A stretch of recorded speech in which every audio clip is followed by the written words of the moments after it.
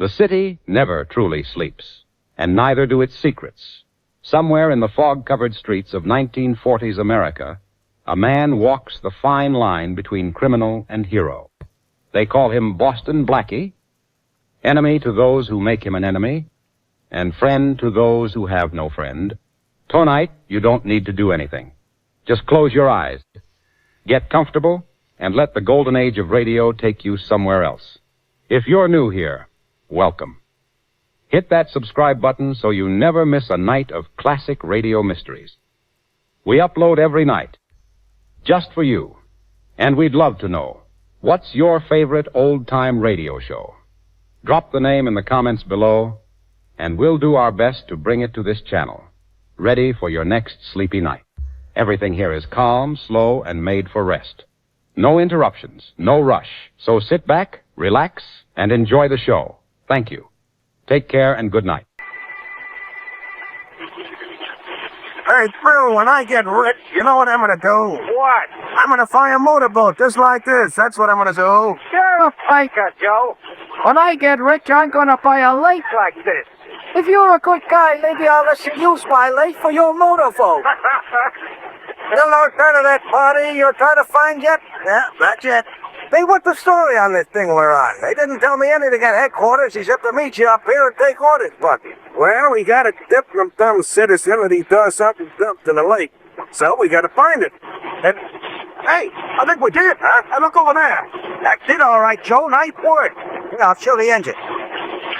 Any idea who it is? Some mug, Bradley. Got in bed with his boss or his mob and was invited to take him fast the hard way. Lean over with me, help me drag him forward. Right. A fine job for two cops. Well, it's better than directing traffic. I'll grab his leg. Get a grip on his coat. All right. You ready? Yes. All right. Here goes. Here goes. All right. That's it. All right. Get on the deck, Phil. Okay. Idea? That's it. Hey, recognize the guy, Joe? No, he's no local hood, I can tell you that. The lapel in his coat hasn't been touched. I guess whoever knocked him off don't care if we are able to identify him. Guess not. Anything else in his clothes? Yeah, this wallet. No dough. Take a look at his identification card. Name Walter Peters, address Harrison Hotel. In case of accident, notify... Hey, do you see what I see? I think so. It's a good thing this was a waterproof wallet, or maybe it was a bad thing. Depends on what Inspector Faraday says when he sees what we're looking at. You got something there. How do you like that? In case of accident, notified Foster and Blackie.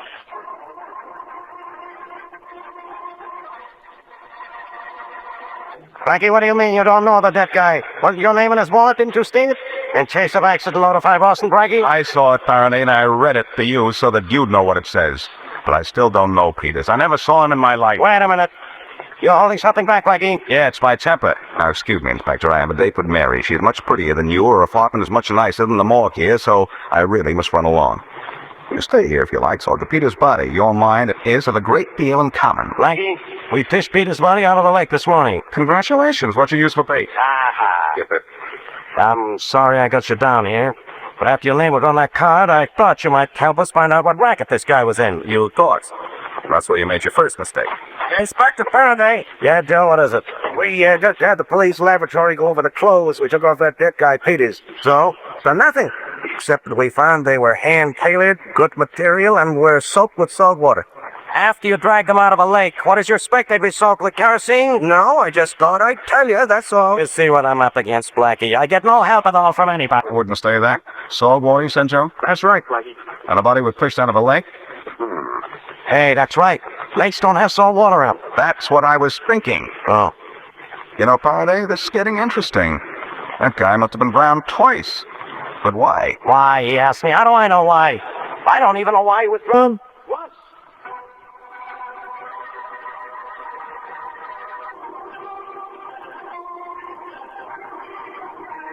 Oh, Blackie, the next time I come to pick you up at your apartment, I'm just not going to do it. You thought that'd make heap more sense than Faraday generally does, Mary. The next time you come to pick me up, you're not going to... What kind of talk is that? No, that's exactly what I mean. Aren't we ready to go yet? Patience, my dear, patience. The show doesn't go on for an hour. I get bored sitting in my seat reading theater Well, programs. you could talk to me, you know. Well, isn't that what I'm doing now? I'm so much more comfortable here. You know, I haven't... Now I know why I wanted to leave here, Blackie. That's either somebody who needs your help and wants it, or Faraday who needs your help but never wants it. That's not answering. Aren't you at all curious, Mary? Oh, yes, I am. I'm dying to see how the play we're going to start. Well, suppose that is somebody who needs help at the door. I wouldn't feel right about not answering. Oh, golly, I guess I wouldn't either. I'll go. Thanks, Mary. I knew you'd feel that way. Maybe it's only the boy with the papers. No, nothing that good could happen to me. Yes? Blackie here? Yes. I'm Boston Blackie. Thanks. Hi, Blackie. I'm Bess. Bess? That's right. I run a tugboat down at the waterfront. Who's this? I'm Mary, and I'm pleased to meet you. Is there something I can do for you, Bess? Yeah. Get rid of this dame so you and I can talk. Blackie, did you hear that? People on the next block could hear that. Miss Wetley is a friend of mine, Bess. Anything you want to say to me, she can hear. Okay. Blackie, you ever hear of a guy named Walter Peters? Not that I can... Oh, yes, I did. That man belongs to the party. The cops fished out of the lake today. It's down at the morgue now. That's the guy, all right. Like to know what the score is about his getting knocked off? Yes. Well, it's nothing to nothing. The cops have got a course that means nothing to them, and maybe I can put you next to a murder that means nothing to me, but does to you. In that case, why not tell me about it, Bess? Why not find out for yourself? If you're as smart as you're supposed to be, you won't have any trouble. What am I supposed to do? Be aboard my tug, the Alamo, first thing in the morning. You're on your own from there in. Sounds like you're brewing a mystery for no reason, but I'll be there. I thought you would. Oh, I'm surprised. Goodbye, Bess. Be aboard her tug tomorrow morning. Mary, I wonder what that means. Well, for one thing, that means you'll have to wait until tomorrow morning to find out.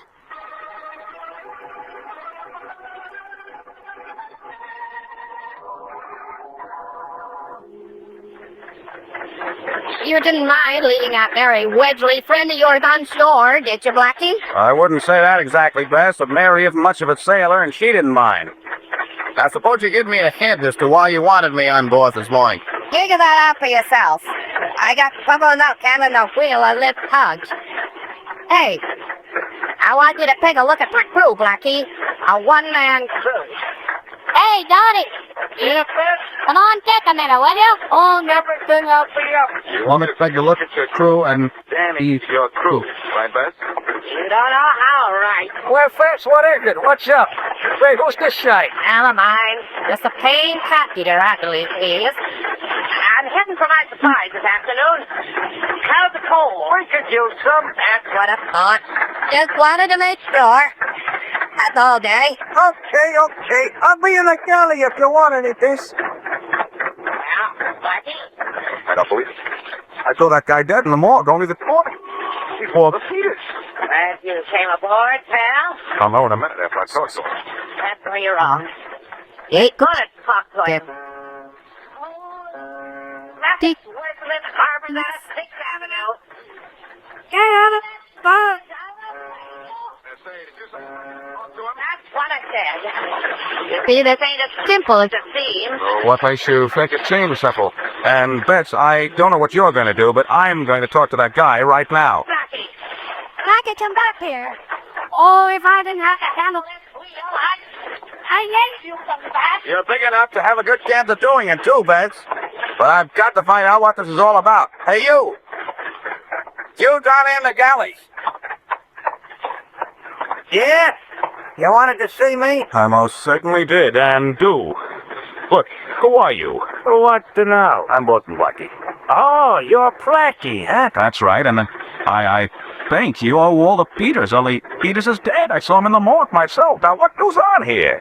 I can't tell you on account of press, but look, Blackie, I'll meet you later. Keep your shirt on. I'll be in your apartment at 4 o'clock this afternoon.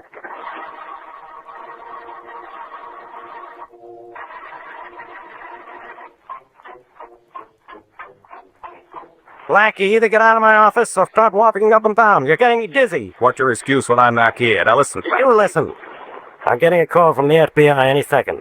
They think I got a lead on who Walter Peters was. What I want to tell you is that Walter Peters wasn't anything. He is. I saw him an hour ago in a tug. Walking up and down is making you dizzy, too. Faraday, I tell you, I saw him on a tugboat. I talked to him. He wouldn't crack on the tug, but he said that he'd meet me in my apartment at 4 o'clock. If Walter Peters comes up to your apartment at 4 o'clock, there'll be 4 guys carrying him. Let's drop at the FBI. Hold everything. Faraday speaking. Inspector, this is Jameson, Harvard's boy. Yeah, Jameson. What happened to Walter Peters' body? What happened to Walter Peters' body? Well, it's in the morgue. That's what happened to it. Oh, is it? Well, I'm calling from the morgue now. The guy in charge ain't here, and neither is Peters' body. What? Don't you? I know something about it. Tell her, Inspector. I know. I heard.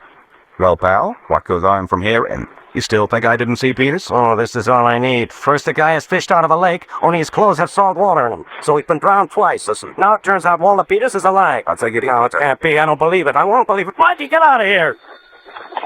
Walter Peters... Faraday speaking. Jones, the FBI, Faraday. We've finished checking on that Walter Peters for you. We know who he was. Oh. One of the cleverest smugglers we ever ran across. Guston never could get anything on him. They examined him and his luggage with a microscope, but he kept bringing in thousands of dollars worth of jewels every trip he took. I can believe it. The guy is a miracle man. What do you mean, Inspector? How would you expect me to know? Thanks, John. So long. So Peters is a smuggler, eh, Faraday? And apparently somebody tried to knock him off, but he beat the rap somehow and is hiding on Bess's tugboat. Well, that makes sense. Oh, it does it? Nothing makes sense on this case, including you. Blackie, how come your name was on Peters' identification card? Are we back to that in case of accident notify Boston Blackie thing again? We sure are. Maybe you were working with this Peters. Maybe you were in the smuggling thing. He crossed you, you knocked him off. Oh. He had your name on his card so that we'd have a lead to his chiller. And you're telling me all this bark about talking to a dead man just to throw me off. Faraday? I know, it's ridiculous. But it shows I'm thinking. Blackie, what could have happened to the morgue keeper and Peters' body? I haven't the slightest idea, unless Peters wasn't dead, and I did talk to him on board Bess's tug. How are we going to find out? That's what bothers me. I guess we're going to have to wait till 4 o'clock this afternoon when that guy I met on the truck is doing my apartment. Well, before that, maybe I can do something about it, though. Yeah, what? I've got an idea that tug will be able to pull me out of this situation.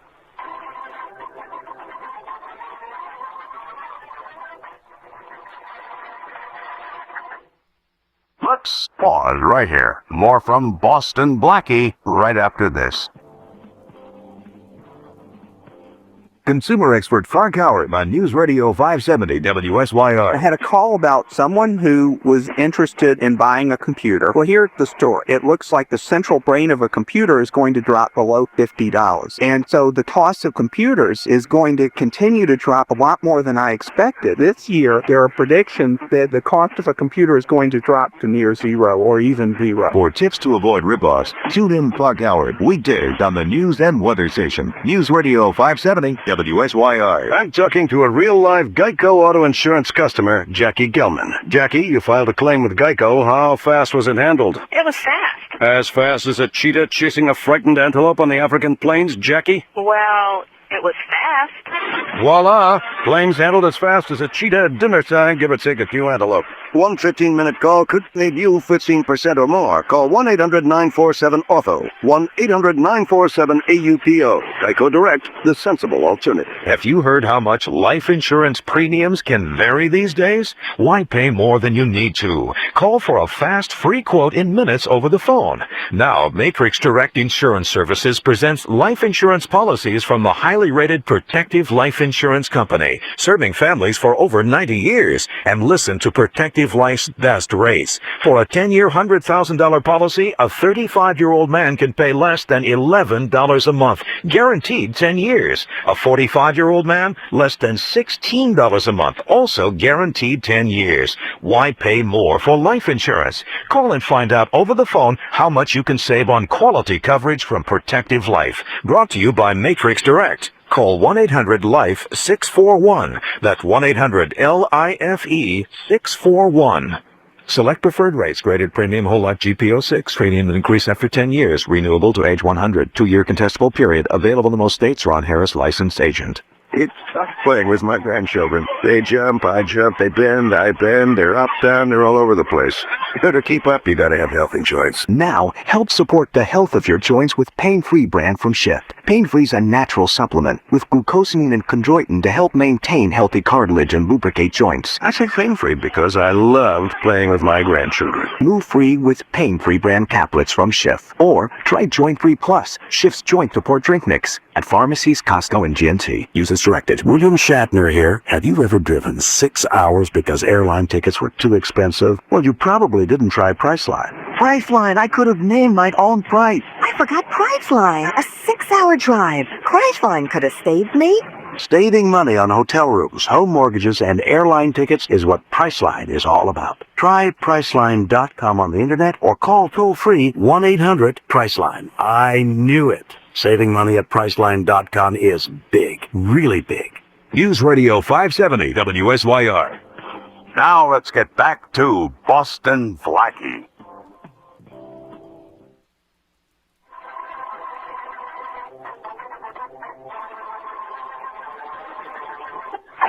The body of Walter Peters, smuggler, is fished out of a lake by police, and Boston Blackie is drawn into the case when his name is found on Peters' identification card.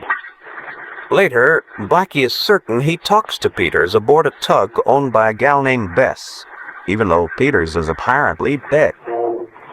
When Peters' body is found missing from the morgue, Blackie is confused, but he knows he has an appointment with the man he met on the tug.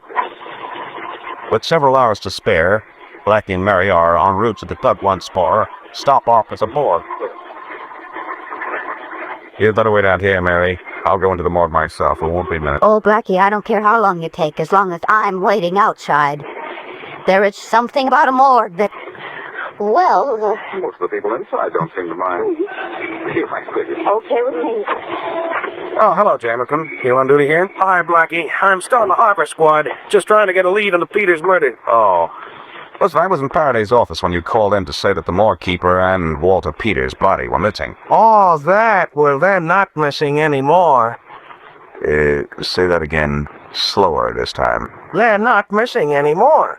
The morgue attendant had gone out for coffee before I got here. When he came back, he told me where he was and what happened to Peter's body. What did happen to it? Well, it was claimed a relative of his, a big gal named Bess something or other, came in for it and took it with her.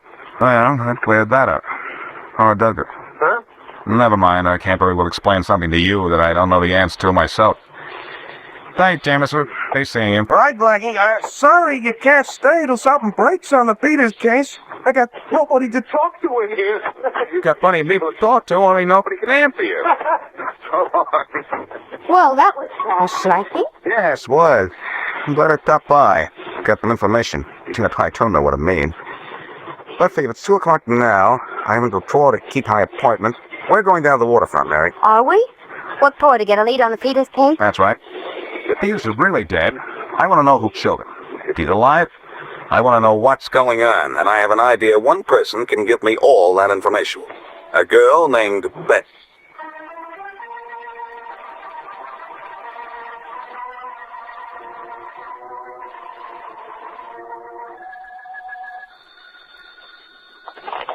Faraday. Hi, this is Blackie. Blackie, go away, far away. We'll play a game. You get lost, nobody will look for you.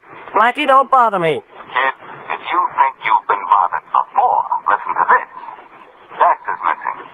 Beth? The gal I told you about. The one that owns that tug. Not only is she missing, but the tug is gone too. Neither of them are here in my office. Why bother me? She's the key to this whole case, Faraday. I'm down at the waterfront now. Nobody's seen her or the tug since this morning. Now I want you to call out the Harbor Squad and try to find out what happened to her. She's the gal who called for Peter's body at the morgue, isn't she? That's right. Well, what's making you so sure she's the key to this case? Well, I figured out something. Peters was a smuggler. She ran a tug. This thing's beginning to make sense. Not to me. It's making sense, not miracle. Yeah. Maybe she and Peters Sort- were a team. Ask me about the rest of the story, I don't know it yet. But I've got to get back to my apartment to meet the guy that I think is Peters. I want you to look for Bess. I'll get down to the harbor right away. Blackie, why is it that as soon as you're mixed up in something, all of a sudden everything is mixed up?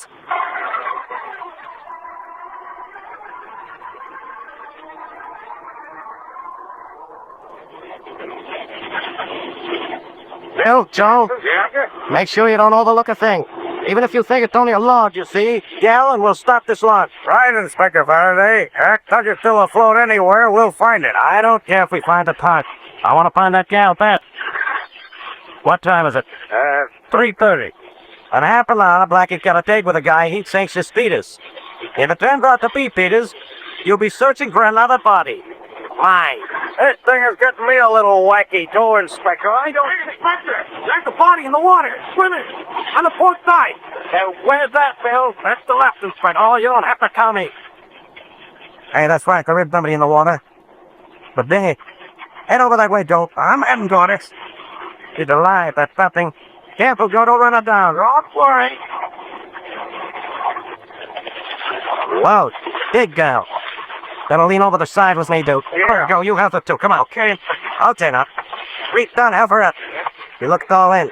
Now, lady, let's lift your hands. That's it. Get ready to grab her other hand, Bill. Okay, Joe and I'll pull. Ready? Right,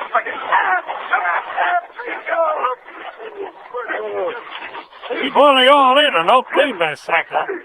So am I. Put her on the deck. Well, that's the idea. Must be conscious or she couldn't have been swimming. Oh, I'm conscious. You Faraday? Yeah. I'm Fed. I got a tugboat. You have a tugboat. Working out of the harbor. The guy wrecked it. Tried to drown me. We'll get him, Beth. You just lie here and relax. Bill, get some hot coffee and blankets. right, Inspector. So somebody tried to drown you, huh, Bess? Probably somebody who wanted to stop you from telling us who killed Walter Peters. Who was it tried to knock you off, huh? Was it? Yeah. It was Walter Peters.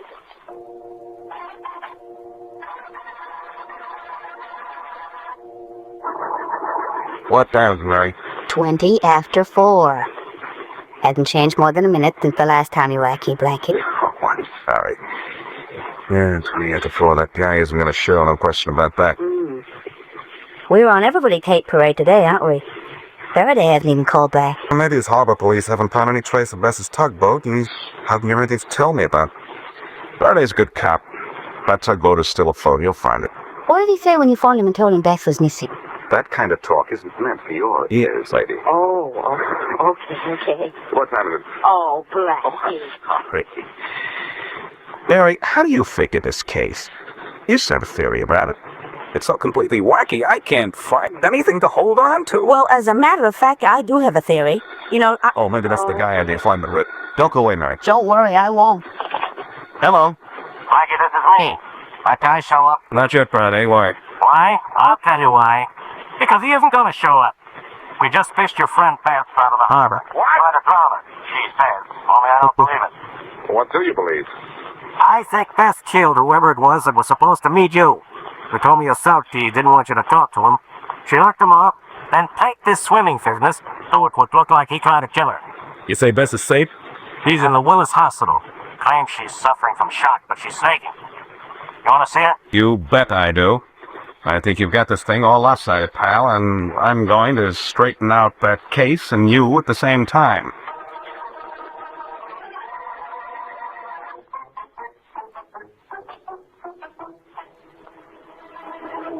This is the room, Blackie. This is the room. Thanks, pal. You're a pal. Come on in. Hello, Beth. Hi, Blackie. Glad you're here. I'm glad somebody is. Blackie, this dame is trying to tell me that Walter Peters tried to drown her just now. Doesn't she know we know he's dead? Wait a minute, Faraday. Danny Peters is dead. Walter Peters tried to kill me. Now, that's really wonderful. As if I understood what you were saying. I can tell you, Faraday. Danny and Walter Peters were twins, right, Beth? That's right. They had a smuggling racket going. Danny Peters would get his luggage examined at the customs, get it okayed, disappear for a moment, and Walter Peters would take his place going through the gate, his luggage all fixed up with counterfeit seals. Good figuring, Blackie. That's how it was done. Walter would walk out with a load of smuggled stuff, and Danny would hide on board the ship until night, when I'd come and take him off in my tug. Okay, that explains their racket. But whose body did we find in the lake? Danny Peters' body. Walter killed him and put his own wallet in Danny's pocket so to be found. They had a quarrel. Walter hid out of my tugboat, and I was afraid to say anything to anybody because he threatened to kill me, too. So, would Walter I talked to on board your tug? That's right. Oh, I just wanted you to see him, not talk to him. I knew you'd find a way of putting that thing together. Once you got a look at Walter, Blackie, or you talked to him. He knew what I was up to, and so he tried to drown me. Where is he now? Probably at that little joint near the harbor. Nellie's place. Nellie's place, eh? That's all I want to know.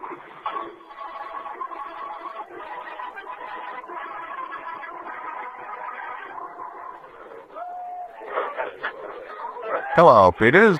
Oh, it's you, Blackie. Sorry I couldn't get that appointment at your apartment. Hi, Matt.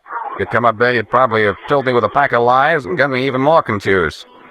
Trying to knock off Fess gave your hand away, but good. Fess is alive? And kicking all over police headquarters. My friend Faraday wanted to send some cops down to fix you up, but after all the trouble you gave me, I figured I'm entitled to the fun of bringing you in. You call it fun, eh? What do you call it? I go out a sucker punch slating with you, right? Here, lad, let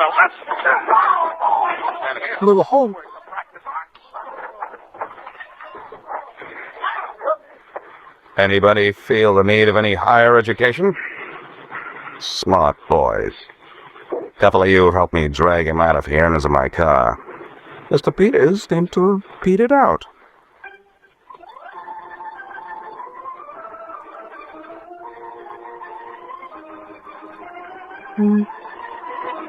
Blackie, about the only thing in the cake I don't understand is why Danny Peters' body was drowned in salt water first and then dumped in a lake. Well, I coaxed his killer. Tell me, Mary.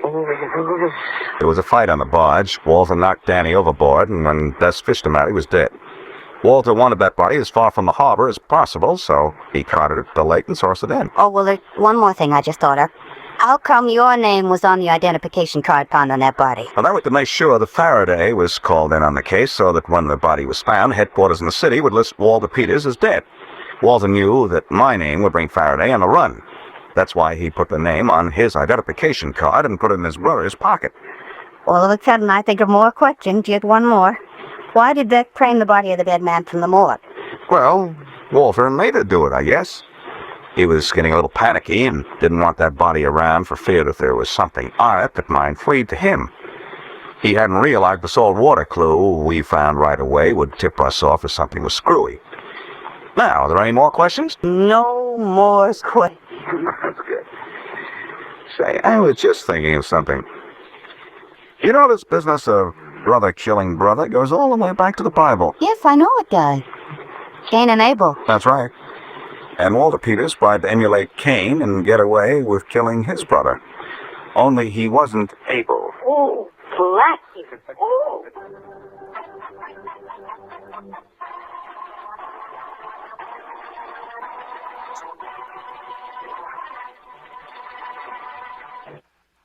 And that's Boston Blackie with the Peters Mix-Up, starring Dick Colmar, as originally broadcast February 4th, 1947. Okay, here's the answer to our trivia question. Who played Boston Blackie on television? Well, the answer is Kent Taylor. Chester Morris played Boston Blackie in a series of V movies for Columbia. But Dick Colmar was radio's Boston Blackie, and Kent Taylor played him in the TV series. I'm Stan Freeberg. Quiet, you guys. You want to send him a telegram that we're coming after him? Yes. Sorry, Inspector Faraday. The stairs creaked. Yeah, your brain would be creaking if you had one. Those two mugs we're after are killers. Yeah, I know that, Inspector. I don't think they heard us. I don't think so either. Well, there'd be lead pouring down on us by now. Okay, here's the landing. That's the door. Get to work on it with your passkey. And don't make any noise. Yeah, all right, Inspector. They're probably asleep anyhow, though. It's 3 a.m., and you know they went upstairs about midnight. Never mind what they are. Just get that door open. You sure you've got the right key? Yes. It'll work, Inspector Faraday. I tried it this afternoon while Dawson and Murdoch were out. Yeah, this is the one, all right. Okay, men. Not a sound now. Right. This is it. As soon as the door is open, make a beeline for that bed. Remember, the 2 men in it will shoot if they get a chance. See that they don't get the chance. Go to expert. Right. There. The lock turned, Inspector. I'll open the door.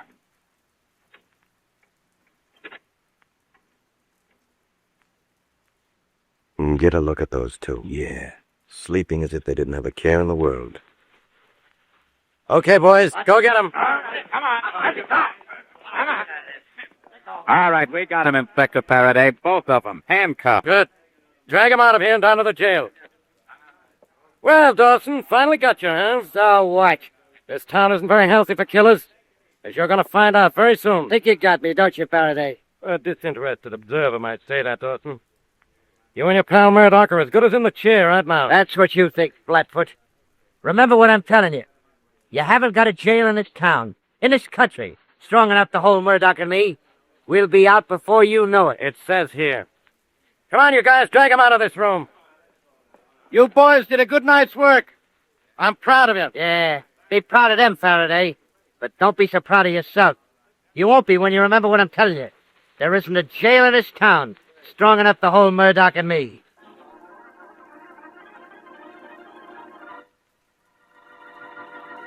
And now meet Dick Calmer as Boston Blackie. Enemy to those who make him an enemy. Friend to those who have no friend.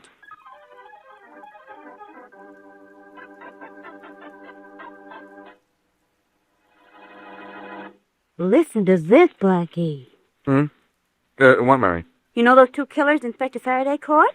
Dawson and Murdoch? Sure, what happened to them? And no matter what it isn't enough. You haven't seen the newspaper. No, I haven't, as a matter of fact. Something about Dawson and Murdoch? They got away. Oh. It says here they were being held overnight in a detention cell. They had a visitor this morning, and sometime around noon they sawed the bars off their cell and escaped. Uh-oh.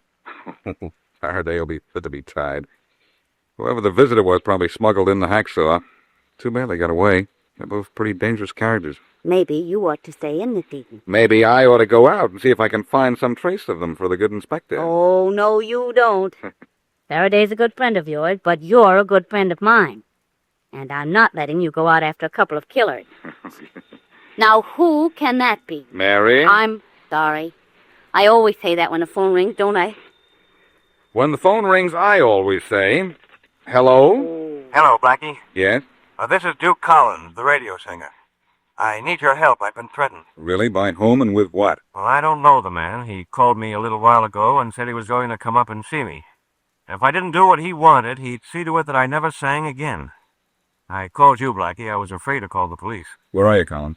Snyder Apartments, Suite 928. If you're coming up here, Blackie, please hurry up. Hey, Collins, what's going on there? What is this sample, Collins? Hey, what is it? Hey, Collins! Hang it up, I said. What was that, Blackie? Duke Collins, the crooner. Somebody's smacking him all over his Oh, apartment. my gosh, Blackie. Why would anybody want to beat up Colin? Because he's a crooner, maybe. Well, that's beside the point, Mary. The point is that he wanted help, but he asked for it a little too late.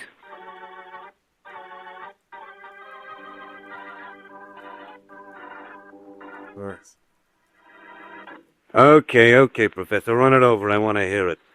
Must I? To be vague about the answer, yes, you must. And hurry up. Get over to that piano. But I'm very tired, young man. Get over there. There's no need to push me. I was going over. Here. Here are the words of the song you wanted. Worked out just the way you wanted. It better be right, Professor. That's all I gotta tell you. It better be right. I followed your instructions. I'm sure I followed them. Well, let's hear it. Go on, play the tune. I'm waiting. Just a minute. Play the chorus. I'll follow these words while you're playing. That's what I'm about to do. It starts right here. Fate was feeling frisky when she made us to meet. She knocked you off the beam and knocked me right off my feet. She made a careful creature when she fashioned you, and I'll hold you in my arms. She kept a special moon a-waitin' just for us tonight, She built some special weather so our romance would be right. She had a special reason, and the reason in the main was to hold you in my arms. Lady, I'm telling you, I know what you're worth. Paradise is plenty nice now that it's right here on earth. So, darling, if you can't wait, why, just count up to 10, and I'll hold you in my arms. But, young man, you like it? I think it stinks. It's rather difficult to compose. You wanted so many different things in it, and you said it had to sound like a song. Sure, I said that. It sounds like a song, all right. That's all I can say for it. Do you know what this thing that sounds like a song is gonna do? Of course not. I just followed your instructions. You've been a good boy. You followed instructions.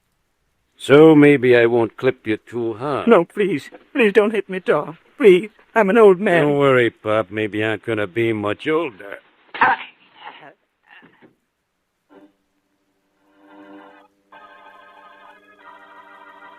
No.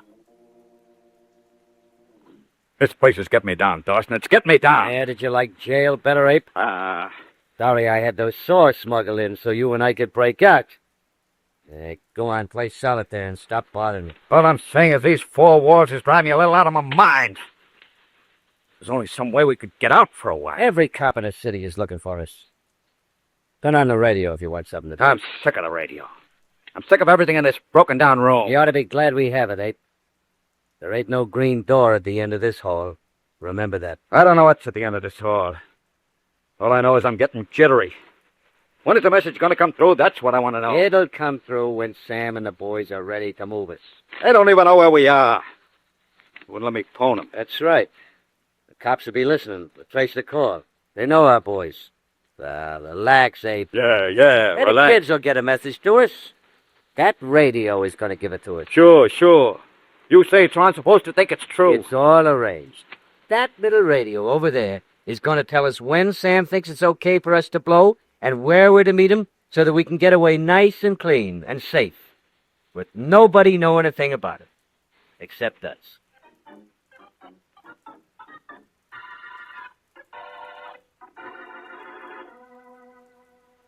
Blackie, do me one favor, just one. Tell me what I'm doing here with you. All right, Faraday, I'll tell you. You're on your way to Duke Collins' apartment. He's a radio singer, and he's in trouble. He don't know what trouble is. I'm really in trouble. 2 killers, Murdoch and Dawson, broke jail. Do you know that? Yes, I do, and if you're a good little boy, maybe I'll help you find them. Right now, I asked you to meet me here because of what you told me. Because of what I told you. What did I tell you? Not to take police cases into my own hands. Duke Collins got smacked around while he was talking to me on the telephone. I had to go up to see him. And incidentally, this is his squad. Go ahead. You have to go up and see him. So I asked you to come with me. I like a dope met you. Someday, Blackie. What's the use? I'll never do it. This Collins' apartment? Yeah. You help me clean up this mystery, and then I'll help you with Murdoch and Dawson. You'll help me? When did you ever help me? Let's take 2 or 3 days off sometime, and I'll list the cases for you, Inspector. Yes? I'm Boston Blackie. This is Inspector Faraday of the police. Are you Collins? Well, yes. Where'd you get the shiner, Collins? Oh, this I had an accident. Sure did. Collins, you called me and said you needed help. What's going on? Oh, nothing really, Blackie. I thought I was going to have trouble, but it's all okay now. I'm sorry I put you in any bother. Goodbye. Hey, wait a minute. Goodbye, Inspector. Nice to have met you. Now, what was that all about? What did we come up here for? That Collins seems to be a nice boy. Nice and scared. Maybe I ought to stick around. Maybe you ought to do anything you want, but without me. I'm going back to headquarters. Faraday, I'd like to help you track down Dawson and Murdoch, now that apparently I can't help Mr. Collins. If I only had a place to start. I'll tell you where to start. In this city somewhere. The alarm went out for those 2 5 minutes after they got away.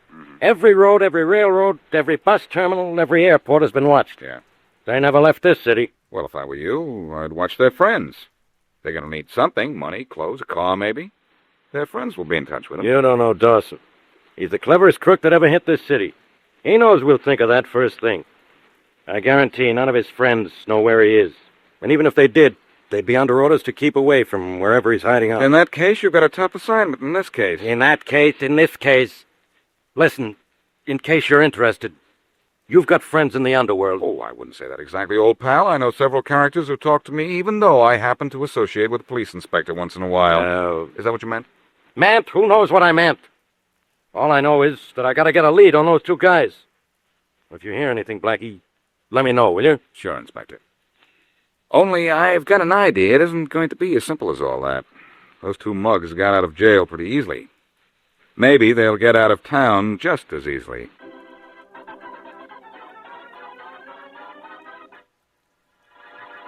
And now back to Boston Blackie.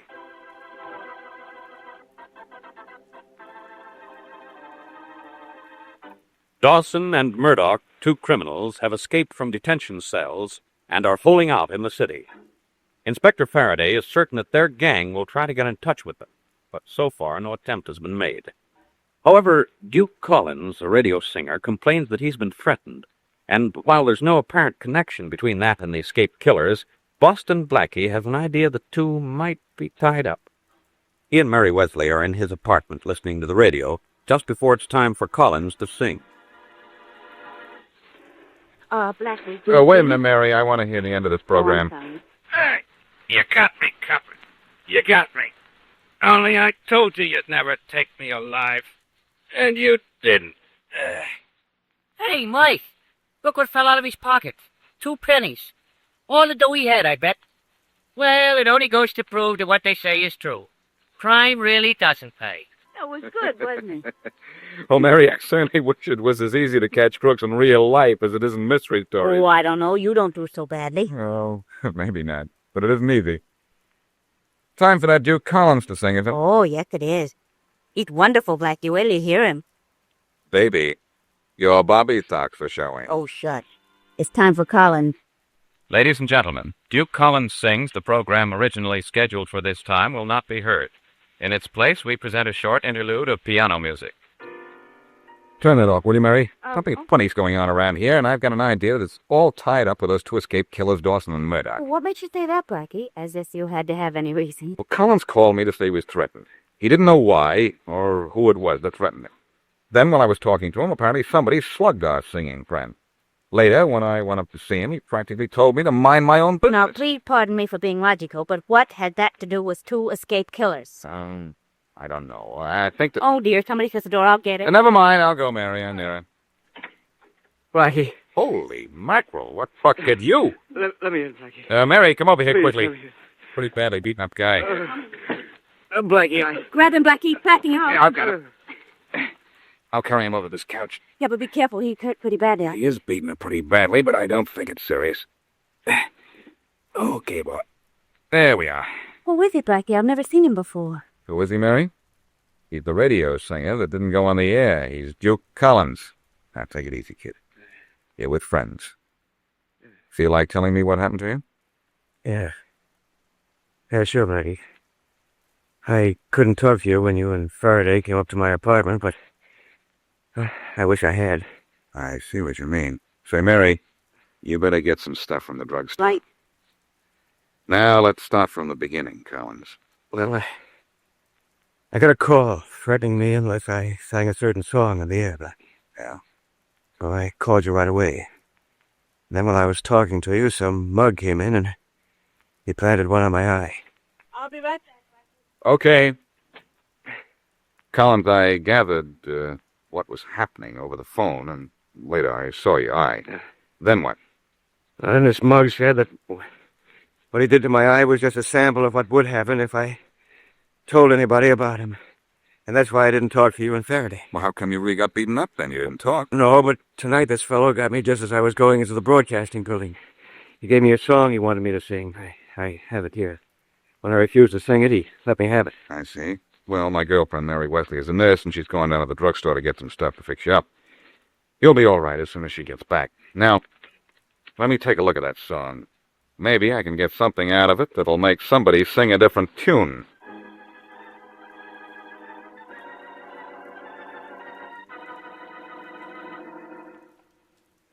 I gotta get out, Dawson. I tell you, I gotta get out. Shut up. I can't.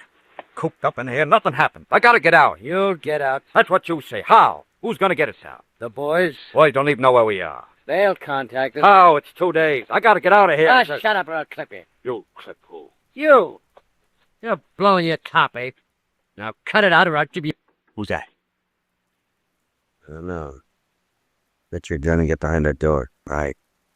Whoever it is gonna get a reception, believe me. You what I tell you. Get behind that door when I open it.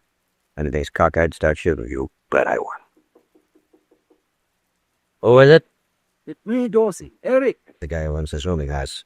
This could be a gag. You would have told you it. Okay. You alone, Eric? Yeah, sure, I'm alone. Oh, wait a minute.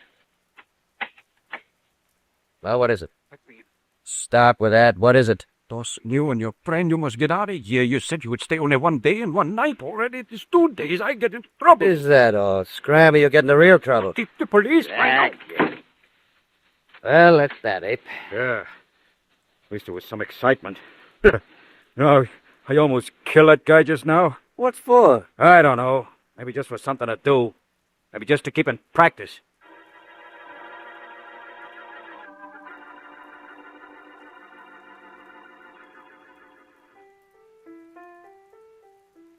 No.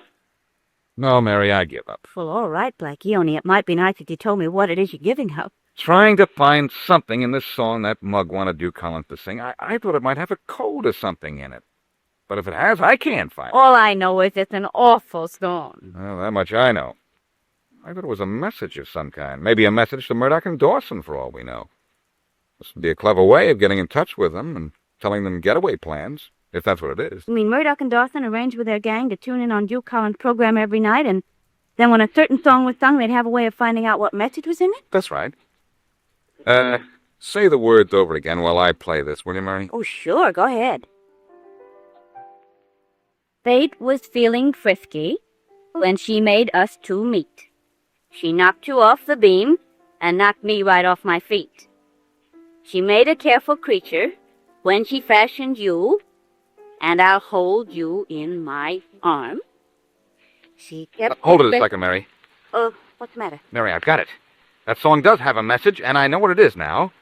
That song is going on the air tonight. But Duke Collins is in no shape to sing it. I know, but I can sing it and make it sound like Collins. I guarantee that. Tonight is song and dance night, Mary. I'll do the song, and it's going to make a couple of killers dance right into Faraday's arm.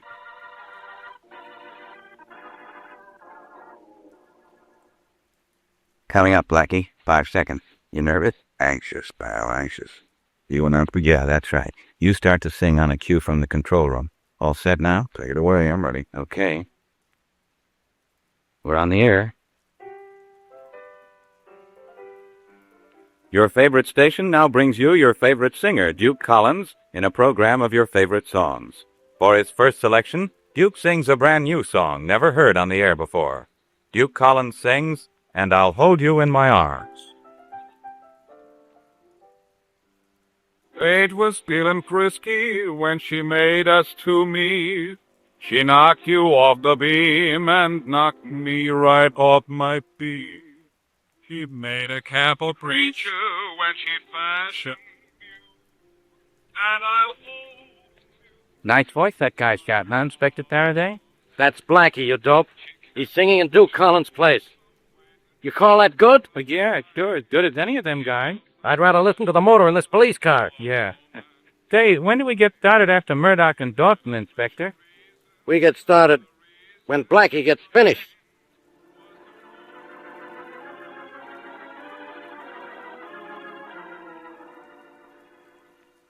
Get the door down, Dawson. Oh, shut up, Abe, till it's finished, will you? I know what your word. Paradise is plenty nice. Now that it's right here on earth.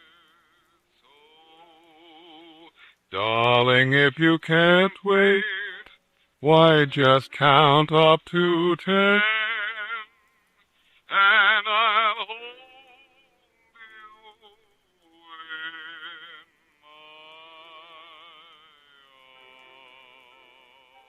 Okay, Abe, shut it off. What about the message, Dawson? What does it say? It makes us an appointment to meet the boys tonight at 10, Abe. And believe me, we'll be there.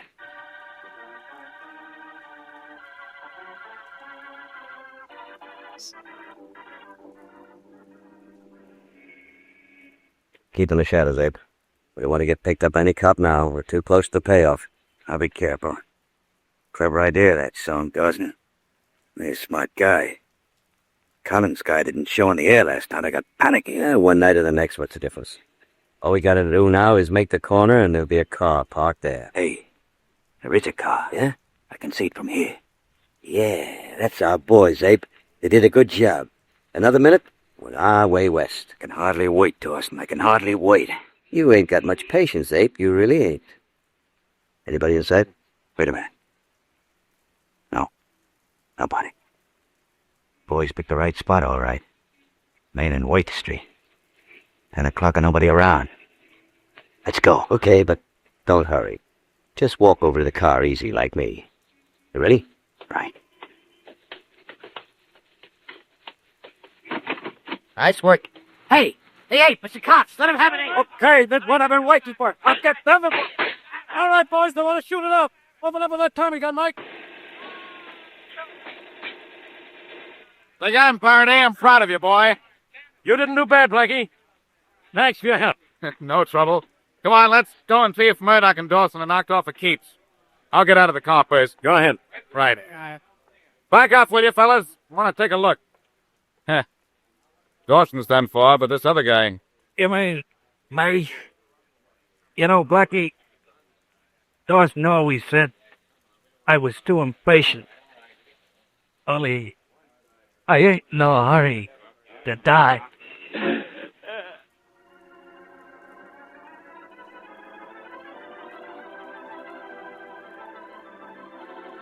Okay, Blackie, you did it. I know you did it. Now tell me how. What was the code in that song you sang over the radio? Take it easy, Inspector. You know I want to know the answers to that, too. Well, both of you will find out at the same time, and that same time happens to be right now. The code in that song was the last word in every other line of it. The complete message was, meet you tonight, Main and Worth, 10. That meant 10 o'clock. And you knew that that was a message to Dawson and Murdoch from their boys, and that they would keep the date, huh? That's right. My boys took care of Dawson and Murdoch's guys before they showed up. When the two killers got there, we took care of them, too. You certainly did, Faraday. Congratulations. Now, it's a funny thing. Dawson and Murdoch ordered a love song, and it turned out to be a funeral march.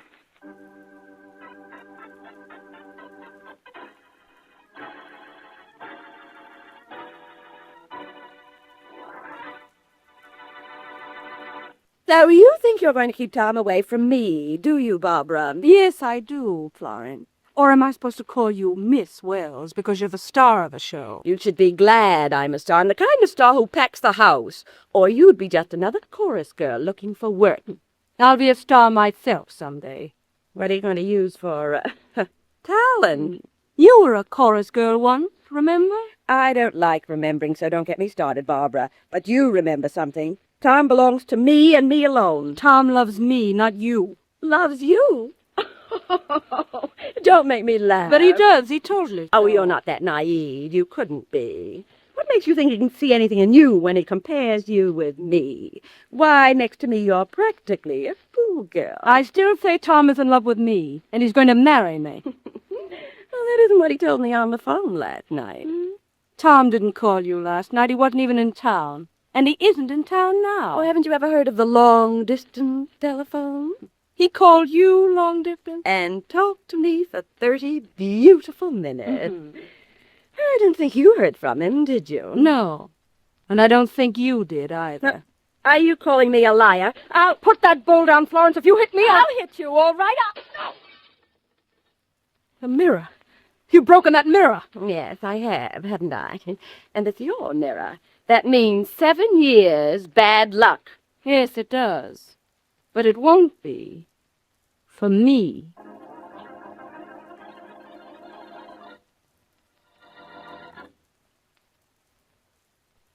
And now meet Dick Calmer as Boston Blackie. Enemy to those who make him an enemy. Friend to those who have no friend.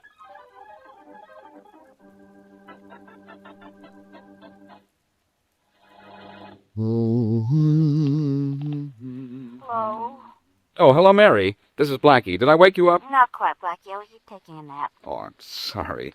All I wanted to do was to tell you that I got 2 tickets for the theater tonight. Oh, I'll be ready in 10 minutes. Take it easy. It's only 4 o'clock in the afternoon. Excuse me, Blackie. Hey, who's this? This is Elsie on the switchboard downstairs. Oh, Elsie. Well, look, you cut me off. I was talking to Yeah, Miss I know. I'm Elsie. holding that call, Blackie, but there's a woman on the phone wants to speak to you. She says it's urgent. She sounds like she means it. That's where I cut in. Oh, all right. Well, explain to Miss Wesley and have her hold on a minute. I'll take the other call. Yes, sir. Go ahead, miss. Here's your party. Boston Blackie? This is serious. I'm Florence Wells. What's so serious about that? Hey, are you Florence Wells, the musical comedy star? Yes, and I need your help.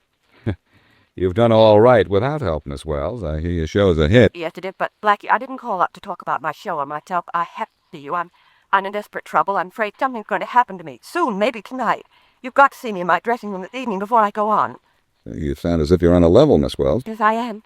Will you be here tonight? Curtain time is 8:30, but I'd like to see you no later than 7:30, please. Please be there, Blackie. It's important. 7:30? All right, I'll be there, Miss Bass. Thank you, Blackie. Goodbye. Goodbye. Yep, Blackie. Did Miss Wesley hold the line? Yes, she did. Here she is. Thanks. Hello, Mary. I'm sorry about the interruption. Well, that's all right, and as much as there's nothing I can do about it now anyway. Mary, we're not going to the theater tonight. We're not going? Why not? Well, our conversation was interrupted by Florence Wells. Florence Wells, the musical comedy star? I don't like her. I've got to meet her in a dressing room at 7:30 tonight. You are? Well, I definitely don't like that.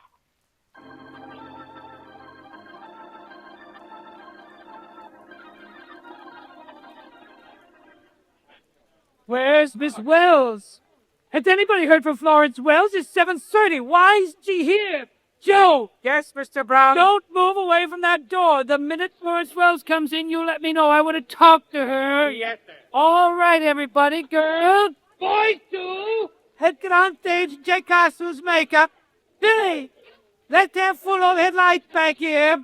Joe, don't you forget the minute Florence Wells comes. Yes, I know, Mr. Brown. You want to talk to her right away? Okay. Hey, you, where do you think you're going?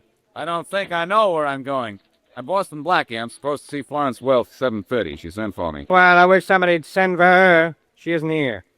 Oh, I see. Well, or maybe she left a message for me. Whom would I ask? Ask Ella, Miss Wells' maid. She's in Miss Wells' dressing room. That first door there. Thanks. Don't know what you're thanking me for. I didn't do anything for you. Is Miss Wells... No, Miss Wells ain't here, she... Oh, excuse me, I thought she was somebody else. I'm Boston Blackie. I have an appointment to meet Miss Wells here at 7:30.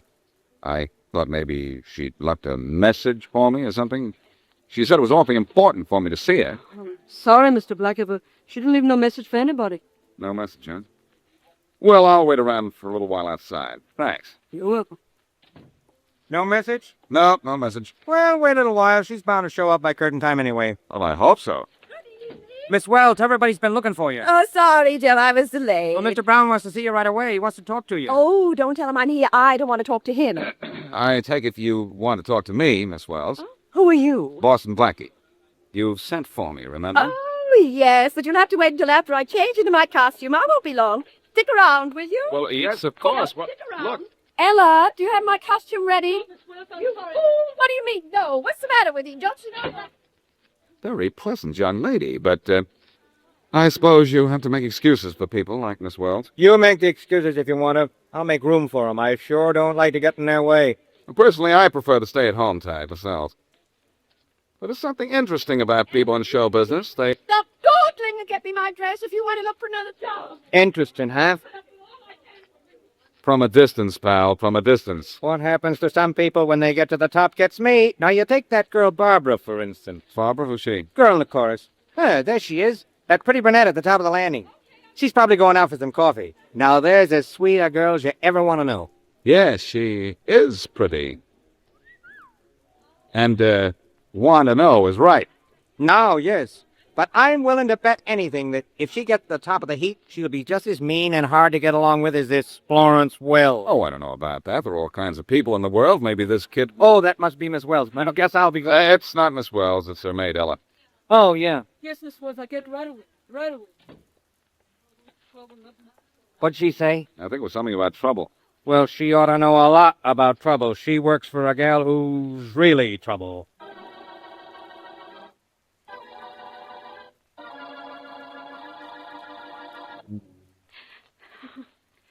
Oh, will you quit your bawling, Barbara? You're making me sorry I ever let you come over here. But, Tom, I'm so frightened. I go on stage in a half hour, but I had to run out and see you. Florence talked to me this afternoon. She was terribly excited. So what's talk? Talk never hurt nobody. Now, look, cheer up. You gotta go on stage pretty soon. Tom, listen to me. We're going to stop seeing each other. We are not. Now, come on, snap out of it, baby. This is no way to act when I just got back to town. I thought you were glad to see me. I am glad, Tom, because it means we can break off right now, before something horrible happens. What do you mean before something happens? What's going to happen? I don't know.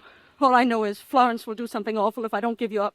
So I'm giving you up, Tom. What? Please don't try to see me anymore. Let Florence have you if she wants you. It's the only way. Now, look, baby, Florence doesn't mean anything to me. Then why did you call her last night? To wish her luck in the show, that's all. I do publicity for her, remember? I like the dame, but that's all. I just like her. And not too much at that. Tom, you don't understand. She's in love with you. So what? I'm in love with you, baby, just you. But Florence... Listen, will you? That dame is out of my life. So skip what she said to you. Huh, baby? I've quit her, now you quit crying.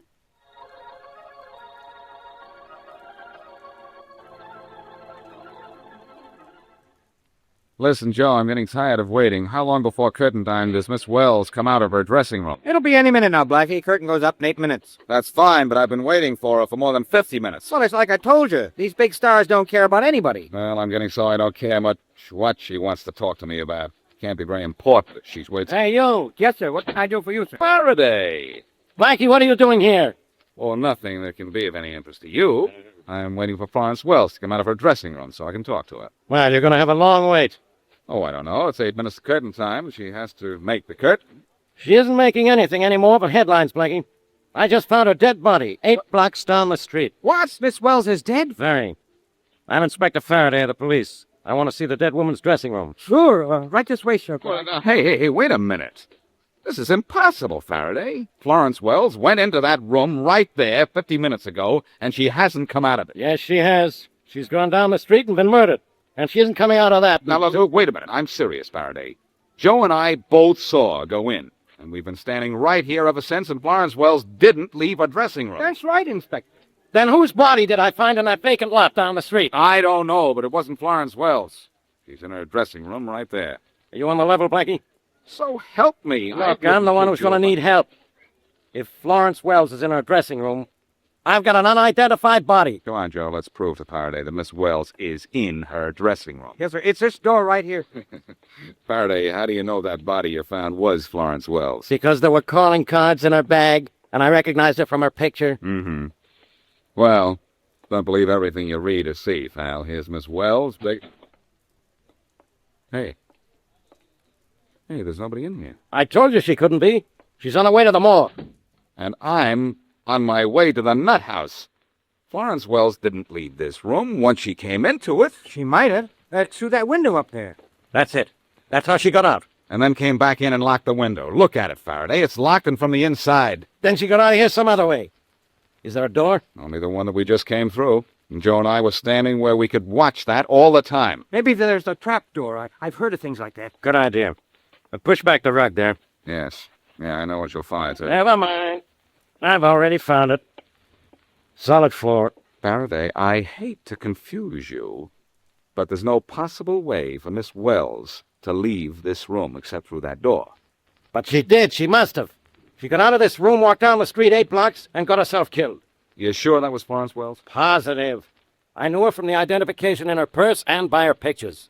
That was Florence Wells, all right. If that was Florence Wells, all right, she did get out of this room. But we don't know how she got out, and that's not all right.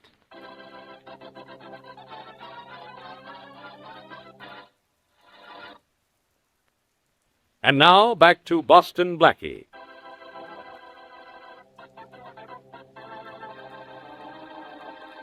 Musical comedy star Florence Wells tells young and frightened Barbara Lane that she had better give up her boyfriend, Tom, or suffer the consequences.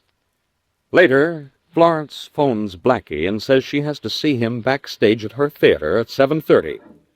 Blackie is there before the star arrives, but she goes into her dressing room without telling Blackie why she wanted to see him. Florence apparently does not leave her dressing room by door, window, or hidden exit, but 15 minutes later she is found dead, 8 blocks away from the theater. As we return to our story, it's the next day, and Blackie and his friend Mary Wesley are in the dead star's dressing room. This dressing room is where Miss Wells was last seen alive, I guess, isn't it, Blackie? Yes, Mary, by her maid Ella. And now Ella's disappeared. Good heaven. She hasn't been murdered too, I hope. I certainly hope not. Maybe she knows who killed Miss Wells and she's gone into hiding. Well, that's one of the reasons I'd like to find her. I certainly can't find anything around here. But I thought you and the police had already checked this room for way Miss Wells could have gotten out. We checked it from top to bottom and didn't find anything. But I thought checking it again might do some good. No sign of a secret door anywhere. No sliding doors or traps, Mary. This is just a plain, ordinary dressing room. Come on, Mary. Let's go outside. All right. Oh, there's the manager. Maybe he can help me. Oh, Mr. Brown. Mr. Brown! Please, no more questions. I have enough trouble putting on a show with an understudy without answering questions. Well, look, don't you know anything about Miss Wells? Who her friends were, where she spent her time? All I know about Miss Wells is that she was the star of this show, and now I have a show without a star. Oh, excuse me, Barry. Mr. Brown, Miss Wesley? Hello. How do you do, Miss Wesley? You have to Now, wait a minute. Mr. Brown, wait a minute. Is there anyone in the show who might tell me something about Miss Wells? Well, yes. There's Barbara. She's the girl in the chorus. They knew each other, I think. But the chorus is on the stage now. We're rehearsing the entire cast. You're the understudy. Well, can't you get her off the stage? No, I can't do a thing like Well, look, that. if you'll let me ask her a few questions, I'll stop asking you questions. Well, all right. Joe? Yeah? Ask Barbara to come in here, will you? Okay. I hope pulling a girl out of the line won't throw the understudy. Oh, no, Miss Wesley. They're trained to expect anything. Oh, here she comes. What's the matter, Mr. Brown? Was I doing something wrong? No, Barbara, no. This is Boston Blackie. He wants to talk to you. Barbara, Lane is your last name, isn't it? Yes, it is. Miss Lane, Miss Wesley? How do you do, Miss How do you do, Miss Wakeman? Miss Lane, what do you know about Florence Wells? Florence Wells? Nothing. No? How long have you known her? Not long. I've been in town only a few months. The show wasn't cast until 2 months ago. In other words, Blackie, she's known Florence Wells only 2 months. I figured that out for myself. You're not a local girl, Miss Lane. Where are you from? A place no one ever heard of, Varling, Kansas. Just a little town. Bowling, Kansas, huh? A little town. I wonder if I can get a little information out of it.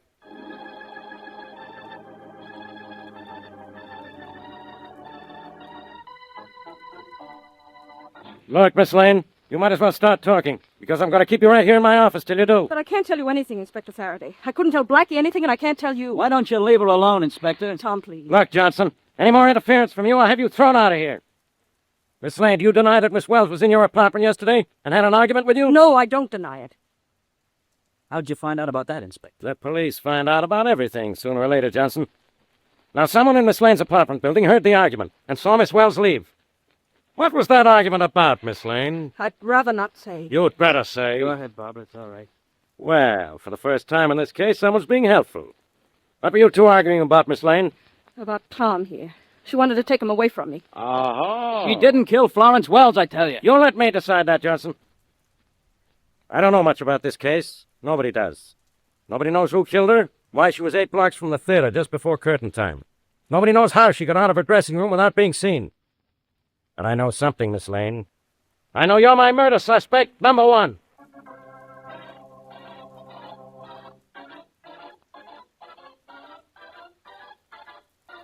Hello?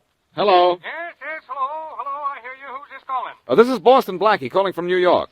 Is this the office of the Bowling, Kansas Enterprise? Yes, this is the office of the Enterprise. This is the editor speaking. Lem Aiken's the name. Oh, good.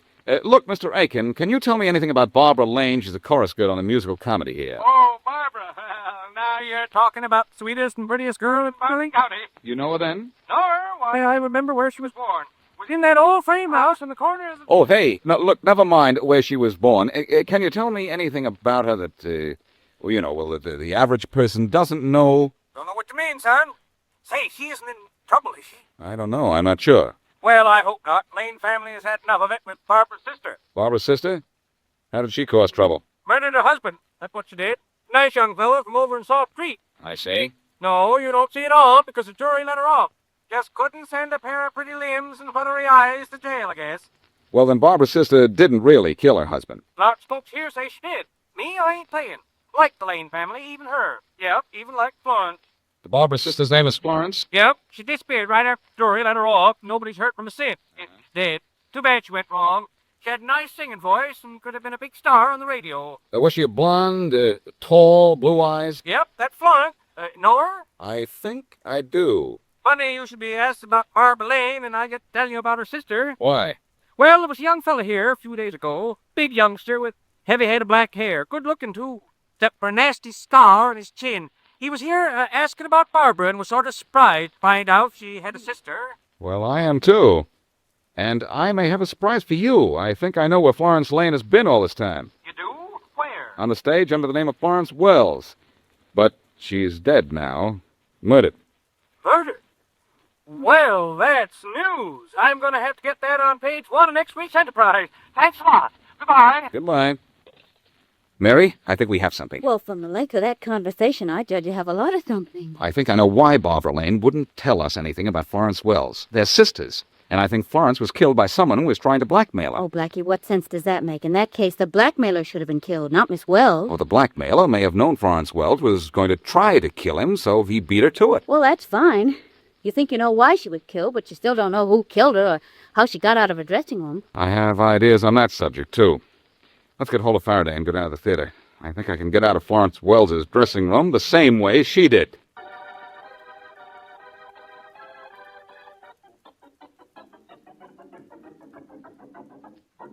Blackie, is getting me down to this theater another of your crazy schemes to waste a lot of my time? I'm trying to find the murderer of Florence Wells. Look, Faraday, stop calling her Florence Wells. Barbara Lane backed up my theory that Florence was really a sister, didn't she? All right, Florence Lane. That's better. Mary, do me a favor, will you? Sure. Right outside the stage door, there's a shoe shine boy. Go out there and bring him in, will you? All right. Blackie, this is no time to get your shoe shined. No? What do you bet, Faraday? First, I'm going to show you how Florence Wells, actually Florence Lane we know now, got out of a dressing room without being seen. You can't do it. Give me just 3.5 minutes inside that dressing room, get me that shoe shine boy, and I'll show you how to polish off this case.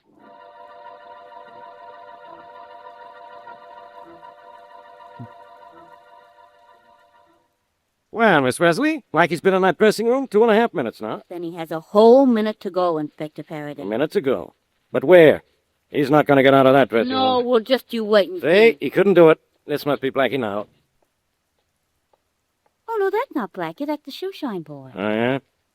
Hey, just 30 seconds left. Well, please, let's give him every second he asks for. I'd like to give him 20 years for wasting my time like this. He's not going to get out of that dressing room. It's impossible. The murdered girl got out of it. Yeah, she did. I bet she's sorry. Oh. All right, how much more time? 10 seconds. Well, I guess we might as well start for the door. And we're going to open it, too. Right on the dot of 3.5 minutes. Which is... now. Well, Blackie, I told you, Inspector Faraday, there is nobody in here. There's got to be. He's hiding. That's right, Faraday, right behind you out here in the hall. Blackie, how did you get out there? I walked out, just the way Florence Lane did. How do I look in black pants? Oh, good heavens, that wasn't the shoe shine boy we saw walking out of here. That was you, wasn't it? Then where's the shoe shine boy? How did he get out of here? The way Florence Lane's maid Ella got out of here. I boosted him through that window there and then locked it from the inside. Yeah? Before that, we'd switched clothes and I blacked up and then walked out here. Just as Florence Lane walked out as the maid. Simple, isn't it? It is not. Why would that actress go to all that trouble to sneak out of here to get killed? She didn't expect to be killed. Look, Faraday, you've told me about a fellow named Tom Johnson. I want to see what he looks like. Why? Because if he looks the way I think he looks, the looks of this case will be a lot better.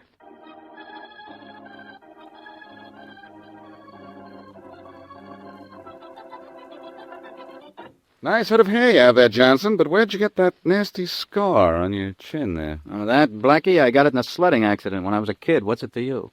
It's nothing to me. But I'll tell you what it is to you. A very definite means of identification and proof, too. Proof? Proof of what?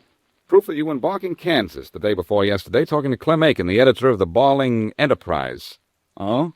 And you were asking him questions about Barbara Lane, and don't deny it, Johnson. No, I won't deny it. I had a reason to ask questions about her. I was going to marry her. I wanted to find out about her childhood and what she did in her hometown. But you also found out that Florence Wells and Barbara Lane were sisters, didn't you? Yeah, so what if I did? I'll tell you what. What you found out about Florence was worth a lot of money to you. Musical comedy stars don't like to be known as suspected murderesses. Oh, you think I was going to blackmail her, do you? Well, I wasn't. I even told her I wasn't. Told her when? I phoned her from Barling after the old editor told me about it. She got sore, but I told her she needn't worry about it. I was going to keep it under my hat. Mm-hmm. Then what gave her the idea to kill you? What makes you think she was going to kill me? There's only one reason Florence Wells went to so much trouble to get out of her dressing room without being seen.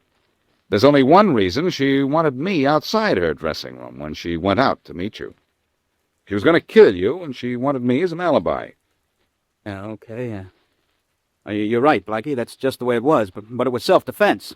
She phoned me and told me to meet her on the corner by a vacant lot. She said she wanted to talk to me. And when she met you, she pulled a gun on you, didn't she? Yeah, she said she didn't trust me with what I knew about her and wouldn't stand for blackmail. And when she came at me with that gun, I could tell she meant business. So you pulled a gun on her and shot her? No. I grabbed the gun. I was just trying to take it away from her. And then all of a sudden it went off. I was lucky there was nobody around. I carted it to a lot, took the gun, and beat it back to my apartment in time to see Barbara there. You have the gun now? Oh, you think I'm nuts? I tossed it in the river. In the river, huh? Well, Tom, I've got news for you. You're going up the river.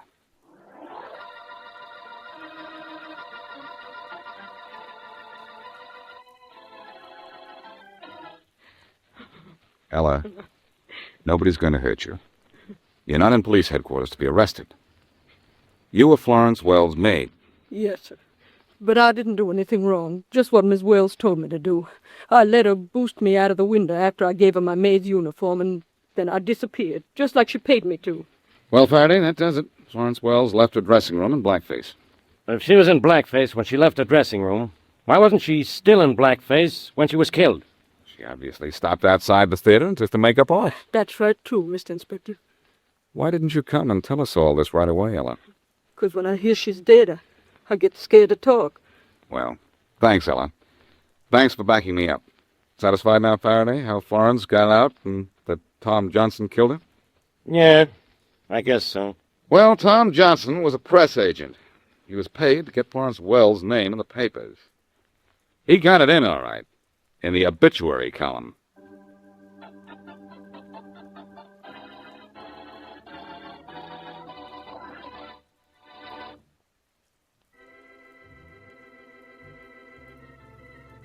Wait a second, Joe. There's my phone. All right. Arden's Meat Market. Good morning. Good morning, Mr. Arden. I think you have a lamb roast for me today. This is Mrs. Brown. You can have anything you want, Miss Brown. You know that. Anything I have, you can have. How many pounds? Oh, 11 or 12. I'll fix you up and send it right over. Thank you, Miss Brown. Goodbye. Well, Joe, I'm ready for you now. Good enough. Take the package, will you? Okay. Oh, Has the stuff I talked to you about on the phone. right. Kind of big, but we'll handle it. How's everything out at the farm? Oh, it's fine. Mom and Dad said to say hello. Tell them hello for me, too. Okay, thanks. Well, I'll see you tomorrow. Bye, Joe. Bye, Mr. Arden. That's gonna be something to carry into the back room. Hey, Phil, open the door. What's the matter, Arden? Can't you? Oh, here, let me help you. Oh, no, it's all right. I'll just dump it on the table here. Okay. Joe is just here, huh? Yeah. Come on, let's open this thing up. You better close the door first, though. Yeah. That door closed. Boy, what's some big package the kid lugged in this time? Let's see what's in it. Hey, those gold candlesticks alone ought to sell for plenty. They cost me plenty, but they're gonna cost somebody else more. Oh, look at this here. A bracelet. Wow. Hey, get a load of those diamonds. Yeah, and we'll get a load of dough for that bracelet when we sell it to some sucker. Yeah. What else did Joe bring us this time? Yeah, look at what's in this case. Pearls. Match pearls. The best-looking necklace I've seen in years. That's not bad. Yeah, what we get for it won't be bad either. Joe delivered the goods again, didn't he, huh? Yeah. Smart boy, that Joe. Smart boy. We must remember to take care of him.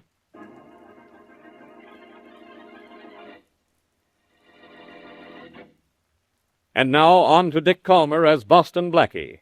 Enemy to those who make him an enemy, friend to those who have no friend.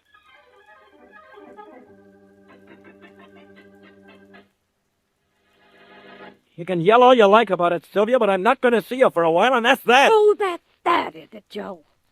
Well, it's not that simple. You promised me I wouldn't have to run the filling station much longer. Do you think I like this kind of life? Things will be all right for you and me one of these days. Only not now. I'm in a spot. Joe, what is it? What's the matter? I don't want you to know anything about this. I want to know why you're running out on me. I'm not running out on you. I'm just not going to see you for a while. You may even have to go away. Well, what? Why? Sylvia, I can't tell you why. Somebody outside wants gasoline. Let him go someplace else. I want to know what you're trying to do. I've got to know. I can't tell you. Joe, listen to me. I've worked like a slave for 3 years in this place. I've saved my money. I've done everything I could so that we could get married and have a little security in back of us. I'm not going to let you walk out on me like this. Why doesn't that guy out there go away? Sylvia, I'm not walking out on you. I'm just taking a vacation, call it that. You can call it that if you want to. I say you're trying to get rid of me. I'm not. We just can't get married now. In fact, it's not even right for us to see each other for a while. Sylvia, go on out and see what he wants. Have you walk out the back way? Okay, I'll go out, Joe. But if you do walk out on me, you'll be awful sorry you did.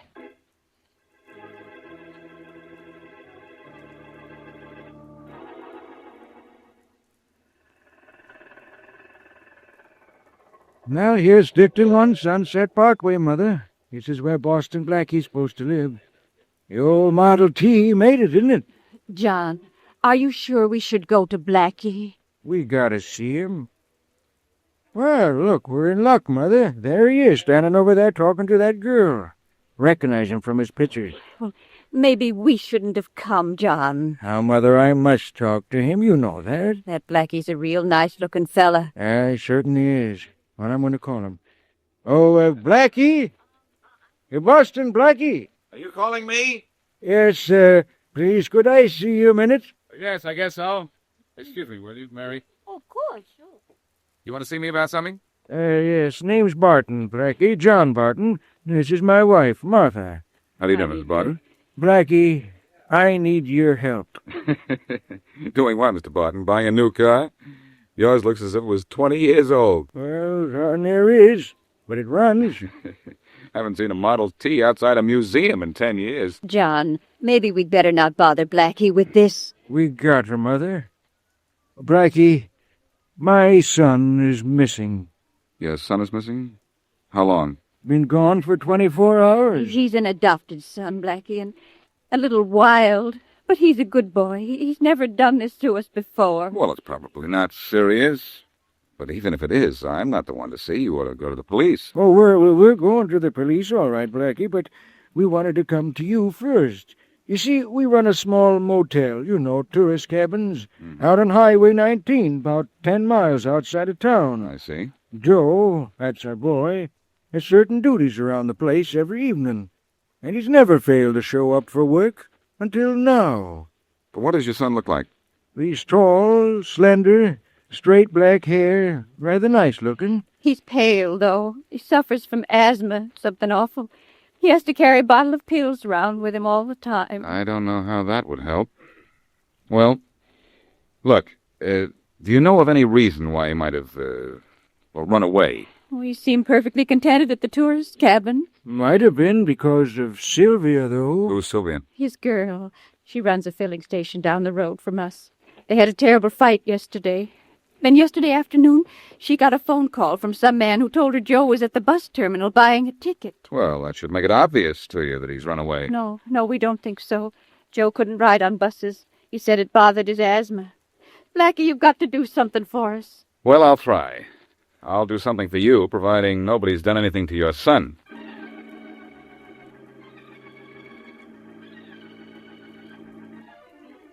Bus leaving from Ramp 6 for Buffalo, Cleveland, Chicago, and St. Louis.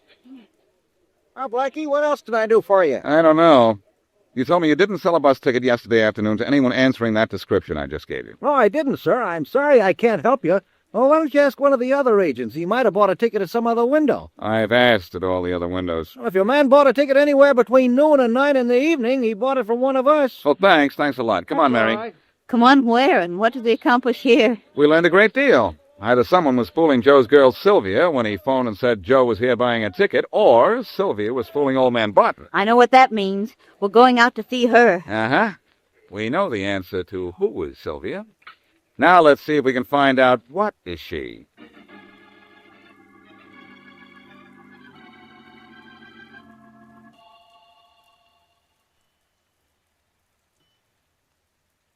There you are, mister. Tank's full. Thanks, sister. Here's your money. Check your oil? No, thanks. Water? Battery? No. Hey, sure you got the cap on the gas tank good and tight. That's the first thing I learned in this business, mister. Okay. Go on. Call again. Okay, you're next. How many?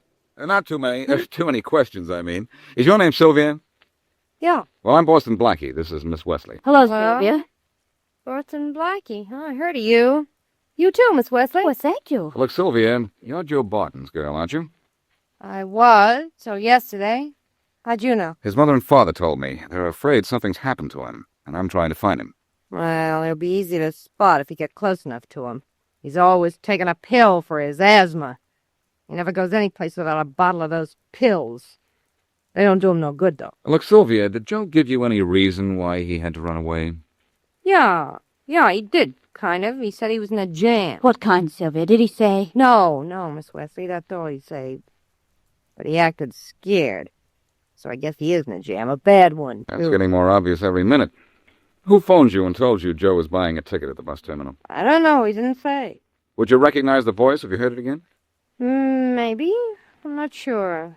The funny thing, though, while the guy was talking to me, I heard a clock strike 3, but it was 4 o'clock. Mm-hmm. Oh, fill her up, will you? I think it'll take about 12 or 13 gallons. Okay, check your oil, battery, water. Yes, you might as well. Say, how far is it to the motel that Joe's dad and mother run? 2 miles. Take the back road. You take time. Nobody travels it, but it cuts off about half a mile. Thanks. I won't ask, Blackie. I know. That's where we're going next.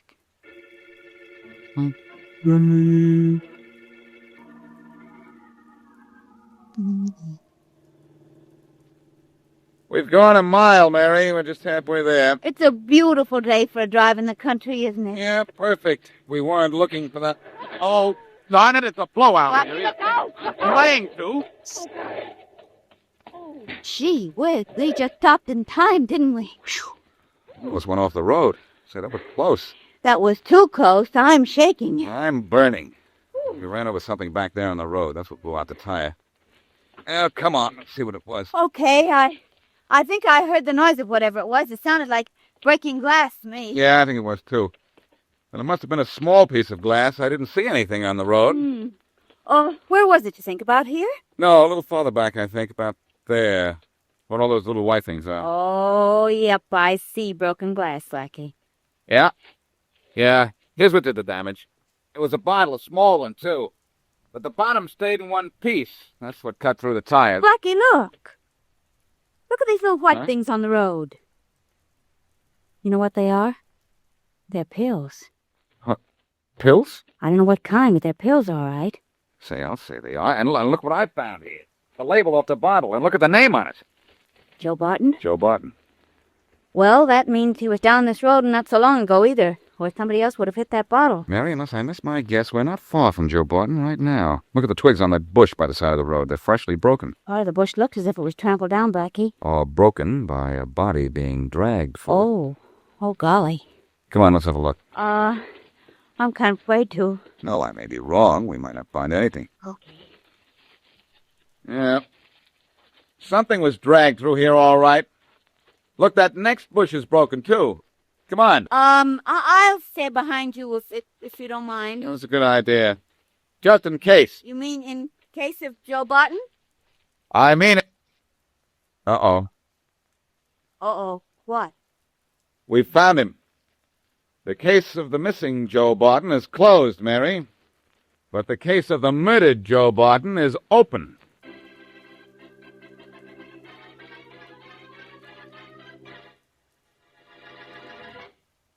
And now back to Boston Blackie.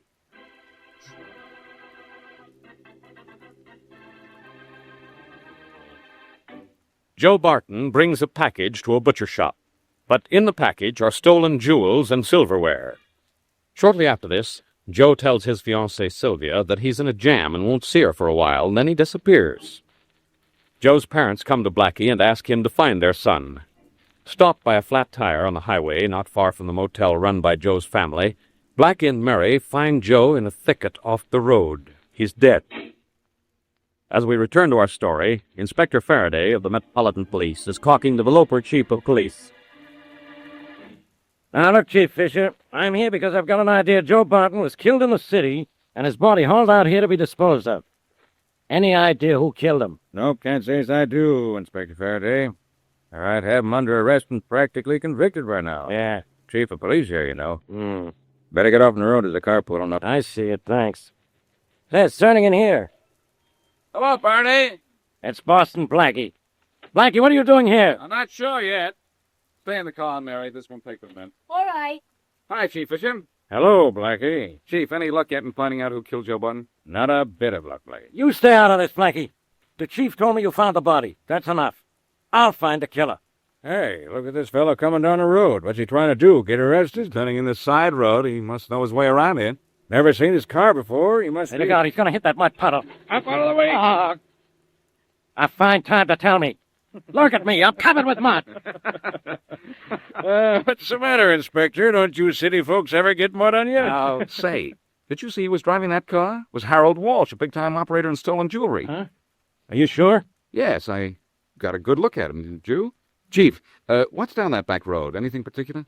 Only Arden's butcher shop. Wonder if Walsh would drive that fast just to get a steak. He might be just driving through town and taking this road as a shortcut. Yes, he might. But I've got a hunch he's going to that butcher shop. And that this is tied up in some way with Joe's murder. You know what they say about one man's meat being another man's poison.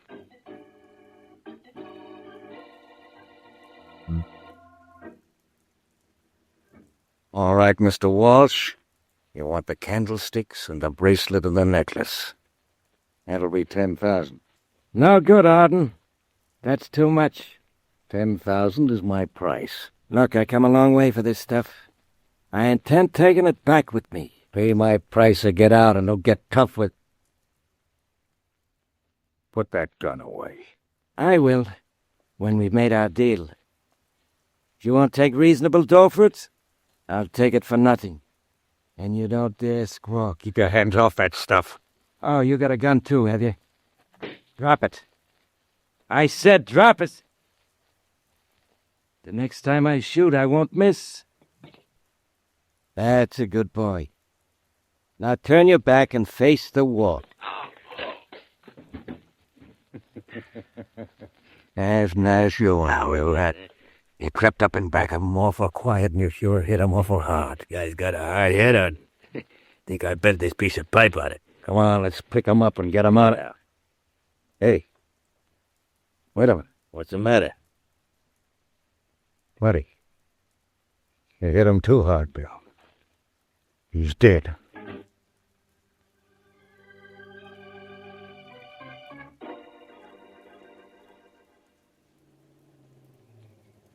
This is the Arden Butcher Shop, all right, Blackie. There's the sign says so. I see it, Mary, but look at the sign in the window there. It says the shop will be closed till 5. Oh, dear, and it's just a little after 4:30 now.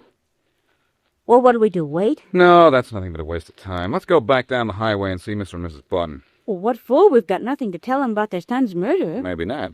Maybe they've got something to tell us.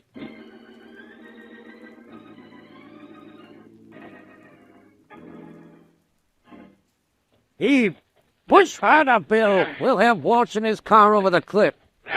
Pushing as hard as I can, Arden. Hey, you sure you got the car out of gear? It's out of gear and Walsh is behind the wheel just as if he was driving. This'll look like an accident, sure. Yeah, there she goes, over the cliff. Look at her go. Yeah, that's some drop, huh? That's some drop. That's that.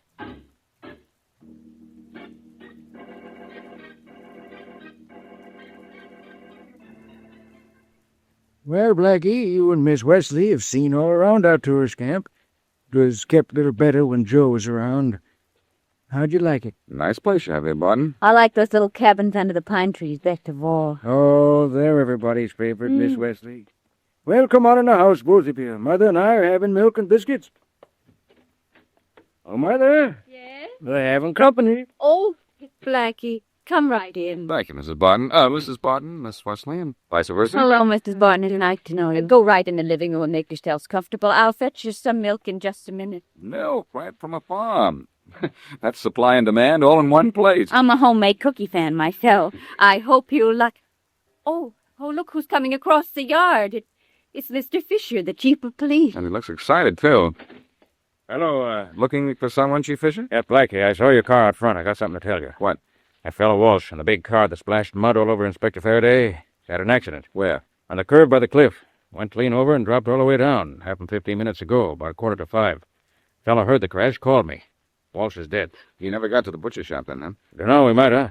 But he went over the cliff heading in this direction, wherever he was coming from. Well, it's only a guess, Fisher. And I think Walsh was heading for that butcher shop when he passed us before, and that's where I'm headed for right now.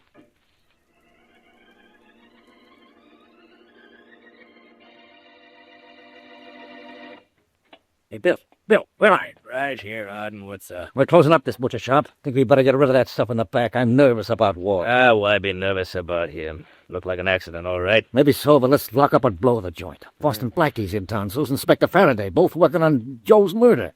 Hey, wait. I'll lock up this front door. That's that. I'll pull down the shades and let's go in back. Come on, make it snap. Hey, you share the jitters, all right. Well, I won't have as soon as we get that stuff out of the back room. Yeah, what are we gonna do with it? I don't know. Come on in back and let's figure out what to do. Okay. Close the door. Sure. Maybe we shouldn't let Walsh have that stuff at his price. Now we wouldn't do so much worrying about it right now. Maybe. Hello, boy. Huh? Who are you? Boston Blackie. You know me, don't you, Arden? Yeah. How'd you get in here? Outside door was locked. With a lock an amateur could pick, and I know amateur. What do you want? I want to know why your store was closed just before 5 this afternoon. Why? Because a man named Walsh went over the cliff in his car just before 5 this afternoon, and he was dead before he went off the road. And I think you, Arden, and your friend here killed Walsh and pushed him and his car off that cliff. What's more, I can prove it. Bill, Blackie isn't bluffing. You'd better... Oh, you play with knives, do you, Bill? Yeah. Play with this for a while. Oh. All right, Arden. You want some of the same treatment I just gave Bill? Don't try to give it to me, Blackie. I'll give you a little medicine from this gun. Oh, you play with guns, do you, Arden? Of course. Except when he drops them on the floor, Blackie, like now. Chief Fisher. Where'd you come from? Coming back here. Came in with Blackie and kind of waited around a bit. Nice work, Chief. Drop that gun, Arden. Don't make me do nothing I'd like nothing better than to do. Yeah, that's being a nice boy. I'll take care of these two now, Blackie. I heard enough to prove to me they're the killers we want. Good. Make Mr. and Mrs. Barton feel good, Blackie. Run up and tell them that we've caught their son's killer.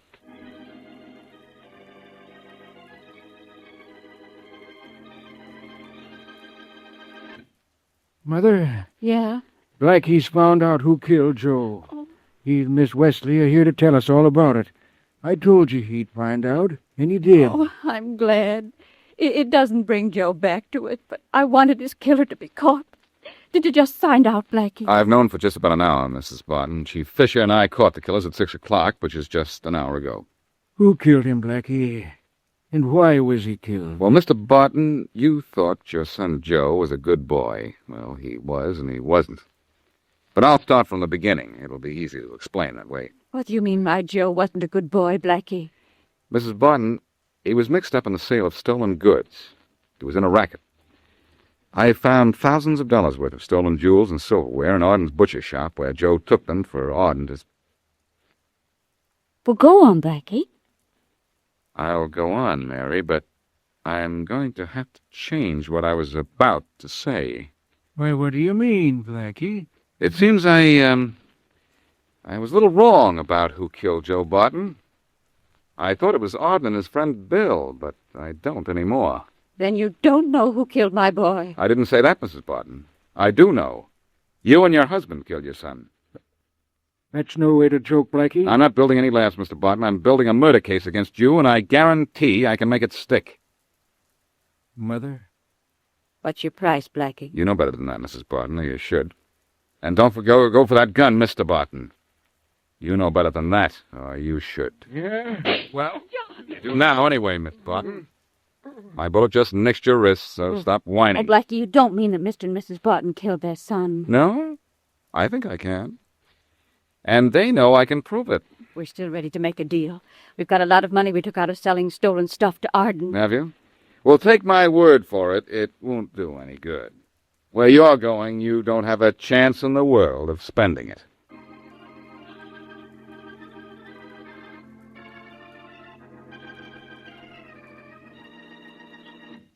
Blackie, it's question time.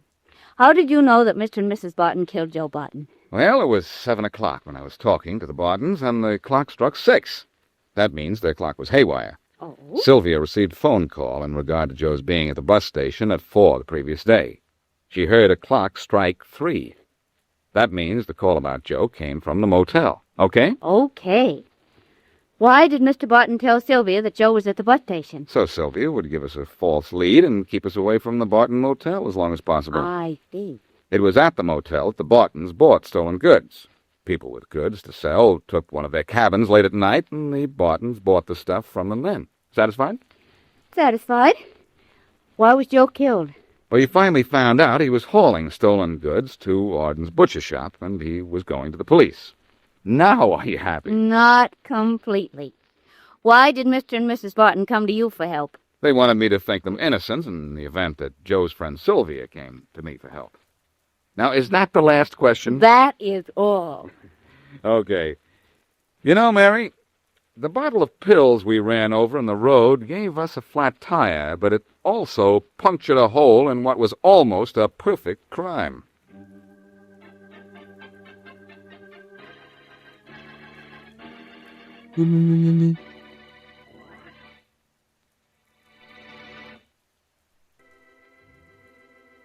Hey, kid, there's a guy here to see you. Tell him I'm busy punching this bag. You're not too busy to see me, kid. No? Well, that's what you think. That's what I know. Stop punching that bag, kid. I want to talk to you. Get lost, will you? I leave without talking to you. It might cost you plenty, kid. Still want me to go?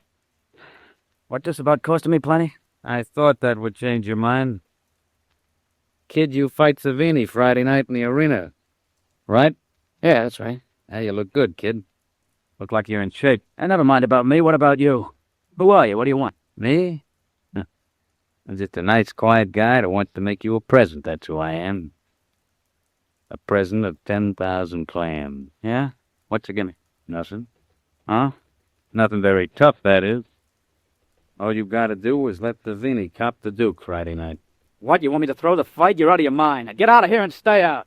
Go ahead, beat it. I got work to do. Work can wait, kid. Well, beat... And don't get right-hand happy with me. It just ain't right to slug a guy who offers you $10,000. I said beat it, didn't I? Yeah, you did. But maybe you didn't understand what I said before. I heard you and you heard me. Sure. But I still think you're going to let Davini win Friday night. Are you crazy? But you are if you don't do like I say. Davini Friday night. I told you to take a powder, mister. There better be plenty doing. Better let Davini drop you, kid, or you may get dropped by something a little more permanent than a punch.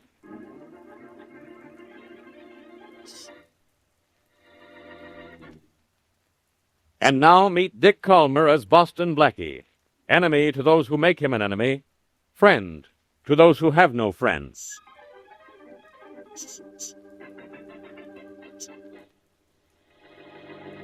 Sorry to have to drag you up to my apartment, Mary, but I have to get that report to Kingston in the mail right away. Just what would Charlie Keatson do without you, Blackie? Go broke? Oh, we get someone else to run it. There's the telephone. And I know why it's ringing, too. Somebody's in trouble. Oh, now, Mary, not every phone call means trouble. Can you remember one that didn't? Sure, the last time you called me. But maybe you're right at that. Blackie! Hello. Boston Blackie, please. Speaking. Blackie, this is Larry Dawes. Who? Larry Dawes, the fighter. The sports writers call me the Kid. Oh, the Kid. Yeah. You're fighting in the arena this Friday, aren't you? I don't know. I'm supposed to, but something's come up. I don't know what to do. What do you mean? Well, Blackie, this morning a guy offered me $10,000 to let Savini win Friday night. What'd you tell him? I told him to get lost, and then he threatened me. And look, I'm not afraid of a right to the jaw, but I can't outpunch a bullet. What'll I do? Go to the police and fast. But that's asking for more trouble than I've already got, isn't it? No. You go to the police and leave the rest to them and to me. Look, do you know this guy's name? No, I don't. Oh, he said he'd contact me. Good. After you've seen the police and this guy gets in touch with you, arrange to meet him in your room. And from there on, don't worry about anything but putting Savini down for the count.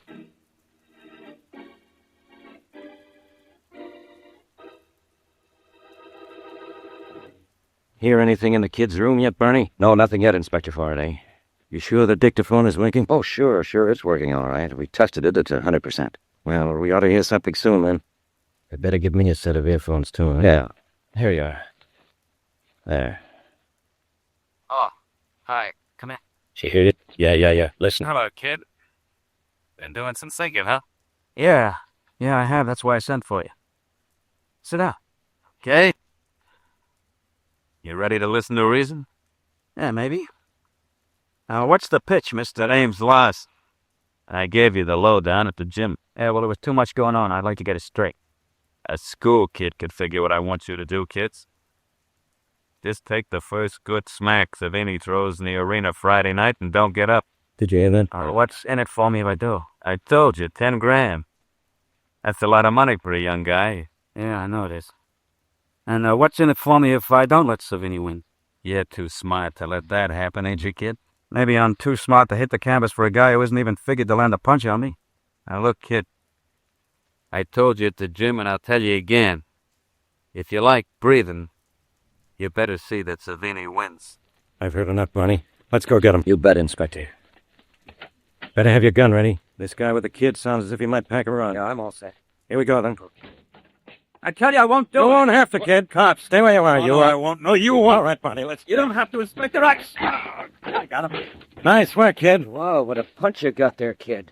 Do that to Savini come Friday, you'll be a one-punch fight. Yeah, thanks, officer. I'll do it. Savini's a fighter, not a fixer. And fighters I like to mix with. Did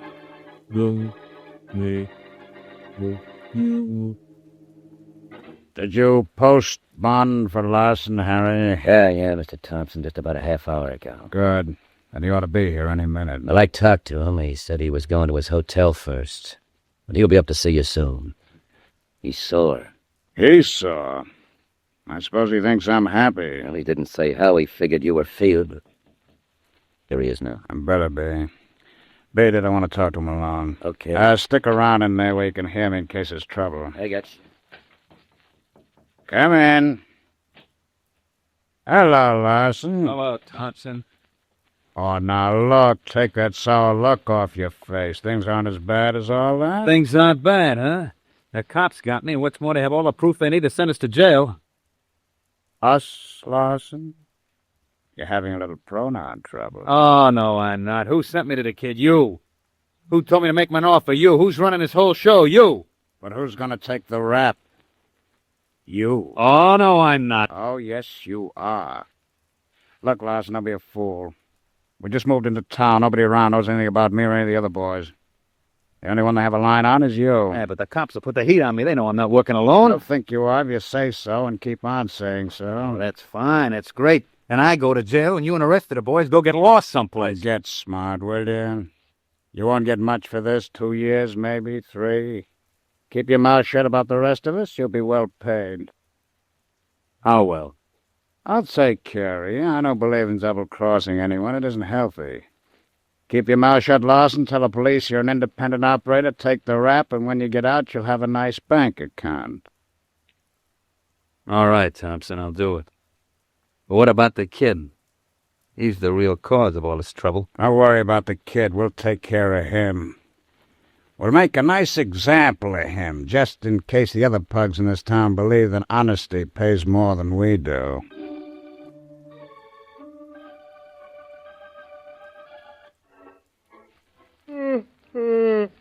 Look, Larson, Yawn in my face once more, and I'll have them raise your bail so high the United States Treasury can't post your bond. Is there a law against being bored, Inspector Faraday? Bored, are you? Well, if you're bored sitting in my office, you're going to turn into stone sitting in your cell up the river. Look, Larson, I've got you. I've got the goods on you, and I can put you away for years. I'm going to throw the book at you if you don't talk. What do you want me to talk about? The birds and the bees? You don't know what I want you to talk about.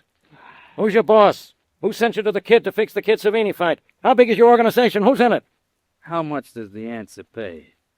$64? Look, you're going to be put where you won't even hear a radio for 10 years, unless you get smart and tell me... Tell me, pretty maiden. Tell me, you grinning idiot. Are you working for a syndicate, and who's the brains? Why don't you give up, Faraday? I told you 50 times if I told you once. I'm a lone operator. It was my own idea to go to the Kid. The 10 grand I offered him was to come out of my own pocket. I don't believe it. Here we go again. And we're going again and again, until you tell me the truth. My dear Inspector Faraday, I cannot tell a lie. I did it with my own little racket. Now, will you stop asking me questions? Will you stop lying to me? All right, Larson, you win. But believe me, when you come up for trial, you lose. Hello,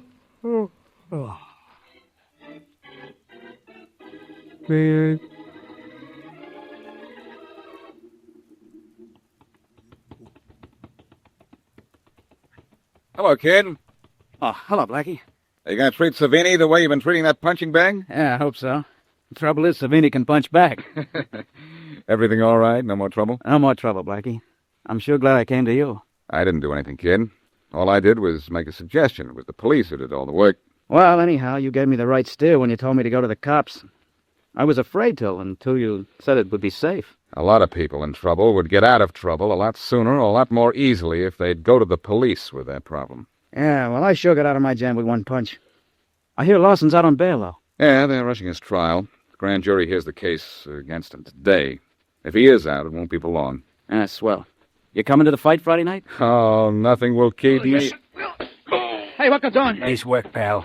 What's the idea, you guys? The idea's good, kid. We want Blackie to sleep while we take care of you. Oh, no, you don't. Don't shake, chum. Blackie's out good. Now take this jack handle. Yeah. Let's go to work on the Kid.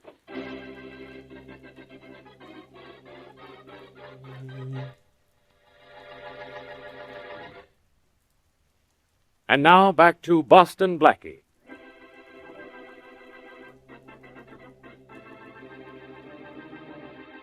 A prize fighter known as the Kid is offered $10,000 to throw his fight the coming Friday. He not only refuses the bribe, but calls Blackie for help. Blackie sends him to the police, who arrange a meeting between the boxer and the gambler, and catch the gambler repeating the offer. Out on bail, the gambler goes to his boss, who tells him to take the rap alone, and he'll be well paid. Later, while Blackie visits the Kid, Blackie is knocked out by two mugs who then attack the boxer with a jack-handle. As we return to our story, Inspector Faraday is throwing water in the unconscious Blackie's face. Throw some more water on him, Barney. Yes, Inspector. Come on, Blackie, wake up. Snap out of it, Sal. Come on, come on. Hey, what am I doing? Drowning? You needed a little water to bring you to, Blackie. What were you hit with, the ceiling? Why, I don't know, Oh, Faraday. You all right? Uh-huh, I think so. But, ouch! Something new has been added to my head. That bump will go down. Yes, but not as fast as I did. Hey, where's the Kid? They just took him away in an ambulance. An ambulance? Yeah, he was badly beaten up, Blackie. They must have used a crowbar or something on him. But he'll recover. I hope. Yeah, don't worry, he will. What happened here? Well, I don't know. I was talking to the Kid when something hit me from behind and I went out. But I have an idea what happened. Larson? Faraday, we can pick up a dozen like Larson and still have nothing till we get the guy who's in back of this fix ring. How do we do that? It's going to be tough. So is my beard. I need to shave. A fine time to worry about getting a shave. I'm not worrying only about a shave, pal. You know that barber shop in the Rostrum building? Sure, I know it. Why? I understand that anybody who knows his way around that shop can place a bet on anything he likes. I'm going over there, Faraday. Yeah? I'm going to that barber shop to see if I can find out who's trimming the suckers in this town.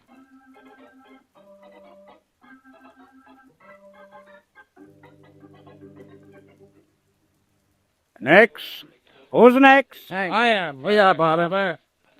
Shave once over lightly. No hot towel. And no talk. No talk. In a hurry, eh? Is he on the business? Yeah. I'm gonna be here long? That depends. Depends on what? The weather? No, it depends on how the action is. Hey, keep that soap out of my mouth. Oh, sorry. You got a nice curly beard. Hey, you looking for a little action? I might be. What do you mean, you might be? Well, I'd like to place a few on that fight Friday night. The fight at the arena? Yeah. The kid ain't fighting, you know. Yeah, so I heard. Well, look, I call somebody over if you like. I'd like. Okay. Hey, Addy. Yeah? A fella here wants to talk to you. Yeah, what's he want to talk to me about? He'll tell you. I'd like to place a few on that fight Friday night at the arena. Oh, now would you, Mike? Sorry, I don't know you. You could be the law. Oh, do I look like a cop? Well, the trouble with plainclothes cops is they never look like plainclothes cops. But okay, you ain't the law. So, if you ain't the law, now who are you? Just a guy looking for a little action on the fight Friday night. Who do you like? Johnson by a knockout. I got 15 grand and I'll take the odds. 2-1, aren't they? That's right. Savini's a favorite, and you like Johnson, 15 grand worth, huh? Now, you must know something. Or, absolutely nothing. What do you have to be in this town, a genius to make a bet? When he's getting shaved, I'll let you know. Good enough. Where you going? I'll write you a letter. All you gotta do is be here when I get back, bud. I'll be here. Good enough. Hi, Harry. Hey, Harry. Hi, boys.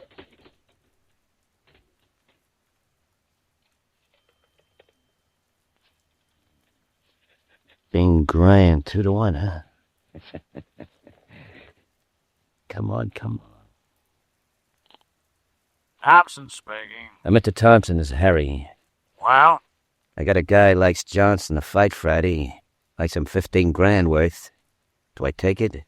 Who's the guy? I don't know him. Only, he ain't the law. Okay, if you're sure. Lay him 30 to 15. Good enough, boss. We got about all we can carry on Savina now, ain't we? We're loaded up to the ears. Take that bet, but no more action, Harry. And, come back here when you're through. Sure, bud. Wait, what's up? I want to get Pete, and then you and I and him are going to pay a call on Johnson. We're going to take out a little insurance on him not winning Friday night.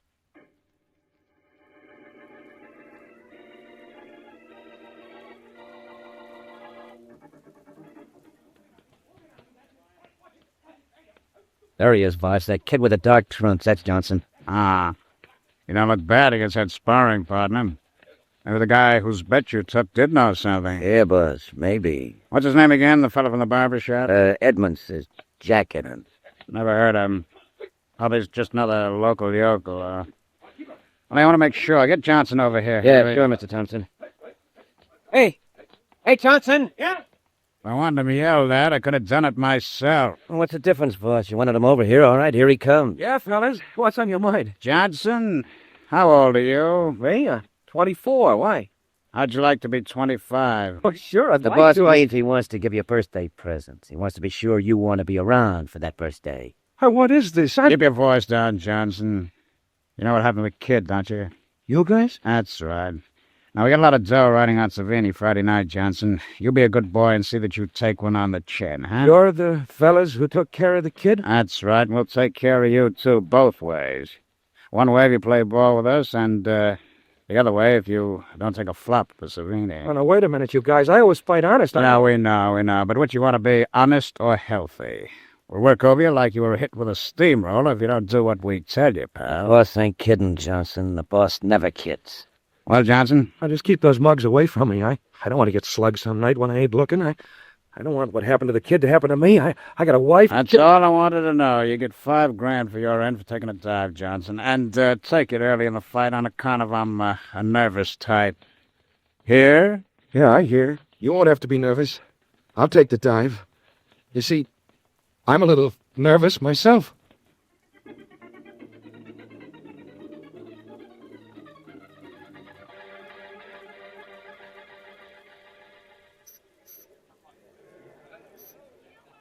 Now, while we're waiting for the main event to begin, I want to introduce you to the man who fights in this arena next Friday night, the KO artist from East Vista, Philly Peters. Hi, my Philly. That's the boy. Excuse me. Well, watch it now. Pardon me, please. I'm sorry. Well, here's my seat, finally. Hey, did I miss much, Mr. Thompson? Just the preliminaries, the semi-wind-up. How'd you know my name was Thompson? I don't know you. You will before the main bout's finished. Take my word for that. My name's Edmonds. You're the sucker that bet on Johnson? That's right, only maybe I wasn't such a sucker. Now, want to press that bet a little? I'm happy the way things are. Hey, the main event is going to be broadcast. There's Don Dumpy, the announcer. Hi, Don. Hi, Blackie. You got pretty good feet there, right in back of me. But then you always do. See you after the scrap, Don. Okay. Make it good so the kids at home can really know what's going on, huh? I'll do my best. That you do, that you do. You're tops in my book, Don. Thanks. I'll see you later, Blackie. Right. Blackie. That's right, Thompson. I just use the name of Edmonds when I make bets with sucker bookmakers. Boston Blackie? That's right, too. And it's about the last time tonight you're going to be right, Thompson. And now, the main event of the evening. 10 rounds to a decision. Fisheries, the pride of a website. Champion of the world that is way and willing. Local what? Theo, Ashidisi.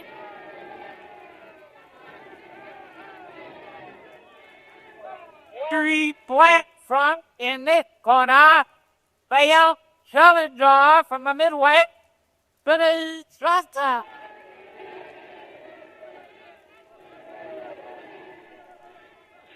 And now the referee is calling the two men to the center of the ring for instruction.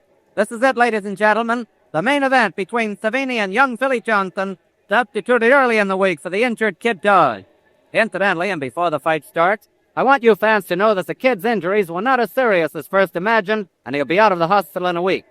Well, the two fighters are back in their corners waiting, and there's the bell for round one.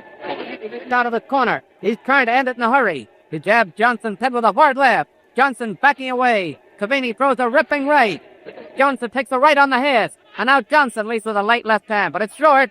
And Savini returns a solid right to the body. The challenger is staggered. He's hurt. Johnson is in trouble. Boy, you're doing very good, Blackie. I don't know why you say that. They're back in the center of the ring. Johnson is hurt, but he's holding on gamely. Savini is moving into the kill, but he's getting careless. His guard is down. There goes his right in a roundhouse. He waits.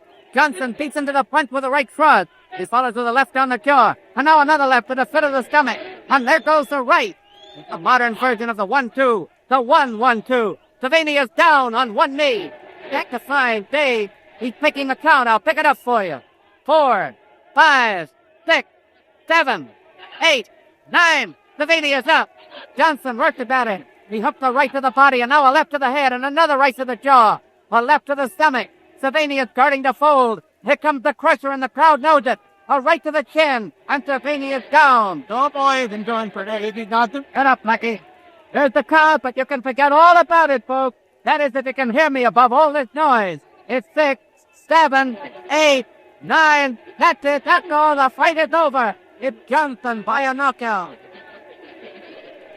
Dirty double-crosser, that Johnson. I'll take care of him, but good. Where are you going, Thompson? I'll take care of that Take wreck. a look around you, Thompson. What? Where? See the men on the other side of you? Inspector Faraday's men. So what? You got enough on me? Nothing but a transcript of the threat that you made to Johnson when he was training for this fight. You're finished, Thompson. No, I'm not. I'll get over this row of seats. I wouldn't do that if I were you. Those guys in back of us haven't moved, or haven't you noticed? They're Faraday's men, too. What? You think that fighter you bet on got knocked out? Wait till you find what happens to you. Come on.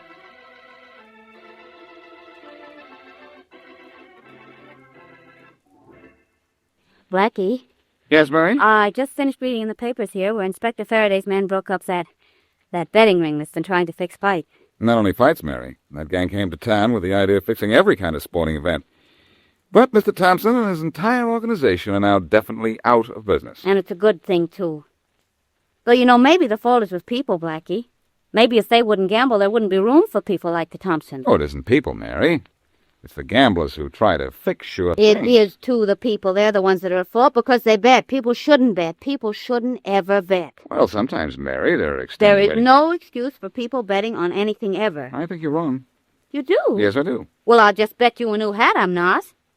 What did you say, Mary? I said I'll just bet... Oh. Oh. I see what you mean. Well, at least the Thompson betting ring is busted up.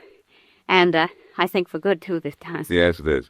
You see, Mary, when I placed that $15,000 bet, Thompson began to worry a little, which is what Faraday and I wanted him to do. Mm-hmm. Well, he wanted to be sure the money he had on Savini was protected, and he tried to get to Johnson, which is also what we wanted him to do. In fact, Faraday had men and a dictaphone taking down everything Thompson and his two stooges said when they tried to intimidate Johnson. And then there was nothing to it but just to pick up Mr. Thompson at the fight when he told you he was going to get Johnson. Well, there was a little more to it than that. Faraday worked on Thompson's two boys, Harry and Pete, and got them to indict the boss, even though that wasn't really necessary. The recorded conversation between Thompson and Johnson was enough. Well, Blackie, then I guess you could say that Thompson tried to fix the fight, but, wound up fixing his own wagon. Mary. Oh, I know.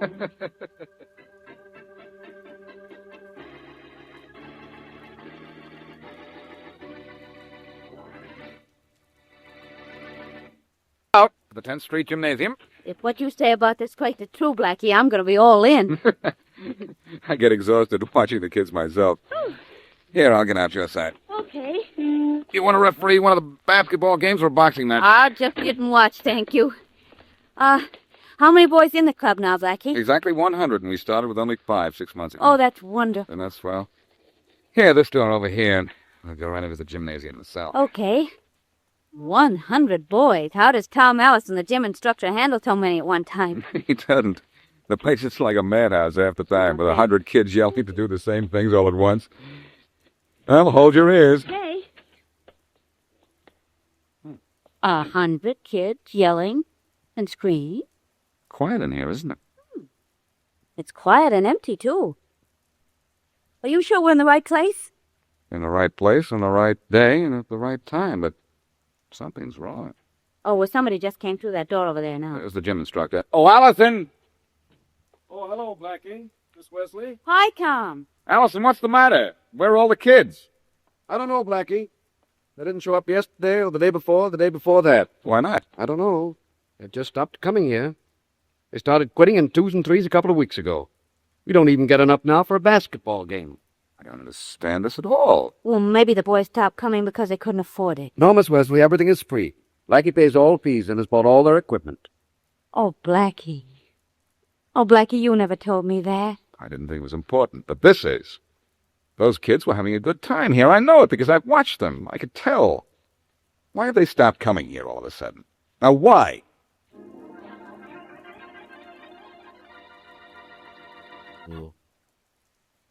And now back to Dick Calmer as Boston Blackie. Enemy to those who make him an enemy. Friend to those who have no friend.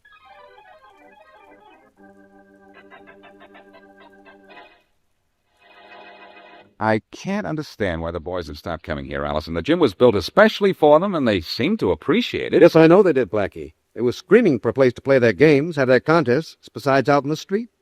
That's where they are now, out on the street again. Mr. Allison, have you talked to any of the boys to find out what the trouble is? I've tried talking to them, Miss Wesley, but they just say they're not interested in gym anymore. That can't be right. I'm going to find out about this. Well, here's one of the boys. It's Bobby Barton, isn't it? Yes. Hello, Bobby. I haven't seen you for a long time. You ain't gonna see me for a long time again. I just came by to get my sweater. I must have left it here. Oh, hiya, Blackie. Hello, Bobby. What's the matter? Why aren't you guys coming to the gym anymore? We're tired of gym, Blackie. We got something better to do. You have what? Oh, plenty. Come over here to the window. I'll show you. This ought to be interesting. What's out there, Bobby? Well, take a look for yourself. See the kids over there across the street by the big car? Yes, I see them.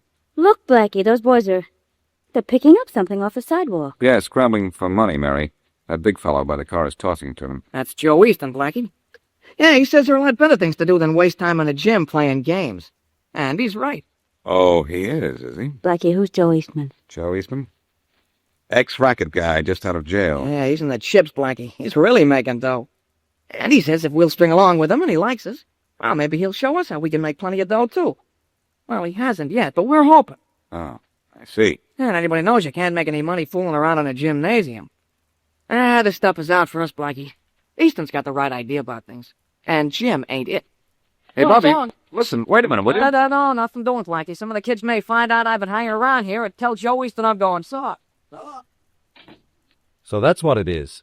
Joe Easton. Yes, Allison, that's it. Blackie, if those boys do what Easton tells them to do, they're asking for trouble. Well, Easton doesn't know it yet, Mary, but he's asking for trouble himself.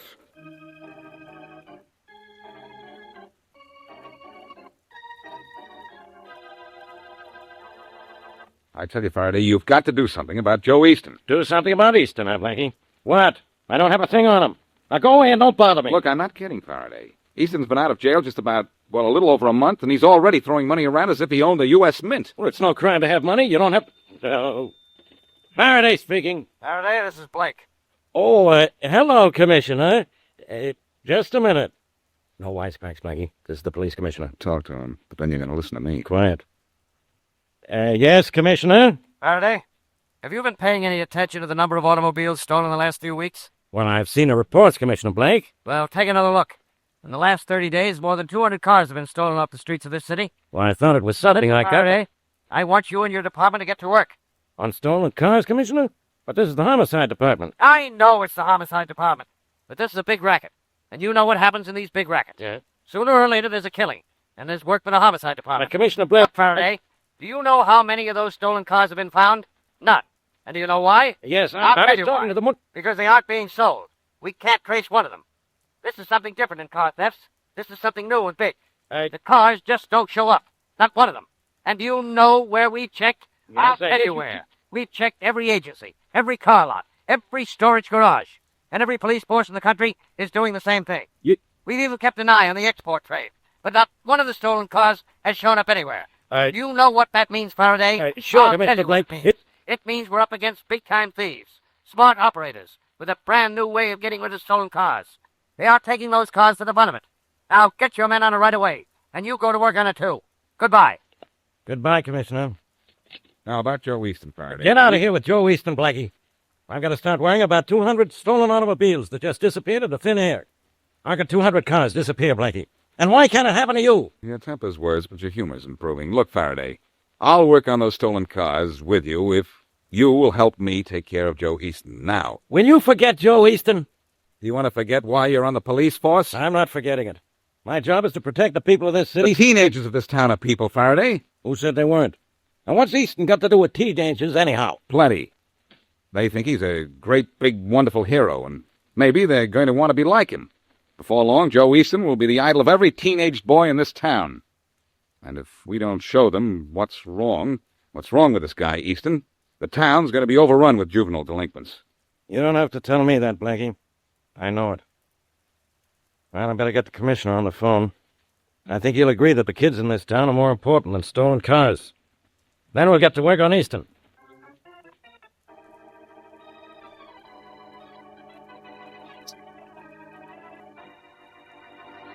You got that ignition box attached to the engine, Harry? Yeah, Johnny, it's all hooked up. Well, you can check another 1947 Buick off the list the boss gave me. With great pleasure, my friend. This makes our quarter for the day. 3 Buicks, 1947 variety. Yeah. Hey, we're sure short one 1941 Payson. Well, I guess I better close up this hood, huh? Well, we'd attract a lot less attention if we drive this thing off with the hood down. Ready to get in the car? Yeah, I'm ready. The hard way. Yeah. Shame the break such a nice, pretty window, ain't it? Yeah, it breaks my heart. People will lock car doors, though. Let's go. Yeah, let's get going.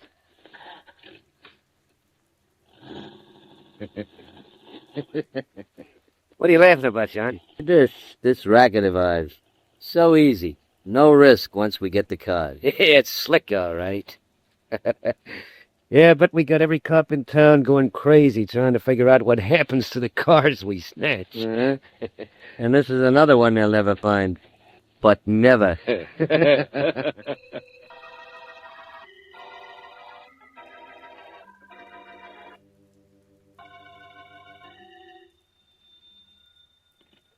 Hello.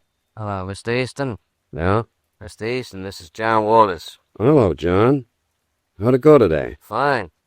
We got 3 1947 Buicks, all right. But only one of the patients we wanted. Not bad. Not bad at all. But look, we want to keep up our quota. Add another patient to your list for tomorrow. All right. They're hard to find, Mr. Easton. No, they're not. You're just not going in the right neighborhoods. Try Uptown tomorrow. Won't that be a little risky? Not if you and Harry are careful. Get your quota with tomorrow. +1. We try. Do better than try. Do it. Yes, sir. Someone at the door. Call me again tomorrow. Yeah, sure. Goodbye. Bye. Come in. Hello, Easton. Well, Boston Blackie. Come in, stranger. Have a chair, cigar. This is certainly a welcome visit. Drop the act, Easton. You know why I'm here. Sure, I know. Lay off those kids or I'll take care of you personally. Ah, threat. Well, what do you know? Threat from Boston Blackie means only one thing. I've arrived. I'm successful. I'm on the way up. You're on your way down and out, Easton. I've just decided that. I'll find out what kind of racket you've got going for you, and I'll take care of it and you. Oh, Blackie, you're hurting my feelings. Why, you know I'm not doing anything wrong, or should I say, you'll never find out what I'm doing wrong. Don't bet. Only that's unimportant right now. You're a hero to the kids of this town, with your car and that big bankroll of yours that you keep flashing. I don't happen to like that. Jealous, Blackie? That's too bad. The kids always admire a successful man. And I'm just beginning. I'm only just beginning. That's what you think. Easton, take my word for it. I'm going to bust you and your racket wide open. I'm going to do it for those kids. And I'm not kidding.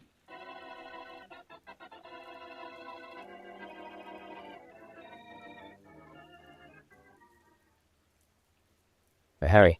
Huh? Hey, look just up ahead of us. 1941 patient. Just what Easton wants. Yeah, John, but look a little closer. Something in it the boss don't want. A guy. Yeah, Sim. Gotta get that car. We're behind on patients. Come on. Go around to the driver's side. I'll open the door. You let him kill your gun on his reps. And let him know it's loaded. Don't worry. Here goes. Let me drive this car for you, mister. What are you talking about? What are you Gun in your back isn't a water pistol, bud. Come on, get out, pal. Don't start any trouble. I will not. Oh, kid, we'd drag you out. Get out of there. Shut him up, John. Neighborhood's lousy with cops. 51 already. This guy can describe us, Harry. So you'll know what. Yeah, so what? I don't know what to do with this cop, too. Look out, Harry. You're gonna open up on us. All right, beat it, John. I'm gonna get this cop back. You got him. Now show. All right. What about the car? Never mind the car.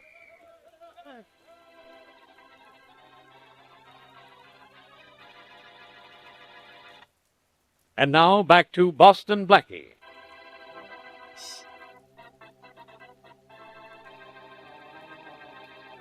Joe Easton, big-time racketeer, is becoming the idol of increasing numbers of teenage boys. Blackie and Inspector Faraday fear a wave of juvenile delinquency unless Easton is sent to prison. But so far, no one knows what Easton is doing. To make matters worse, there's been a wave of automobile thefts, and the stolen cars have just disappeared into thin air. During one theft, however, a car owner is killed and a policeman wounded. As we return to our story, Inspector Faraday is at the hospital, questioning the wounded pup, while Boston Blackie listens. Can't you give us a better description of those car thieves, Callahan? Well, I'm sorry, Inspector Faraday, but I didn't get very close, and then I passed out when that bullet hit my shoulder. All I know is those fellows were both tall. There's one blonde and the other dark. Not much to go on, Faraday. No, it isn't, Blackie. Well, don't worry about it anymore, Callahan. You just stay here and rest and do what the doctor tells you. I'll be back to see you in a day or two, huh? Thanks, Inspector. So long, Blackie. So long, Callahan. I'm burning, Blackie. It isn't enough those guys are swiping cars by the handful and making them disappear. Now they've killed a man and wounded a policeman. Well, Commissioner Blake was sure right when he said homicide would be in on this stolen car case. Funny thing, Faraday. You showed me the list of stolen cars this morning, and I noticed something. Yeah? The list showed about an equal number of all the major makes of cars. So what? So these cars seem to be stolen according to, well, some kind of a plan. As if the thieves just didn't steal any car, but only certain cars. Now, what kind were they after when they killed that man? A 1941 Payson, with a guy in it. A guy they killed. And there were 2 other cars, brand new, with nobody in them, on the block. They didn't get the Payson, did they? No, they didn't. Well, I'd like to borrow a 1941 Payson car, Faraday, and one of your men. Why? I'm going to use that car as bait. And you just wait to see what I catch.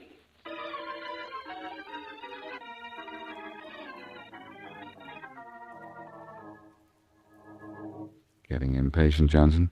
No, Blackie, but we might have picked a more comfortable doorway to hide in something a little better neighborhood. Don't worry, Johnson. The first 5 hours of waiting are the hardest. Oh, it's going to be light again pretty soon. You think they'll steal that Payson out there after the sun comes up? They've stolen cars in daylight before. I think we're making progress. Those same 2 men drove by a minute ago and slowed down. I've done that 5 or 6 times already, Blackie, and then driven on. Maybe they're just curious about that Payson we parked out there. Maybe they think something's wrong, maybe. I think they're casing the car to make sure that everything's all right.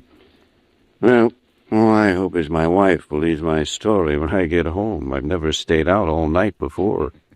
I'll vouch for you, Johnson. And that'll do it, Blackie. She's heard about you. Hey, hold it, Johnson. Here comes the car again. It's slowing up again, too? It's doing better than that. It's stopped this time. Maybe this is it, huh? I think it is. Oh, they're getting out. Well, one of them's getting out. Yeah, it's just what we want, Harry. Hear that, Johnson? Yeah. They're going for the car. Well, let's grab it then. The key's in it? I don't know. I'll have a look. Why don't we take them, Blackie? In a minute. Well, the key's in it? Yeah.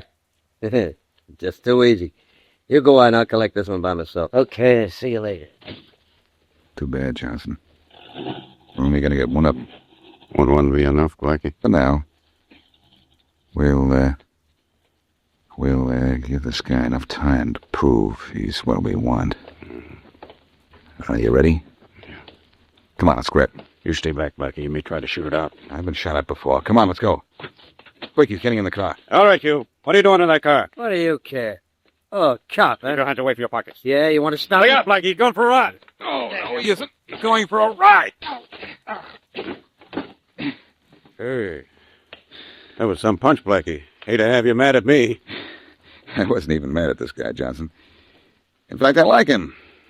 He's one of Easton's old gang, John Walters. And he's going to be very helpful to us when he wakes up. But let's not disturb his sleep until we get him to Faraday's office. Come on, Walters, talk. Talk, or I'll keep you in jail so long, you'll start getting your mail there. Leave me alone, will you, Faraday? Sure, I'll leave you alone. When you talk. I'll take over, Faraday. You relax. No, Blackie, no. It isn't one of you, it's the other.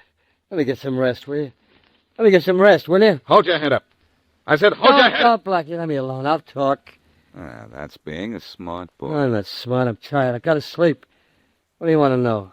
Who are you working for? Easton. Joe Easton. Easton, huh? I thought so. What are you doing with those stolen cars, I Walters? can't tell you that, Faraday. Get Easton. Make him tell you. Let me go away now so I can sleep. Okay, Walters, have a nice long sleep and pleasant dreams. Come on, Faraday. Let's see to it that Joe Easton has a little nightmare. Here,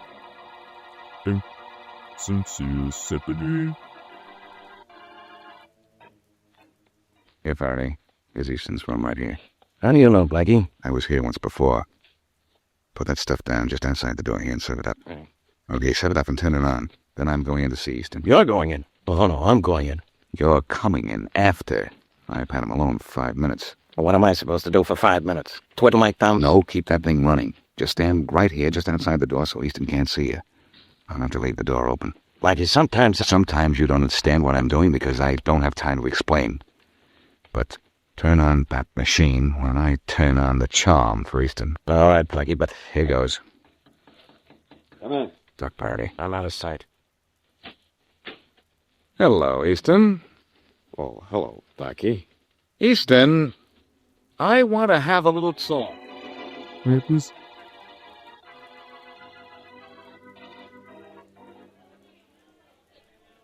Quiet, fellows. Quiet. Are all the boys here, Allison? Yes, Blackie. All the kids that used to come to gym here and a lot that didn't. I really did some rounding up. You sure did. I'll be ready for them just as soon as I plug in this machine. Here's the wall plug, Blackie. Oh, thanks, Mary. Hey, the gang wants to know what this is all about. Blackie. I'm just about to tell them what it's about, Bobby.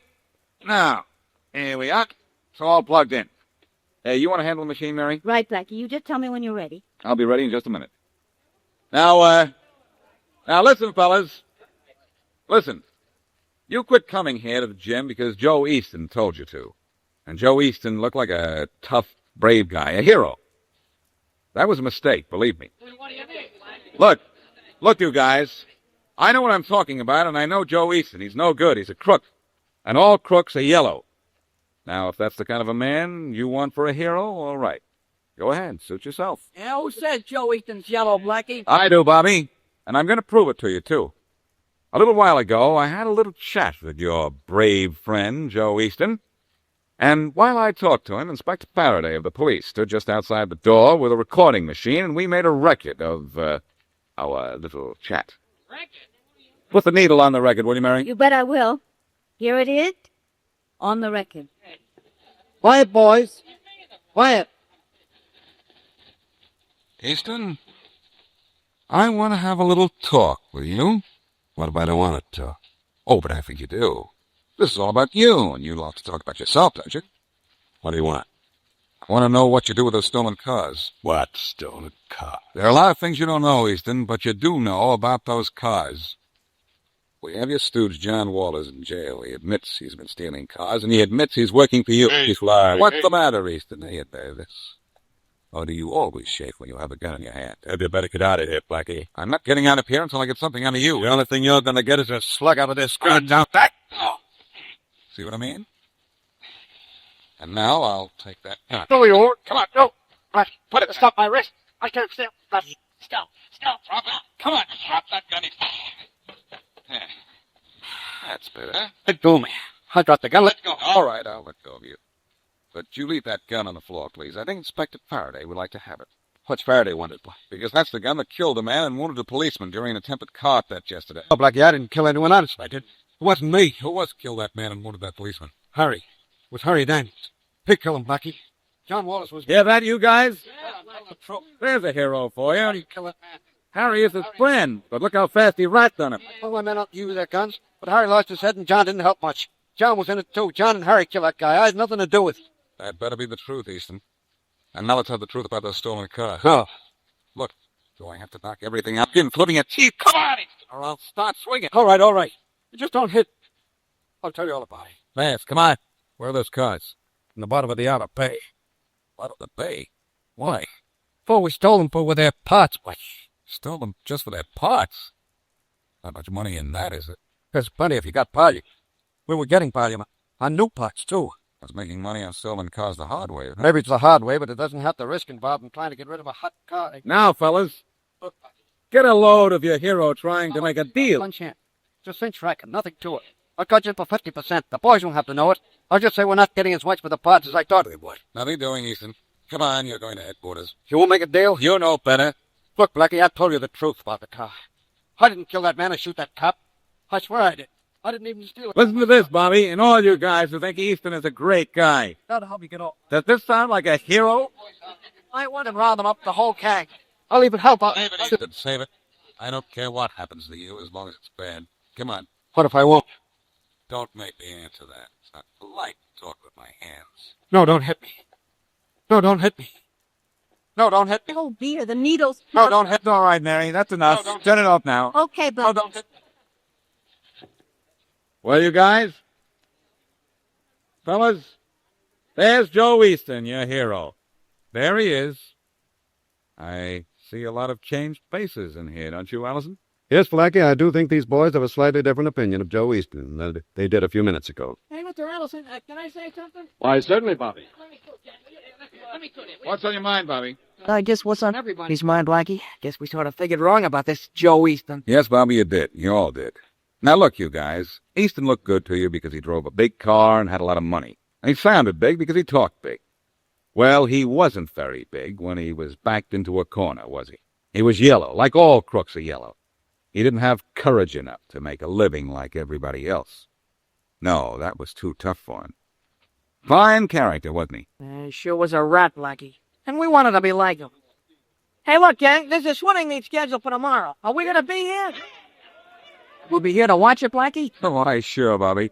I'll be here, and may the best man win. Well, all I know is that when you went after Easton, the best man did win. Right, Blackie? Maybe you know.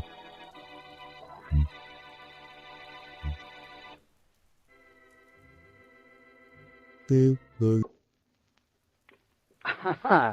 think I'd make that one, did you, Sam? No. Think I'll be the club's billiard champion this year? If you play this way, Roger.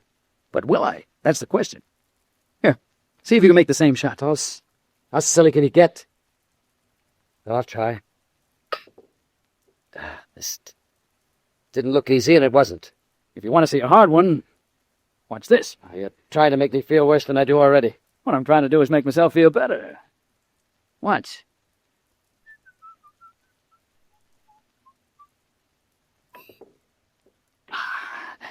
That's what reverse English does for you.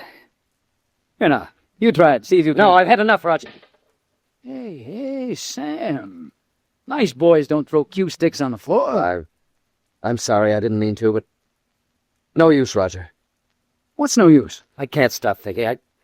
I can't stop wondering who I was and what I did before I came to town. Look, Sam, you've been talking about that now for 10 years. Will you cut it out before you give everybody the creeps and drive yourself crazy? I can't. Lately it's been getting worse. Listen, I'm Sam Fisher now, but I wasn't before I lost my memory. Roger, don't you understand why I'm so jumpy? I came to this city a little over 10 years ago with no memory of who I was or where I'd been or what I'd done. I had an accident, and I woke up in Kansas City, and I didn't know my name. No one did, or where I'd come from. They just found me in the streets, unconscious. So what, Sam? Everybody knows who you are now. You're a happily married man, an important business executive, one of the city's best-dressed men. But I've got to know who I was. I've got to. I'm sorry, Roger. I've got to get out of here. This place is getting on my nerves. I'm going to get some air. Don't go too far away, Sam.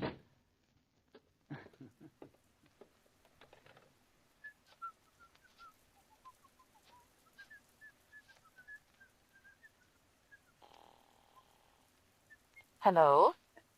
Mrs. Fisher, please. Speaking? Oh, Rita. I didn't recognize your voice. This is Roger. Oh. I'm in the billiard room of the club.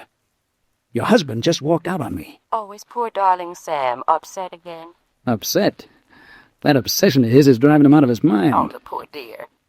Yeah. Isn't it a shame?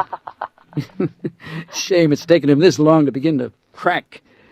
Pretty soon, Rita, we can do exactly what we planned.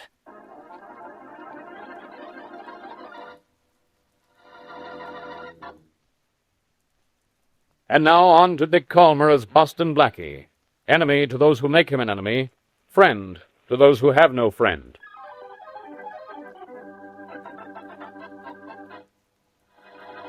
Now, let me get this straight, Mr. Fisher. You don't think you're really Sam Fisher? No, Blackie. How can I be? Just the name I gave myself when I came to after an accident in Kansas City 10 years ago. I see. Why did you pick that particular name? It might have some bearing on your past. No, I'm afraid it doesn't. You see, I call myself Sam Fisher because my doctor's name was Sam, and he was an excellent fisherman. Well, that takes care of that. Tell me this. How much effort have you made to find out who you were before you became Sam Fisher? None. I was afraid to. Afraid to? Why? Well, somewhere in the back of my mind I had a vague memory that I'd done something wrong. Mm-hmm. But it was just a glimmer of a memory, so faint it never took shape, never gave me an inkling of my past. But it's always with me, always haunting me, poking at my conscience. Blackie, I just can't stand it much longer. So you want to find out who you were, where you've been, and what you did before you became Sam Fisher? Yes, I've got to. I've got to know, no matter how terrible the truth is. Mr. Fisher, why are you so convinced that you did something wrong before you had that accident? Well, why do you think that? Just think it, that's all. I can't help it. It's there in my mind. Blackie, You've helped others. I know you can help me. I'll give you all the assistance I can. But how can you help me when your memory starts with that accident 10 years ago? Tell you something I've told only to Mrs. Fisher and a few of my closest friends. It's about a dream I have. Fantastic dream that I have almost every night. Excuse me. Hello. I'd like to speak to Mr. Fisher, please. I understand he's there. This is Mrs. Fisher. Oh, just a minute. This is your wife, Mr. Fisher. Oh, thank you. Yes, Rita? Oh, them, I hope I've called you in time. The maid said you left for Boston Blackie's an hour ago. How much have you told him? Well, not very much of anything, dear. You sound awfully upset. What's the matter? Well, Roger just phoned. He found out something about you. Before the accident? Yes, Sam, and it's awful. Don't tell anybody anything, not until you've seen Roger. He's found out something about me. What? What did he find out? I don't want to talk about it over the phone. Roger will tell you. He's waiting for you at the club. Now get down there right away. All right, dear, I will. Right away. Well, that sounded important and encouraging. Blackie, I'm sorry, but I'll have to leave. Leave? But you were just about to tell me I'm sorry, Blackie, but I can't tell you anything now. Wait a minute, Fisher. Do you... I don't think I'll need your help. I don't think anybody can help me now.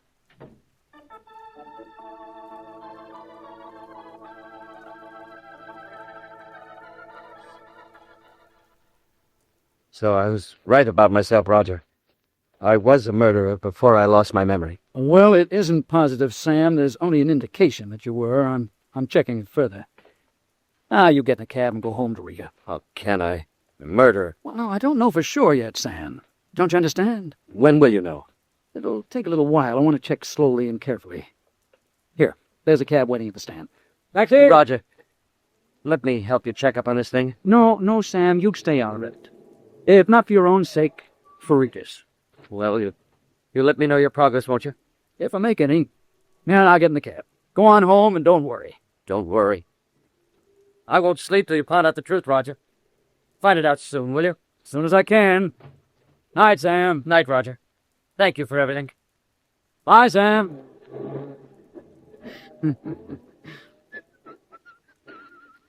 You're a nice guy, Sam. You'll live a long and happy life, I imagine. But you'll never be seen again.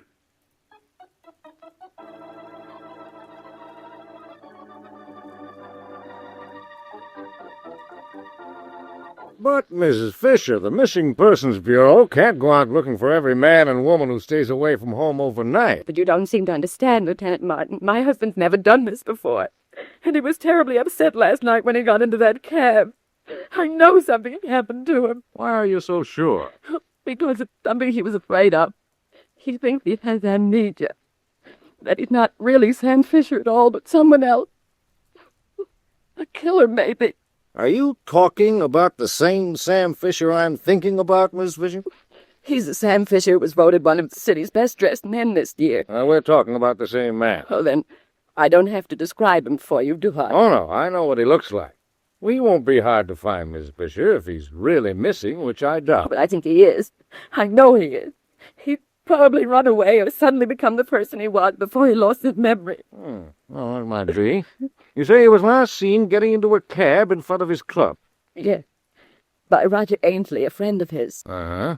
Had your husband done anything out of the ordinary yesterday? Well, no. No, but he was especially upset about himself, so when he went to Boston Blackie for help and finding out about his past. Went to see Boston Blackie, huh? Yes. Did he see Blackie? Yes, I phoned him, and he was talking to Blackie then. All right. I think I'll call Inspector Faraday. He might be interested in it. Oh. Why, Lieutenant? Do you think Blackie might have something to do with my husband's disappearance? Well, I don't know, Miss Fisher. I'm just checking that angle as a possibility. I see. Faraday speaking. Hello, Inspector. There's Lieutenant Martin over in Missing Persons. Oh, hello, Martin. You found anything lately? No, we just lost one. Yeah? Sam Fisher, last seen getting into a taxi outside the Arnicle Club. Arnicle Club, huh? Yes, I know that doesn't interest you, Faraday, but this might. Fisher was up to see your friend Blackie the evening he disappeared. Up to see Blackie, huh? Well, this is more interesting to me than you think. It ties in with a case the homicide department's just started work on. I can follow your missing Mr. Fisher's tracks step by step, Martin. You can? Sure. He left Blackie, went to his club, took a taxi from his club to the waterfront, and then disappeared. How do you know he went to the waterfront? Because we just found the cab he took. The cabbie's report shows his last stop was the Article Club. The cabbie described Fisher as his passenger? The cabbie wasn't in condition to describe anything. He was dead, strangled with a necktie. And I think I can tie Boston Blackie into this, too.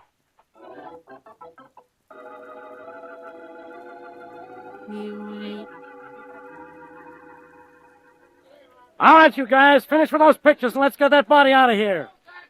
Maybe you guys like the salt air of the waterfront, but I get seasick on a park lake. I'll make it snappy. Well, there's Inspector Berger. Hello, Lieutenant Martin. You find Blackie?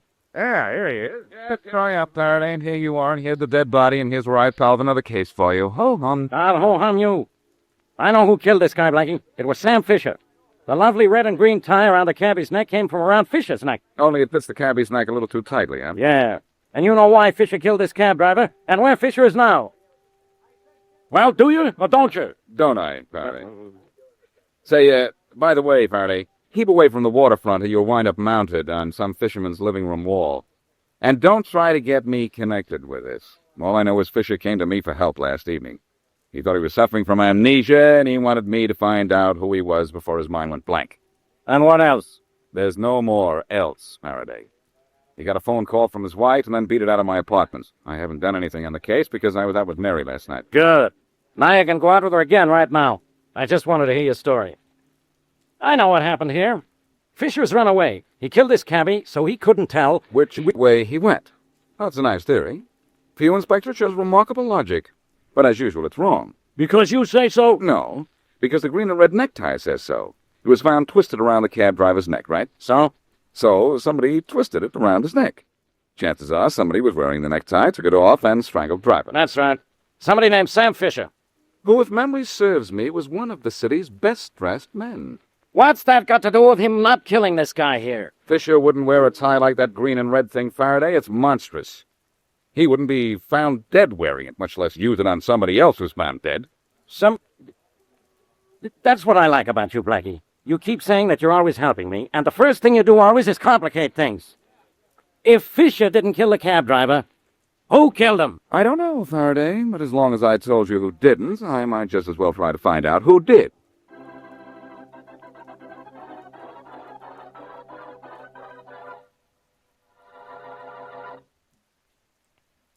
And now back to Boston Blackie.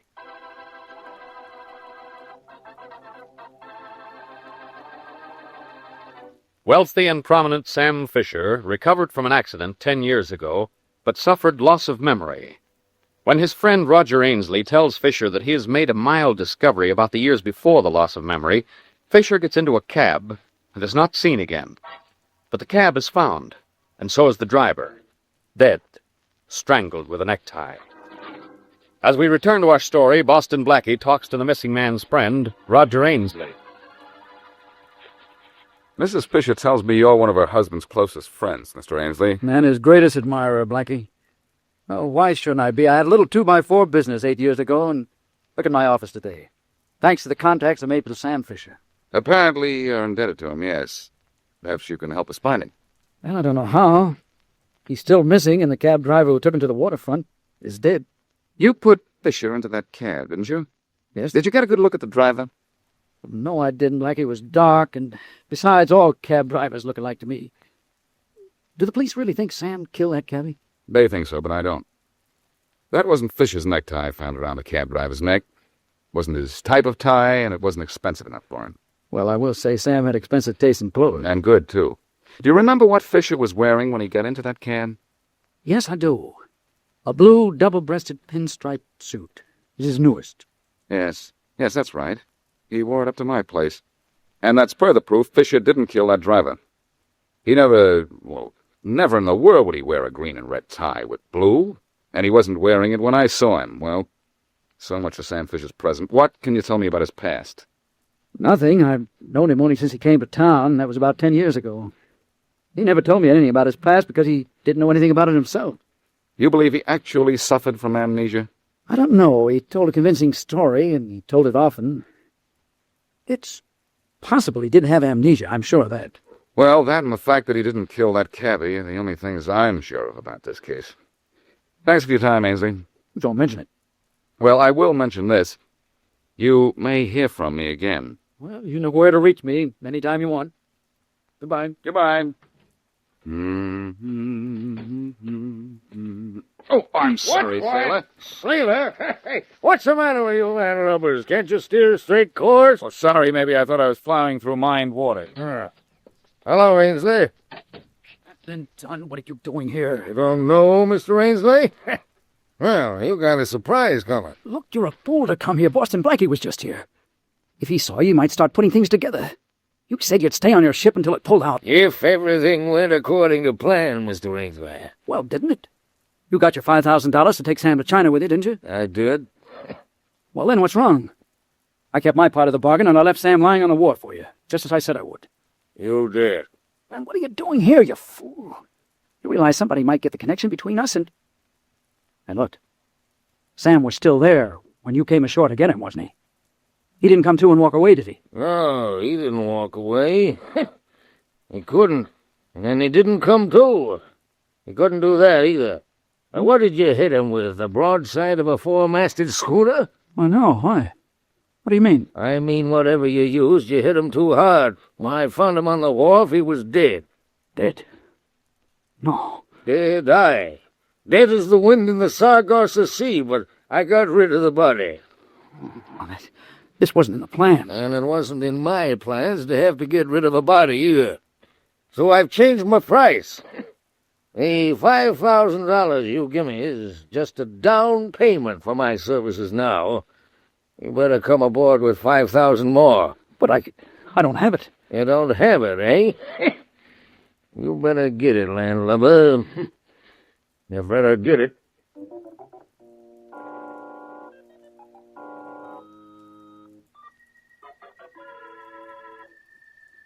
Rita, honey, Sam's dead and you're going to come into a fortune from his insurance alone. But I'm going to be careful how I spend it, Roger, darling. All right, pinch every penny of it until it squeals if you want it, but you've got to give me that $5,000 for Captain Dunn. You kill Sam, you pay Captain Dunn. I don't have it. Besides, I didn't mean to kill Sam. It was an accident. I hit him too hard. You certainly did. Look, Rita, what's the matter with you? Why don't you stop? You trying to get rid of me? No, I'm not. I'm trying not to get rid of $5,000. Yeah, you're willing to do anything to get rid of Sam. You thought it was wonderful when I came up with the idea of telling Sam I knew something about his past, and then to see that he got lost for good, so it looked like he ran away. It was a brilliant plan, Roger. Brilliant. It was perfect. You were even going to write to him after Captain Dunn shanghaied him to China. You were going to tell him that we were sure he was a murderer, so we knew he'd stay away. I was, but I'm not going to have to write to him now. You killed him. He's not in the mood for letters. Look, will you give me that $5,000 for Captain Dunn? That's all I ask. You killed my husband. That's something I didn't ask. All right, maybe I did kill him. I said, maybe I did. I don't know.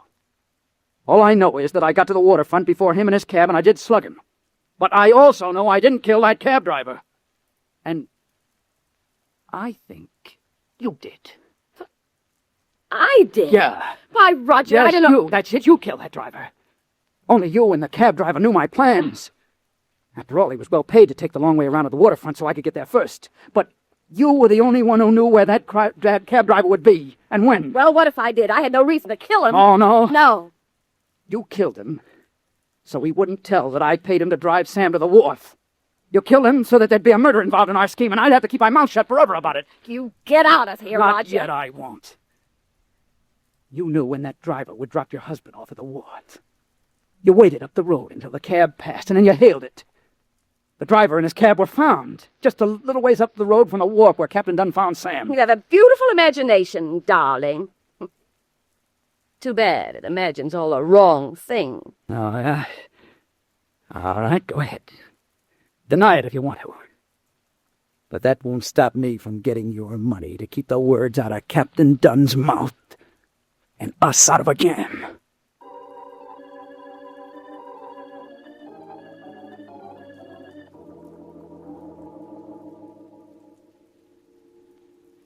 Listen, Blackie, are you trying to make a beachcomber out of me?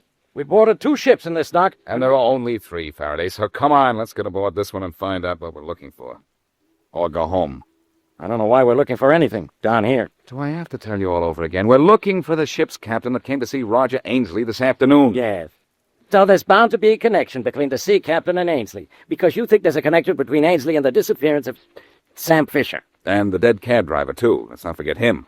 Let's forget to go aboard this ship, and let's remember to go back uptown. Too late, Inspector. We talked our way right up the gangplank, and here There's nobody on deck. Let's go. Oh, but there's bound to be someone aboard. Hello? Hello, anybody home? Hey, who's there? That's the man, Faraday. That's the man who saw Ainsley this afternoon. Yeah. Ahoy down there! Who's calling? I am, Captain. I want to talk to you. Hey, well, come up to my quarters. I'm expecting to go ashore. Thanks.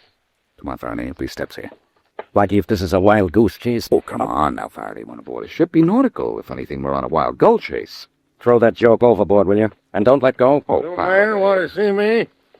Well, it's always proper to pay a visit to the captain of the ship when you invite yourself aboard, isn't it? You are the captain. Hey, come in. Seems to me I've seen you before. You have. You bumped into me just outside Roger Ainsley's office door this afternoon. Oh, so I did. You still steering a zigzag course? No, from now on I hope to go straight to port. This is Inspector Faraday of the Homicide Squad. All right, matey. I'm Boston Blackie. I don't think you told us your name. Dunn, Harvey Dunn. What do you want aboard my ship? We'd like to know why you went to see Ainsley this afternoon. Personal business. I suppose you want to know why I'm wearing civilian clothes to go ashore tonight. That's personal business, too. Anything else? No, but I wonder if you know a man was killed and another man disappeared in the vicinity of this wharf last night. Yes, I know. Heard it on the radio. Yeah, nice new tie you have there, Captain. You got something on your mind, Blackie? That tie, Captain Dan. The rest of your shore clothes are rather old, but the tie is new, brand new. You didn't leave your old one somewhere, did you? No. I threw it away. You threw it away, it flew down the road and wrapped itself around a cab driver's neck and choked him to death. Hey, Blackie, that red and green striped tie would be okay with the captain's suit, wouldn't it? Yes, Faraday, but it isn't okay with the captain that we've caught him with his tie. Henry, come here! Mike, Henry! Yeah, Captain Dunn. Uh-oh, Faraday, these guys are big. Mike, Henry, get to work on me. Get over there. You're in this too, Captain. Scram, Faraday, and get to a pole. I can't. I'm too busy. Oh, yeah. Won't be for long.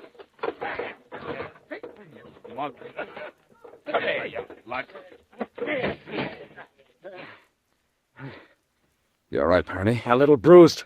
We're still here. How about you? Present.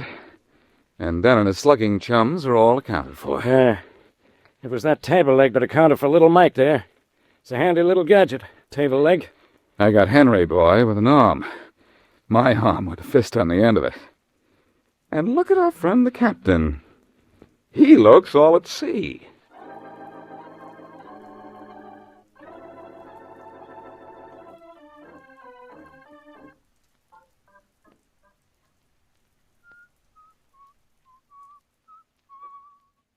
Oh, why don't you stop that?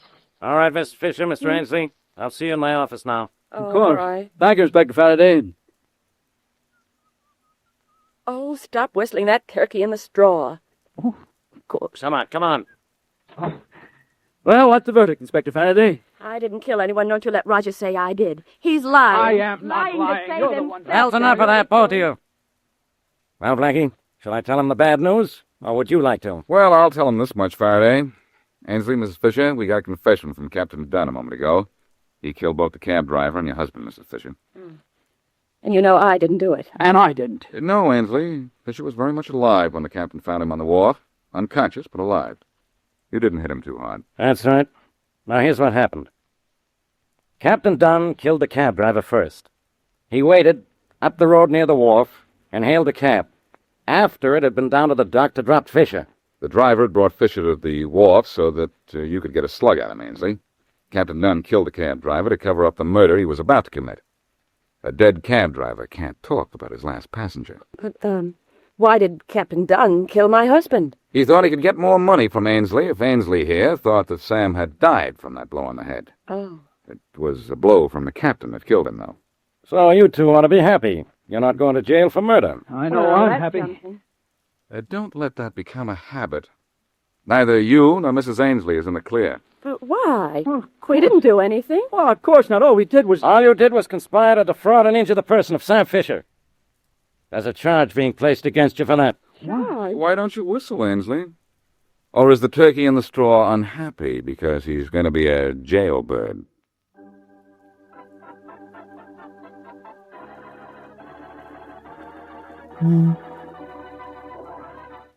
Yes. 600 on Calabash and a pork. Check. Yeah? Another 200 on Wise Guy on the first. Yep. And Tommy Okay. Robert, 150 on Mr. Yes. Second leg on the 5,000 and Howard in the eighth to show. Got it. Check. Okay, 50 on Malloway on the 200 on Calabash and a pork. Right. I got it. Another 100 on... Yep. No, I wanted on that. Yeah. About time you guys noticed me. Hey, Carl. Guy at the door has a gun. It's a stick-up. I'm asking a gun usually means to stick up, boys. Don't any of you move till I say it's okay. Keep those hands up in the air. I'll accept you. Me? Yeah, you. Take the money on that table, brush it into the sack. Come on, hurry. Better do as he says. You're telling me. Hurry it up, come on. Must be 10,000 there. Sucker money, huh? You're a sucker if you think you're gonna live long enough to spend it. I'll spend it, and I'll be back someday for more. Right, come on, you toss that sack over here. Okay. Yeah, cat. Good boy, you didn't try to throw it in my face. And listen, boys, don't any of you try to follow me out of here, or I'll start using this gun. Tough guy, aren't you? All you mugs think you're tough when you got a gun in your hand. Sorry to disappoint you, boys, but I have a reputation for being a gentleman, not a mug. Maybe I ought to tell you who I am. So you know I mean it when I say the first guy to follow me out of here, the first to stop a slug. Yeah. Give us your name, address, and telephone number. We'll give you a tip on a horse someday. Well, I'm just telling you so you know I'll keep my promise about shooting if any of you guys get cute. Hey, I'm Boston Blackie.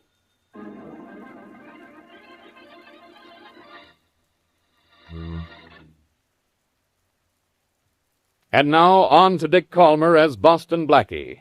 Enemy to those who make him an enemy. Friend to those who have no friend.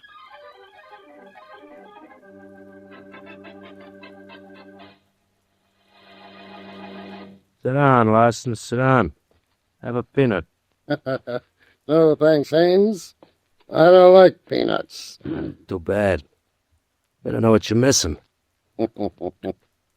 Well, you like jazz, don't you? Most fat men do. Take one. Well, if I get much fatter, I'll have to take two. Yeah, you will. Nice to see you, Larson. I need cheering up.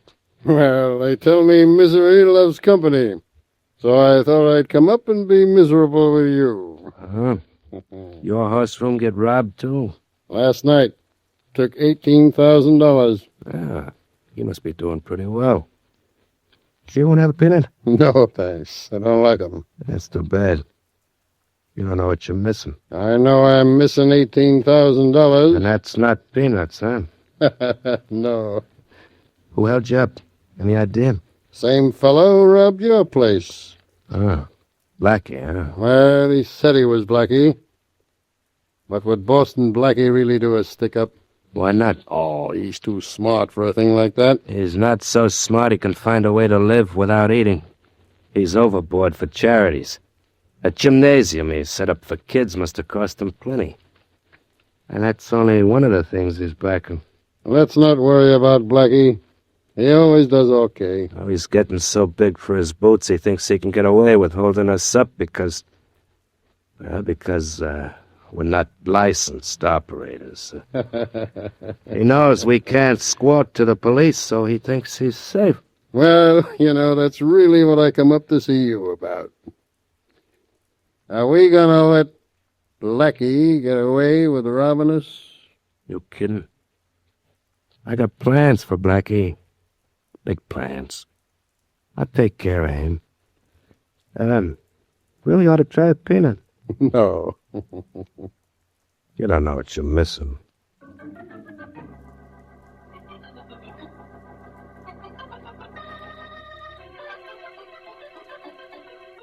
To whom do I make out this receipt, Mrs. Barton? To the Manchester Charities, Blackie, and also write, received from Mrs. Clara Martin. All right.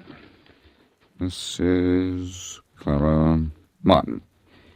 You're sure our organization wants to spend this much, Mrs. Martin? Yes, we all voted at the same time we decided you would head the purchasing committee. I am very proud you selected me. Even though I have a hunch my friend Mary Wesley talked you into it. I'll work on this right away.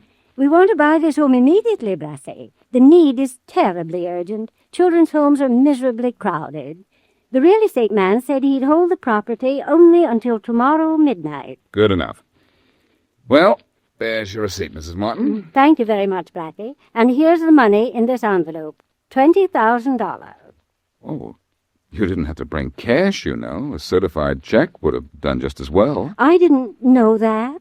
This is all very new to me. Well, it's all right. Mrs. Martin, I'll go out and see about the purchase of that house tomorrow morning. Fine. And I'm going to try to get it for less than $20,000, too. I'll phone you tomorrow and let you know how I make out with the real estate agent. Thank you. I'll be waiting to hear from you. Oh, you won't be nervous with $20,000 in cash in your apartment, will you? I'll put it in the safe right now and sit up all night long with a shotgun across my knees, Mrs. Martin. Thanks you, Blackie. The children will appreciate what you're doing. Goodbye, Blackie. Goodbye, Mrs. Martin. Oh, back again, Mrs. Martin. Come in. Guess I ain't making an intrusion now, am I, Matt? Huh? Who are you? The guy the boss sent up to pay you an anti-sociable call. A what? A call with an expression of business. Sorry if this is making an intrusion on you, Blackie. I used my etiquette and stood out in the hall till the old dame departed. Look, who are you and what Oh. I might have known. With every face like yours, there's a gun. Only the gun is always prettier. Sure am sorry to do this to you, Blackie. I know it ain't polite to point, especially a gun. But a guy's got to make a livelihood. And... Never mind the apologies. What do you want?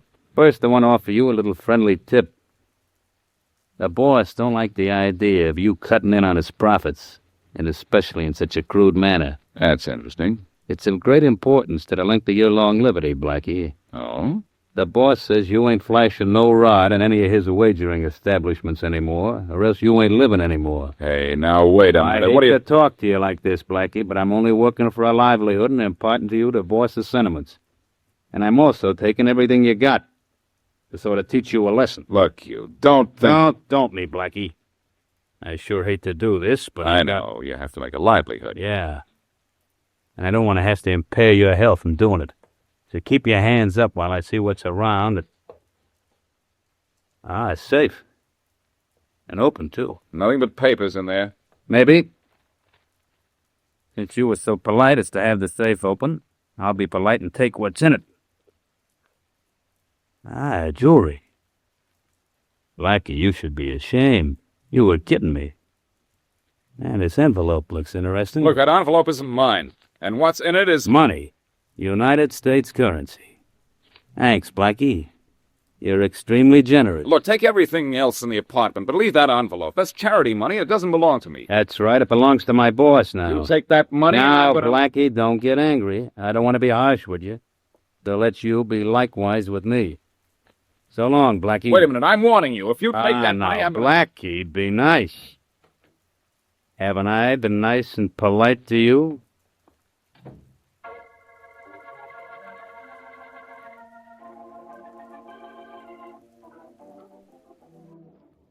You want more of anything, Blackie? Huh? The waiter's looking over this way. No, Jane. Go, I guess I've had enough for one meal. You're cute, honey. Had enough for one. You had enough for three. Well, food's good for the soul. Yeah, it's for everything but the figure. Nothing wrong with yours, sweetheart. See anything in the shops downtown that was good enough for you? A lot of things, Blackie, but they were all so expensive. Oh, so what? They don't cost a lot. They aren't worth anything at all. Here. Here's a couple of $100. Get started with that. Oh, Blackie, thank you so much.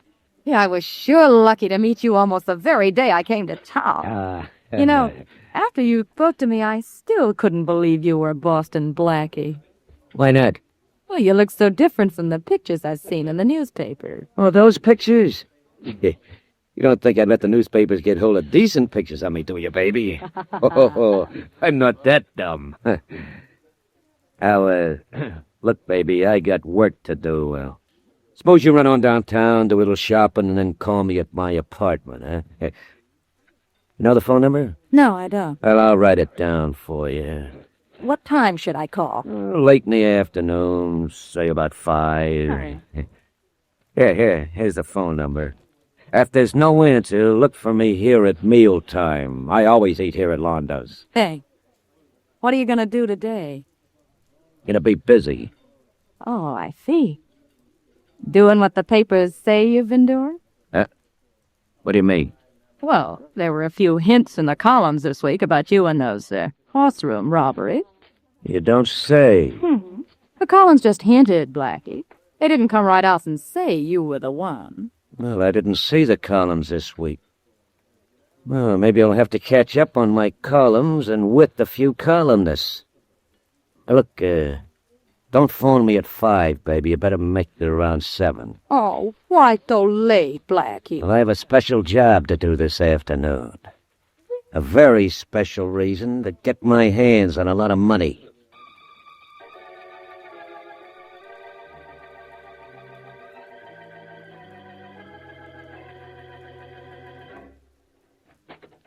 The teletype says there's been a horse room holdup, Sergeant. Yes, Inspector Faraday. That's why I phoned you. The flash came in a minute ago, and the details are coming in now. Yeah? There's something about Boston Blackie. Blackie, huh? And he yelled he was robbed last night. What does the teletype say? Never mind, I'll read it. Says, betting room, 1119 Elm Street. Robbed at 3:18 this afternoon by masked and armed bandit who got away with an undetermined amount of cash after killing Joey Hester, bookmaker, of same address. The killer escaped, but his identity is known. Before the killing, he boasted that he was Boston Blackie. I can't believe it, Inspector Faraday. You can't, and I don't want it. Well, there's something crazy here. Blackie himself was robbed last night, wasn't he? So he said. And when he said he wanted help, I believed him and had the Detective Bureau investigate. Oh, there's the end of the dispatch, Inspector. It's the end of more than that, Sergeant. I see what's happened. Blackie couldn't wait for the police to find the man who robbed him. That was charity money he lost, $20,000 of it. So he couldn't wait for us to find it. He had to go out and try to get it back by himself. And Blackie really did hold up that bookmaker's. Yeah, and killed that bookie. Sergeant? Yes, sir? This is the hardest thing I've ever had to do. But get on that teletype and send out a flash to pick up Boston Blackie, dead or alive.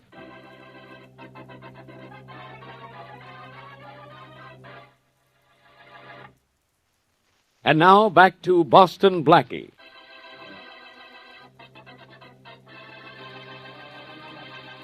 A thief who boasts he is Boston Blackie successfully robbed several bookmaking establishments.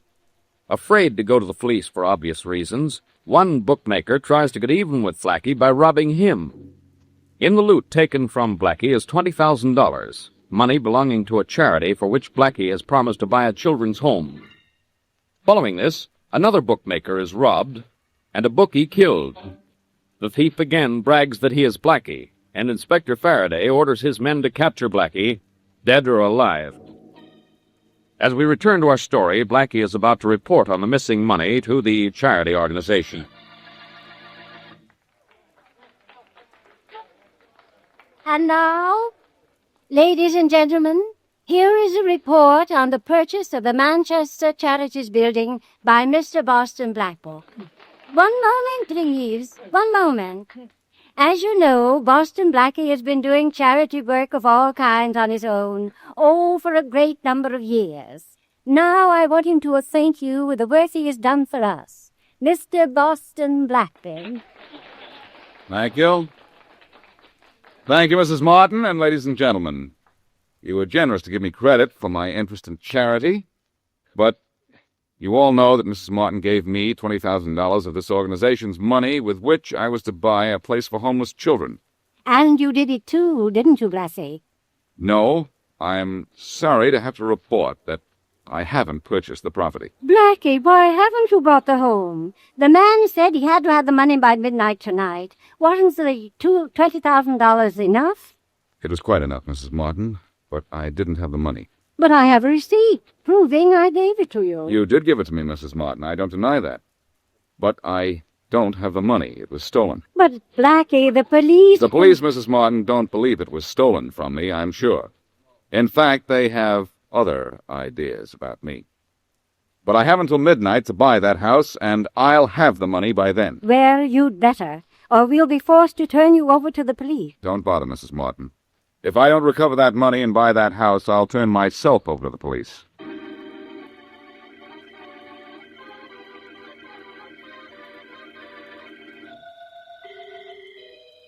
$600 on Queenie in the 60. You nuts, that race was over 10 minutes ago, and Queenie ran out. To win. Hey, Pete. Yeah. Pete. Yeah, Carl? Come here, Pete. Grab this stone, take it into the boss. It's getting to be too much sleeve lying around loose. Sure. You're having a nice day with the suckers, huh? Every day's a good day as long as there are guys who think they can beat the horses. Get that dough into the boss, huh? Oh, sure. Sorry, I don't mean to be slow, but a lot of money makes me nervous. When I'm nervous, I'm slow. That's all right. Excuse me, Mr. Haynes. Oh, come on in, Pete. Well, take for the day doesn't look bad. Now, have a peanut? No thanks, Mr. Haynes. They don't agree with me. Oh, it's too bad. You don't know what you're missing. Let's put the money on the desk here. I'll put it in the safe after I count it. You don't want a peanut? No thanks. Okay. I see where our friend Blackie didn't learn a very good lesson from you, Pete. Yeah, I heard the bad tidings. He not only took a lot of hard-earned cash, but I understand he let Joey Hester deceased. Yeah, well, that... Just relax, you two. Nobody's going to get hurt. Boss, it's a stick-up again. This is getting monotonous, huh? Yeah, and I know who's behind that mask, too. Our friend Boston Blackie. Good guess, Haynes. Now I'll just take that Hate to do this to you, Blackie. Hey, you pull, don't reach for your gun. Most brave guys are dead, aren't they? Okay, Haynes, now I'll take your money. Go ahead, take it. Take the whole place if you want to. I'm getting out of here, but not you're going where you think.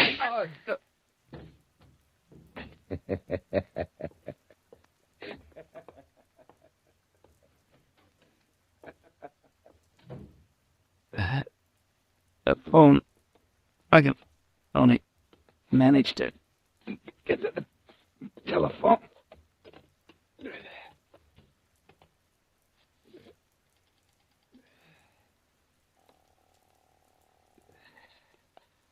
Operator? Get me the police. What? One moment, please. 23rd Precinct, Sergeant Sweeney. Sergeant, I've been shot by Boston Blackie. Hello. And all my life I tried to be so nice and polite to everybody, too.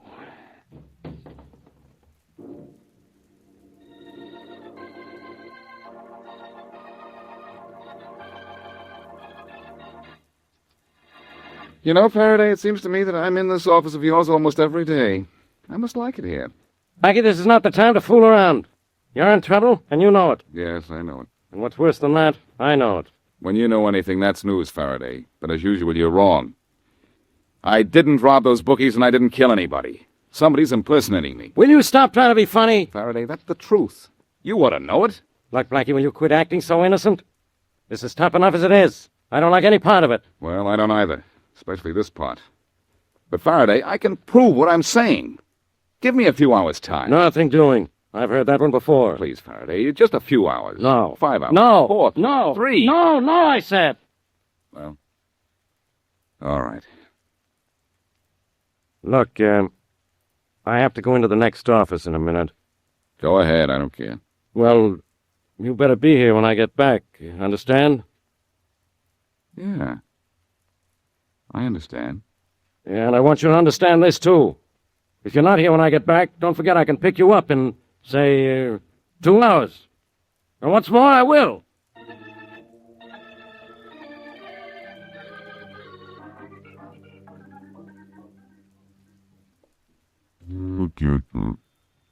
Uh-oh, the phone.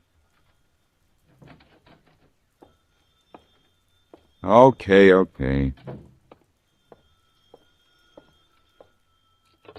Hello. Hello, Blackie? Yes? This is Jane. Who? Jane Power. You told me to call you at that. I did? Blackie, what's the matter with you? Don't you remember? Well, so much has happened today that who'd you say this was? Jane. Oh, Jane. Well, why didn't you say so? I did. You did? Yes. Well, the connection must have been bad. I didn't hear you. I was hoping you'd call. Well, you asked me to. Oh, that's right, I did. Oh, I'm glad you remembered something. Yeah, it was a funny thing about that paper with your phone number on it, though. The one you gave me in the restaurant today. Uh-huh. I thought I wasn't going to be able to call you. Why not? I lost the piece of paper, but I got your number from information. Wasn't I smart? Oh, I'm getting pretty smart myself. Where can I meet you? Well, do you think it's safe for us to meet? I mean, with the police and... Well, it isn't safe for me to go wandering around the streets, but I'm not far from the public library. Will it be safe for us to meet there? Yes, if we don't meet in the reading room. Tell you what, I'll meet you on the west side of the library between the second and third partition. All right. At what time? Between 8 and 9. Between the second and third partition.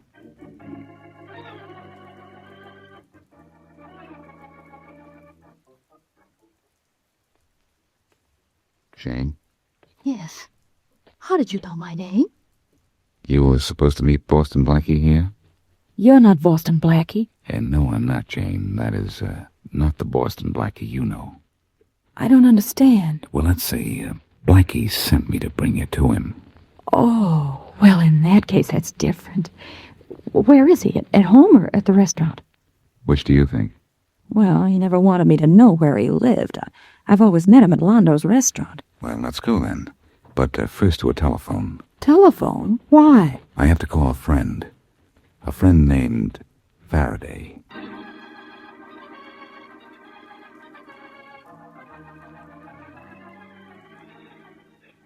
There's your Boston Blackie. It's an improvement. He always eats in this restaurant. He's a man sitting at that second table there by the wall. How did I ever get mixed up like this? Never mind. You stay here with Faraday, Jane, like a good girl, and nothing will happen to you, just as we promised. Okay. Blackie, are you sure you want to go over there and grab that guy alone? I've got the place surrounded by cops. I have a personal interest in this guy, Faraday. And you may be just a little too impersonal about the way you treat a killer.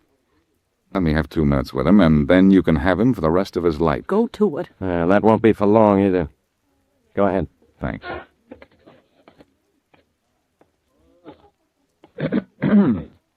Mind if I sit down at your table? No, go ahead. Thanks. Rather crowded in here, isn't it? Is it? Yeah. You know, your face is rather familiar. Do I know you? No. Oh, but I'm sure I do. I think you know me, too. Never saw you before. No? I'll bet you know my name. Never heard it. Oh, yes, you have. You've used it. Huh? My name is Boston Blackie. That's your name, too, isn't it? What? I don't fall for the table. You mean you will? Oh, yeah, you...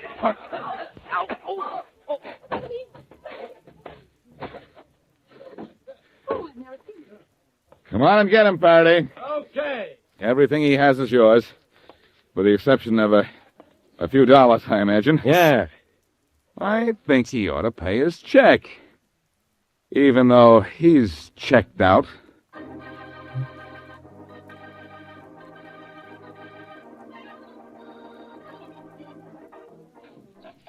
Nice mess we're making of that guy's room, Blackie. You think he told the truth when he said the loot was stashed here? Yep, Faraday. And here it is. All of it? Yeah, we'll have to count it. It'll take hours to do it. Phew, that's some pile of money. The whole wall must be full of it. And don't forget, 20,000 of it is mine. Our would-be Boston Blackie admits he robbed Haynes, the bookie, and killed Pete. And it was Pete who robbed me. I know you got 20,000 coming, dear. You'll get it. And those kids will get their home, too, huh? Say, did you ever find out why that guy called himself Boston Blackie? Yeah, it was in his confession. He planned on leaving town after he was through here, and he thought if he used your name, the bookies themselves would get you if we didn't. Kind of cute, wasn't he? Well, that girl of his, that Jane, she was cute. She was dumb. Same thing. Cute. Dumb. Oh, I wouldn't say that, Faraday. You wouldn't? No. For instance, you're not cute.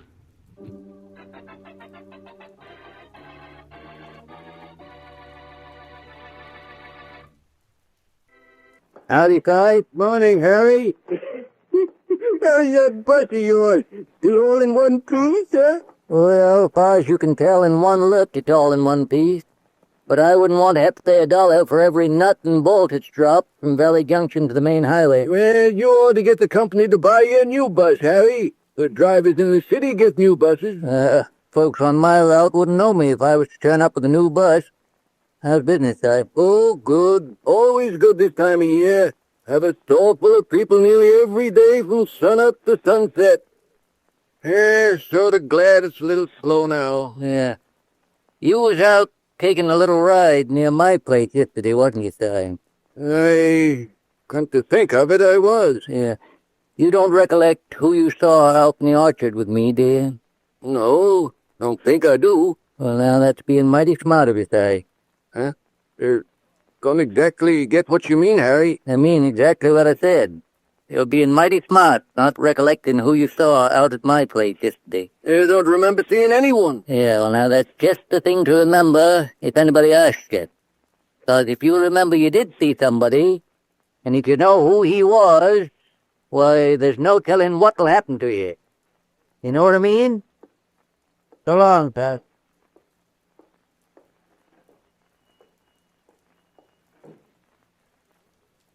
Telephone.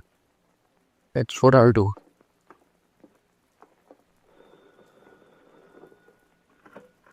Operator, this is Ty Gardner at the general store in Valley Junction. Get me the city, will you? I want to talk to a fella named Boston Blackie.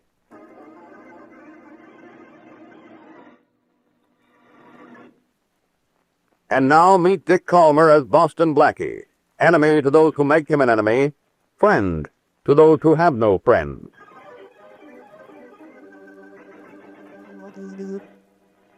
Oh. How many more miles to Ty Gardner's store, driver? Well, I tell you, Blackie, my run from the main highway through Cross Creek and Indian Holler and Valley Junction, that's where Ty's store is, it's 18 miles and 3/4. Yeah? That's the bus. But as the crow flies, it's only 6. Only 6, then? Yeah. Well, next time I think I'll come by crow. But bust the crow, Blackie. What's taking you to Valley Junction? Ain't there enough excitement for you in the city, or is it too much? Well, I had a phone call from Ty Gardner yesterday afternoon. Said he was in some kind of trouble. I would have used my car to come out here, but it's in the garage. Yeah, well, it's just well you didn't use it, Blackie. After this bumpy road, likes not to be in the junkyard, where this bus of mine ought to be. Ty Gardner in trouble, eh? Well, he sounded as if he was. Sure, he's mighty peculiar. Why, I've known Ty Gardner for, 18 years come green up. He ain't never been in any trouble I heard of. But then, poor Ty's the sort of fellow that keeps his trouble to himself, Blackie. Pardon me, sir. You speaking to me? Yes. Did I hear the driver refer to you as Blackie? Uh-huh. That's Boston Blackie, of course. Yes? Well, allow me to introduce myself. I'm John Jeffrey Wells, president of the Farmers Finance Corporation. Traveling on business, of course. How do you do? I didn't expect to meet anyone so famous on the bus to Valley Junction. But, of course, when you travel, you never know whom you're going to meet. No, you never know whom or what you're going to meet, either. Yeah, that's one of the interesting things about travel. One of the reasons I like to travel, of course. Coming into Cross Creek. Anybody that wants out at Cross Creek gets off here. Well, we're picking up another passenger, and a pretty one, too. Another of the interesting things about travel, Blackie, of course. Is this the bus to Valley Junction? Yeah, it sure is. Long as it's going in this direction, it's going to Valley Junction. Okay. How much?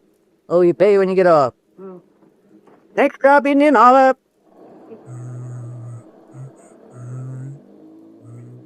Okay, if I plant myself next to you, Dick? Sure, go ahead and plant yourself. Just don't grow on me. Well, I can tell you on from the sticks. A handkerchief in the breast pocket means alive, doesn't it?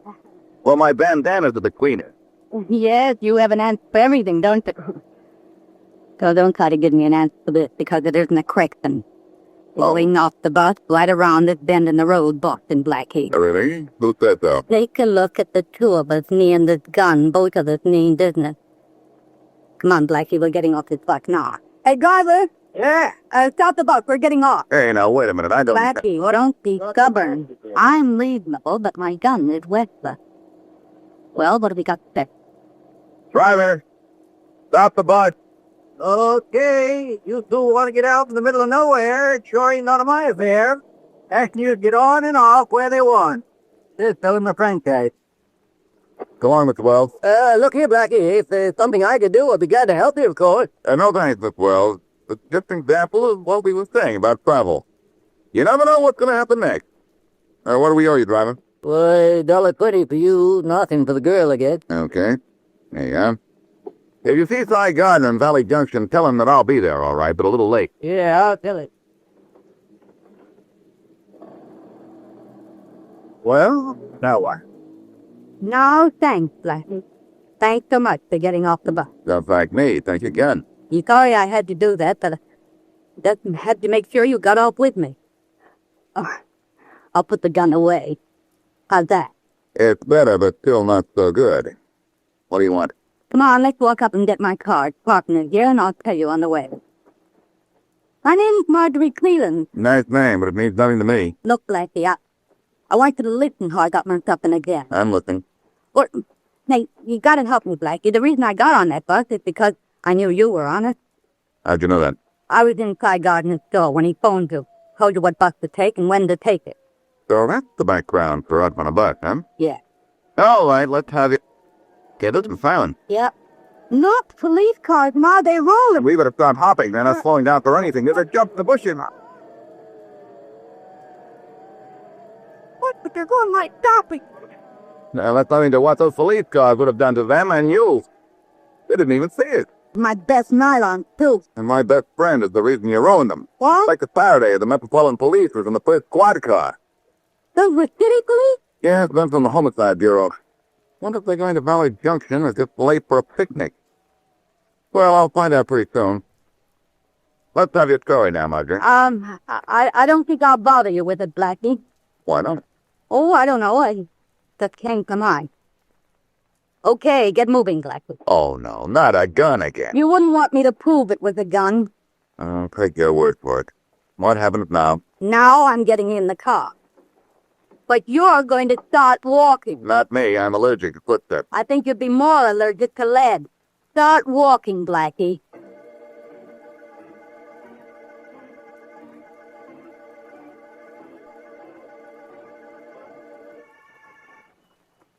Just been around the village, Inspector Faraday. Yeah? No one in Valley Junction heard the shot that killed Gardner. Thanks, Coogan. No one heard the shot, huh? Well, that could be. The sheriff figures Gardner was killed about 4 hours ago, so I guess everybody in town was taking a noontime nap, huh? Yeah, I guess so. Have we found anything in the store to hint why Gardner was killed? It's a simple case of murder and the act of robbery, Coogan.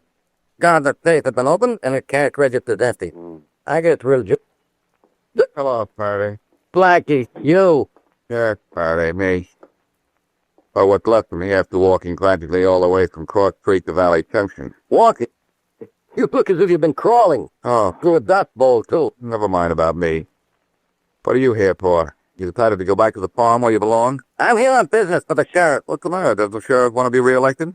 There's been a murder here, and the sheriff asked me to handle it for him because this county's never had a killing before. Don't tell me, Faraday. I know who the victim is. Cy Gardner.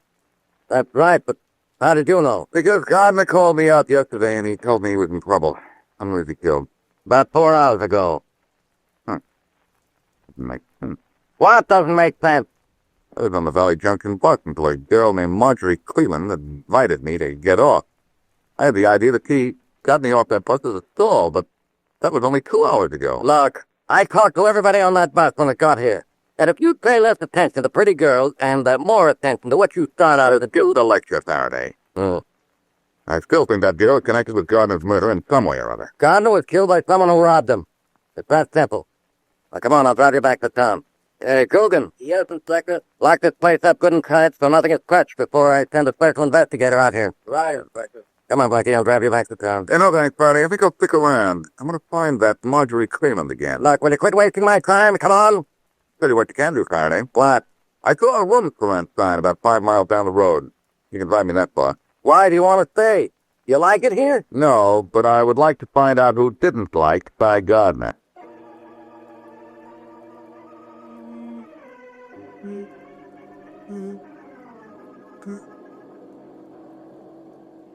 Oh, driver. Oh, hi, Miss Wells. When do we make our next stop? Well, let's see. We left Valley Junction an hour ago. Next stop, Northville. Be there in about a minute, though. Say, by the way, I noticed the police questioning you back at Valley Junction. Yeah, they sure did. Poor Ty Gardner. They questioned you, too, didn't they, Mr. Wells? Yeah, they questioned everybody on this bus. So why they questioned us, I don't know. We were going toward Valley Junction, not away from it. The murderer would be doing. Yeah, I guess that's so. Poor Ty Gardner.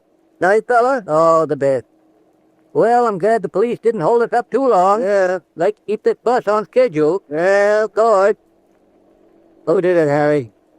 Who killed Gardner? I don't know, Betty. But I didn't, but that's what you're thinking. Are you sure? Sure, I'm sure.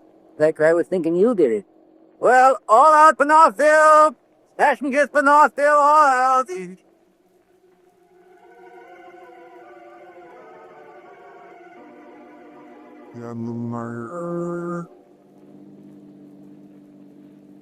There's the room for rent dime. Stop here, Faraday. All right, Dugan. We'll let Blackie off here. Right, Inspector.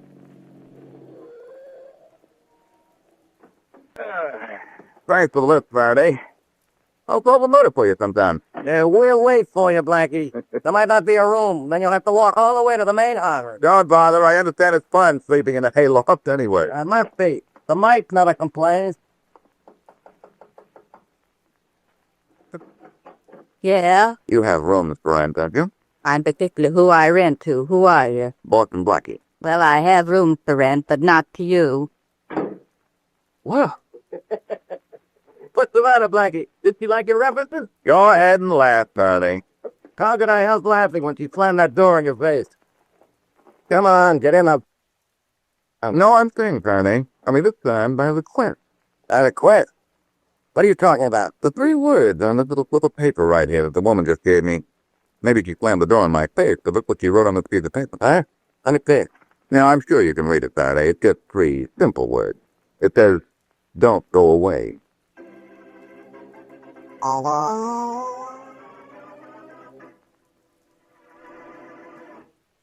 And now back to Boston Blackie.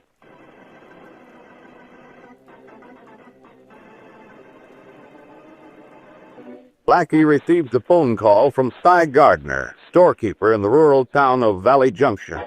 But en route there by bus, he is met by Marjorie Cleveland, who promises him a ride in her car, but changes her mind, pulls out a gun, and forces him to walk. Blackie arrives in Valley Junction to learn that Gardner has been murdered. He feels the girl had something to do with the killing, tries to rent a room in a farmhouse, and is refused. But the woman owner passes him a note, telling him to stay. As we return to our story, Marjorie Cleveland is in the farmhouse talking to the owner.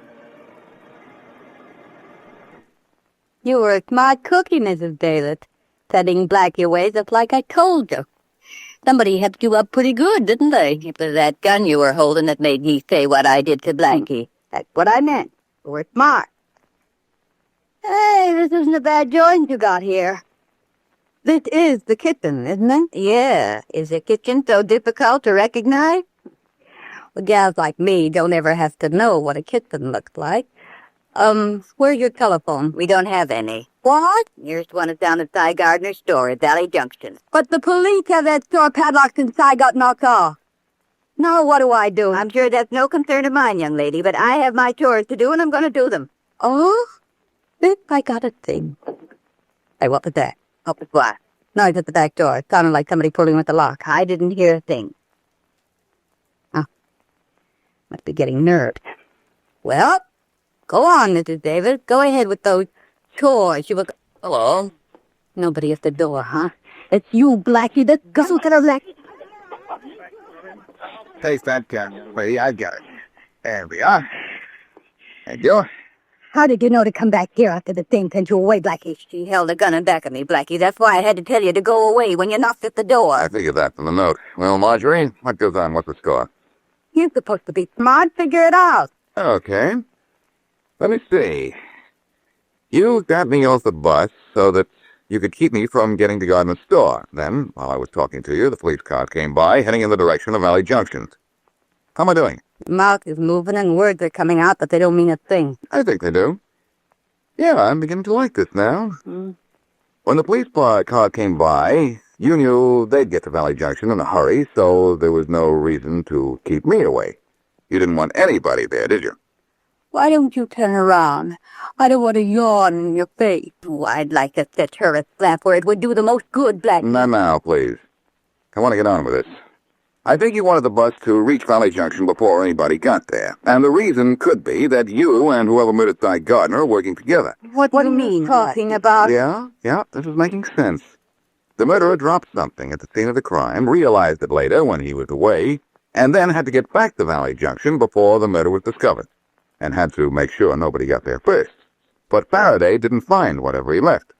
So I'm going back there right now. You.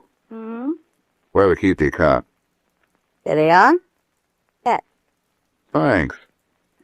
Being very cooperative. Being smart. Try driving the car and see what happens, Blackie. There isn't a spark plug in the engine. I took them all out and hid them. Thought maybe you'd try something fancy. Cute kid. Why don't you try forking me to tell you where I hid them? The idea sounds like fun, but I've got work to do, right?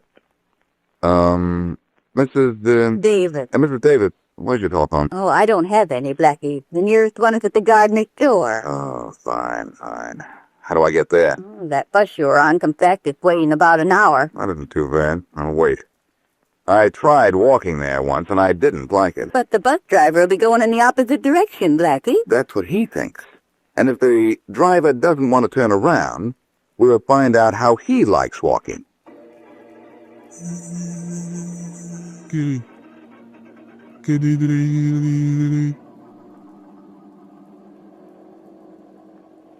Hey there.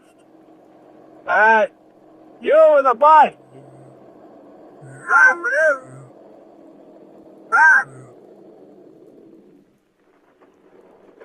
Yeah?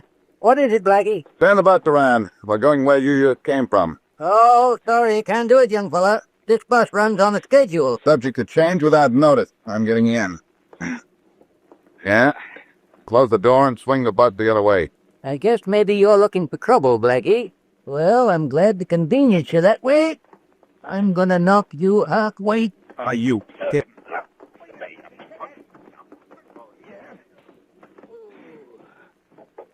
What people are getting hurt and tired these days. Oh, well, I guess I can drive this into Valley Junction. Only I shouldn't have hit this guy so hard. Now I've got nobody to talk to.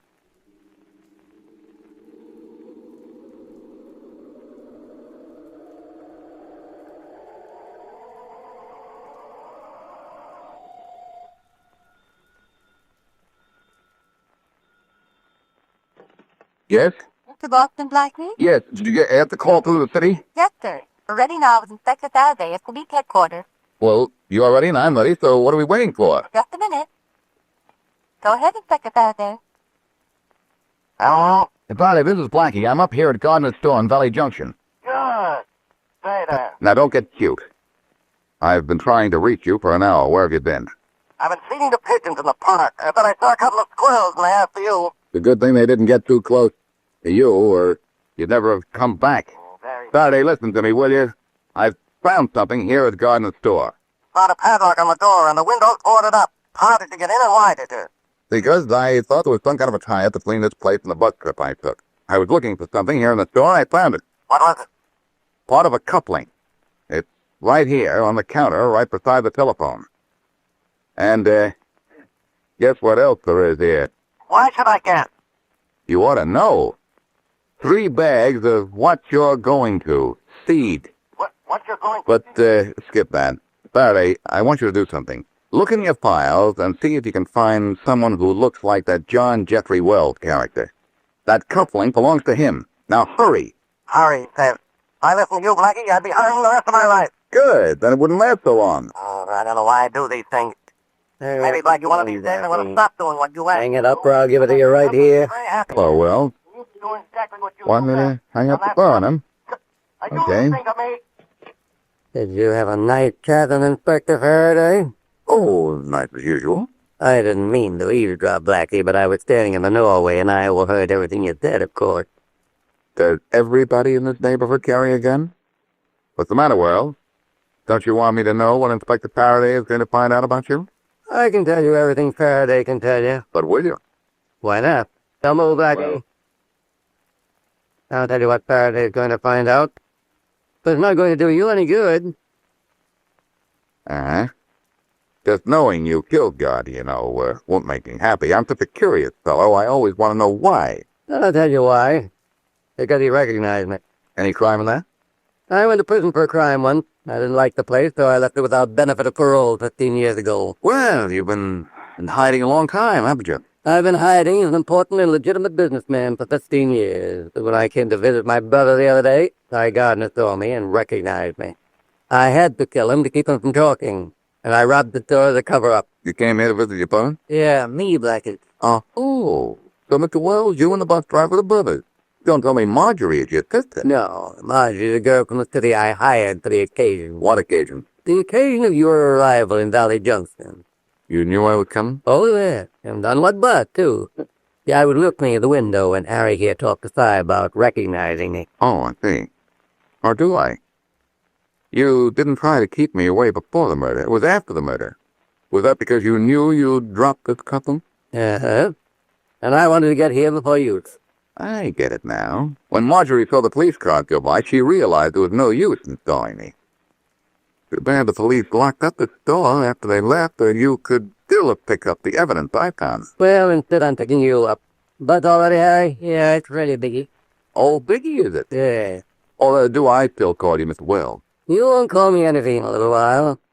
Harry, we're taking a special passenger for special trips to the main highway. Yeah, a special delivery. Thanks a lot, the both of you. Nice of you to give me a lift. I hope you like it, Blackie, because it's the last thing you're going to get from anybody.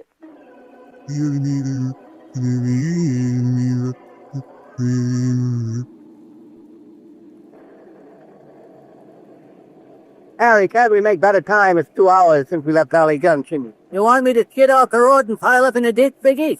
The rain's made this road slippery as wheat molasses. Take your time, Harry. I'm in no hurry. No, I guess you ain't, Blackie. But I got news for you. Another mile and we're at the highway. One more mile. Your last one, Blackie. Of course. But why are you bothering to take me all the way out to the highway to kill me, Well? I could have died just as dead in Valley Junction, and it's so peaceful in the country. We're close to home back there, Blackie. We're gonna knock you out, put you on... Sirens, Harry. I hear sirens. Yeah, so I... If you hadn't been so busy talking, you would have heard them before. Look at what's coming around the turn up there ahead, a police car. They will run that. They got no reason. Just slow down, they'll go by. That's what I was gonna do, Biggie. Really? Well, here's what I'm gonna do. I'm yanking the bus into the... Hey! I know the deal.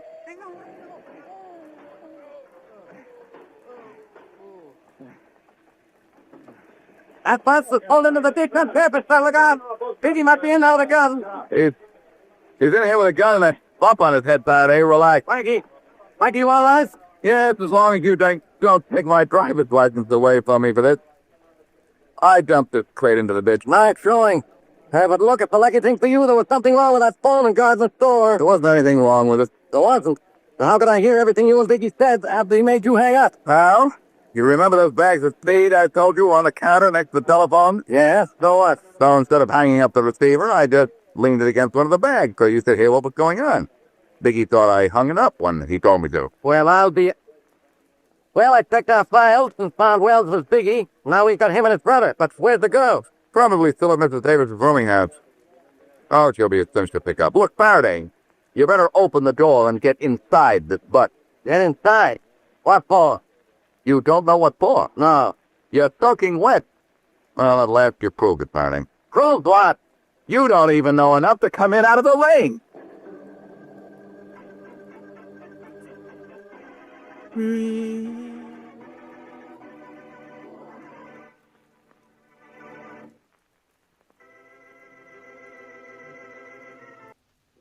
Sister, can you hear me?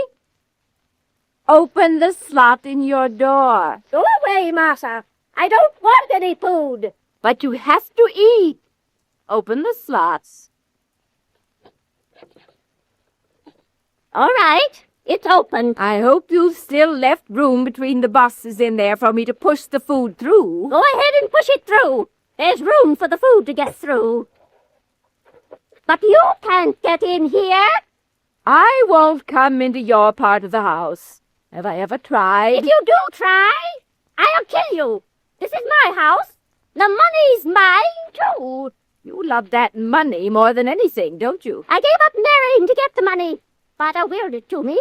If I'd never married, and you haven't married either because you want the money when I die, don't you? But my money is going to someone else, and you ought to know who. Yes, I know all about that. Aggie, I'll need a few dollars again. You won't go out of the house, and I have to bring you things to eat. If you weren't afraid of what would happen to you, you'd leave me here to starve, wouldn't you? Aggie, we've lived in this house together for 25 years, and I've never failed to bring you your food. You want my money, that's fine. You want this house. Well, it's mine.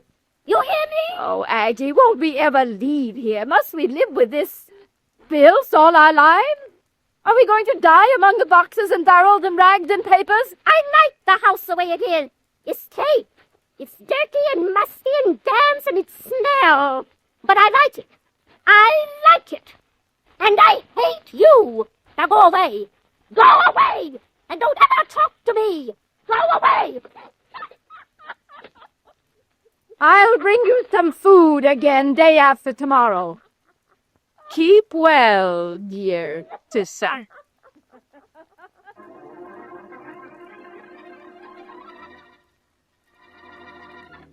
And now on to Dick Calmer as Boston Blackie. Enemy to those who make him an enemy. Friend to those who have no friend.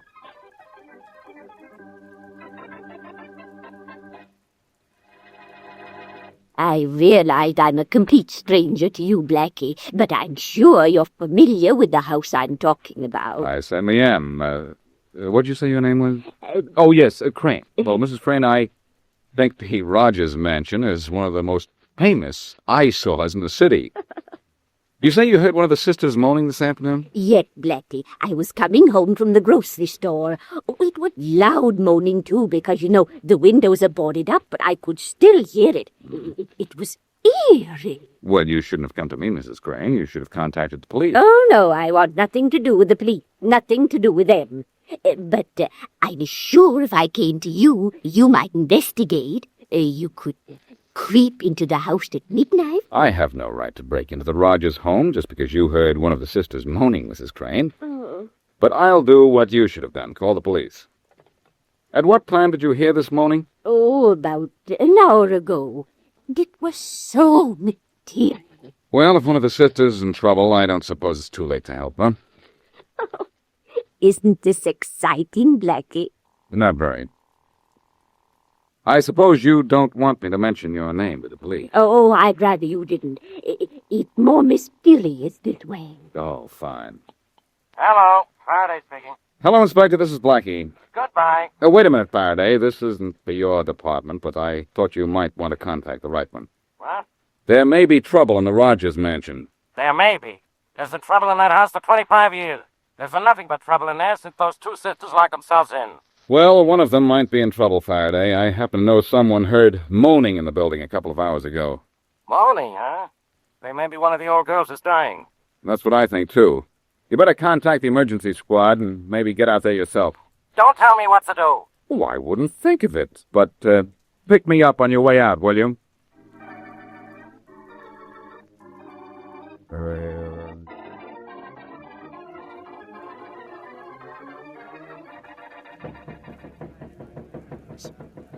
No use, boys. No one's going to answer the door. I guess we'd better bust the door down, eh, Dugan? Sure, bust it down and get sued by the Rogers sisters? No, thanks.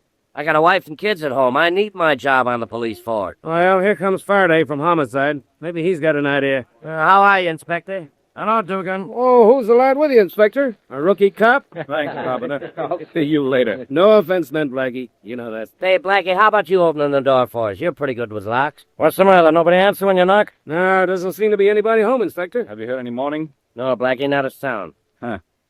Faraday, maybe we'd better force our way in. Without a warrant? Well, if I open a door, you can always go in to investigate. After all, there was moaning in the house a little while ago. Yeah, I know. but Maybe if we look the other way, Inspector. I guess we better. All right, boys. Okay. Look, what's that across the street? I don't see anything. How can you be so dumb, Dugan? Maybe if catching, Faraday. Shut up, both of you. Hurry up, Blackie. Doors open, boys. I trust no one looked, because how I open locks is my secret. No one looks, Blackie. It was... Holy man. What do you know? Look at the junk piled up there inside that door. What is this place? A home or a warehouse? We can't get through that pile of junk. I think we can if we crawl. Here's a sort of a tunnel under the junk. Follow me. I'll go right behind Blackie, boys. You better leave one of your men here, Dugan. Yeah, okay. Right. Frank, you stand guard. You come with me, Carpenter. Right. Hey, what was that? I crept over a wire in here and loosened those boxes. Must have been a booby trap. Blackie, you hurt? Do I sound it? No, but it's so dark in here. Hey, Blackie, what did you run in through that time? Sounded like he knocked over a pile of junk. Hey, Blackie! Blackie!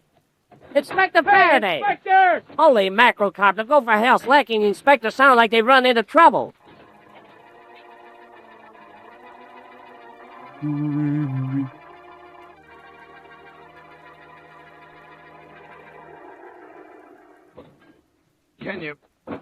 Can you get out this way, Faraday?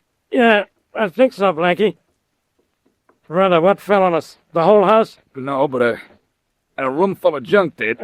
Guess I was knocked out for a while. I know I was. Hey, where are we now? Huh. We're right on the other side of the pile of junk we'd first crawled under. Hello! Hello! Hey, that's Dugan's voice. Hello! Faraday? Yeah? You all right? Frankie with you? Yes, we're both all right. Where are you? The other side of the house. You couldn't get through that way after everything fell down. You find anything where you are? Nothing but more junk. Well, keep looking over there. Blackie and I will see what we can find over here. Meet you later. Okay. Here's the door, Faraday. Shall we find this direction? Yeah, might as well. There's nothing but barrels and boxes on either side of it. No. Lock. Yeah. Turn away, Faraday. Okay. Brother, you sure made that fast. Oh, just a simple door lock. Well, another door. And locked. And more junk. Well, keep looking at the gun. Look, it's so dark in here, I can hardly see anything anyway. Hey, at least we're coming to where it's lighter. Yeah, but the junk is getting heavier. There's another door. Look, Faraday. There's a sliding panel in it. Slide from this side? No, from the other. All right, go ahead. I'm not looking.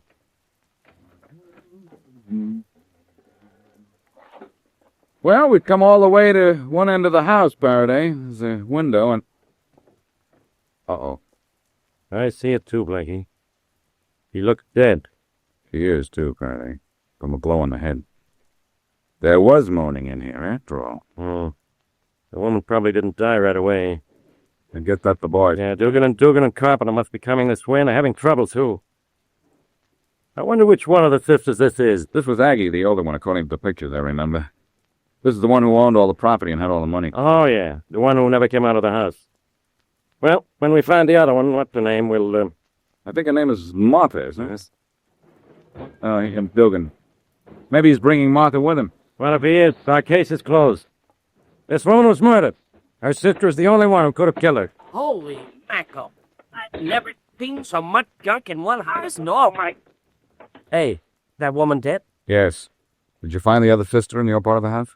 No, but we've been through an awful lot of junk trying to get here. The other sister isn't in the house? Not unless she's about a foot square and hiding in one of these boxes. I know why, too. Blackie, coming up here, you said a woman told you she heard moaning in this house. Why didn't you bring that woman with you? Because while I was talking to you on the phone, she skipped out. Oh, no, she didn't. You didn't bring her with you because... I know what you're thinking. She called herself Vivian Crane, but I think if we find her, we'll find not only the missing sister, but this mystery's missing link.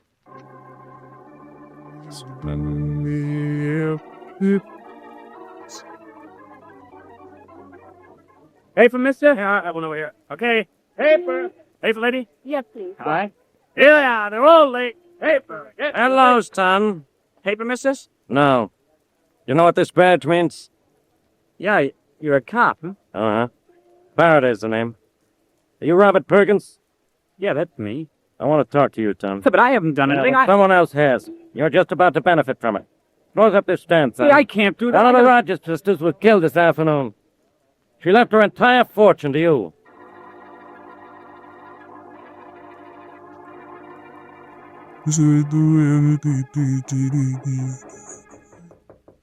Yes, who is it? Telegram from Mrs. Bracken. Oh, I thought you were one of those reporters. I'm sick and tired of talking to newspapermen. Mrs. Lawrence Perkins? Yes, where's my telegram? There isn't one, Mr. Perkins, but there's my foot inside the door. Oh, another record. No, I'm Boston Blackie. Oh, get out of here. What's there, pitch at this minute getting here? I don't want to answer any questions. Everybody's been asking me questions today, ever since the police discovered Agatha Rogers' will. You want to know why that Rogers woman left everything to my son? That bit. Well, she was in love with my late husband before I married him. Now will you get out? If you'll just answer one... Oh, now the police. Well, oh, dear. Faraday. Blackie, do you have to beat me to everything? Well, I don't have to. I just do. Who's the boy? What, this policeman says I've inherited a lot of money. That answers my question. Yes, you have, Robert. But we're not going to accept it. I won't let you take money from that crazy old woman. But, Mother, I don't... No, Look, Robert, Mrs. Bergen. Of course you... Martha Rogers is missing. You have any idea where she might be hiding? Listen, I'll have you understand we're not in any way connected with the crazy Rogers women. Never saw either of them. Now get out of here. That means you, Faraday. And you too. I see what you mean. Well, we've got no search for her. Let's go, Blackie. Mother, why are you so obstinate? Come on, Faraday, let's go. I'm way ahead of you. Goodbye, Mrs. Perkins. Goodbye, and don't ever come back. Mother, I wish you would... Well, Faraday, I suppose you know what to do next. Of course. Sure I do. What?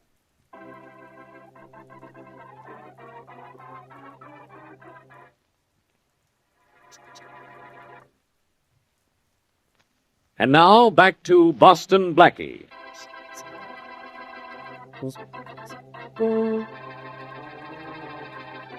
Aggie and Martha Rogers are two recluse sisters who have lived alone in a junk-filled house for 25 years. A woman who calls herself Vivian Crane goes to Boston Blackie and claims she heard moans in the house one day. Blackie and the police break into the house to find Aggie Rogers dead, killed by a blow on the head. But Martha Rogers is missing. In her will, Aggie Rogers left the entire family fortune to Robert Perkins, a newsboy, but Robert's widowed mother says she wants no part of the money. As we return to our story, two detectives are on the Sea Island ferry looking for the missing Martha.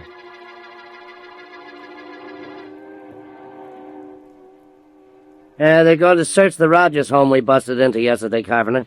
You think they'll find the missing sister? I wish they would, Dugan, or I'm going to get picked up for staring at middle-aged women. They've been riding this ferry for hours, and I've been eyeing them all day. Fine job for a couple of cups. Yeah, we would have to be looking for a dame in her 50s, wouldn't we? Holy mackerel, why couldn't Martha Rogers be 19, huh? I know what you mean. Holy mackerel, Carpenter, look, there's a dame starting to jump off the ferry. Let's get her. Hey, I noticed her looking down at the water. Yeah, and then up at us. Yeah, let's grab her, quick. Oh, no, lady. Oh, no, you don't. Holy mackerel, Carpenter, we're going to be too late. Oh, no, we're not. Get her. Gotcha, lady. Go on. Yeah, I'll give you a hand, Carpenter. Okay, No, please. I got her. Let me jump. You don't right. No. Holy mackerel, Carpenter. You know who this is? I got an idea. She's Martha Rogers. Now, will you stop struggling if I let you go, lady? Oh, yes. Yes, I might as well now. Okay. Makes you say you might as well, lady. Oh, because you know who I am and the police are looking for me. I call myself Vivian Crane, but I'm really Martha Rogers.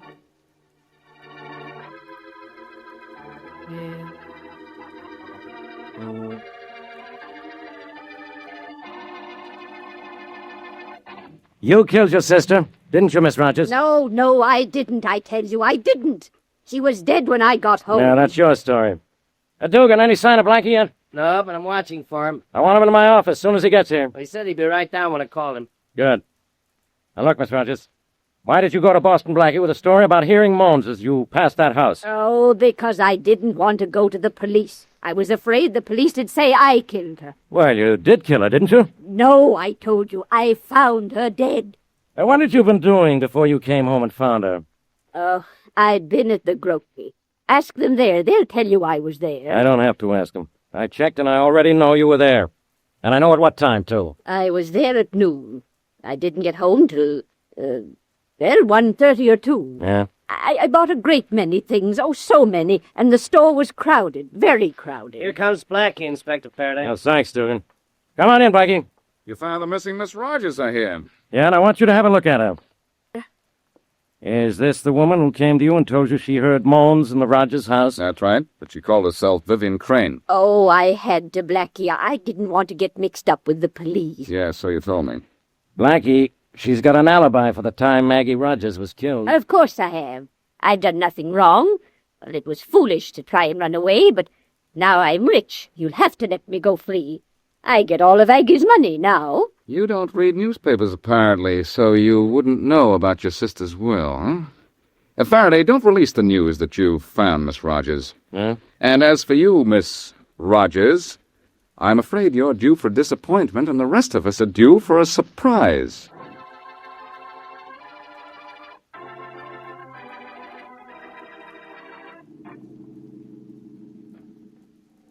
Robert. Yes, sir? This is the room where Aggie Rogers was murdered. You say you've never seen this room before? I've never been in this house before, Blackie. Never even in this neighborhood, have I, Mother? Oh, of course not. I don't know why Blackie insisted on bringing you here. Right now, I don't know either, Mrs. Perkins.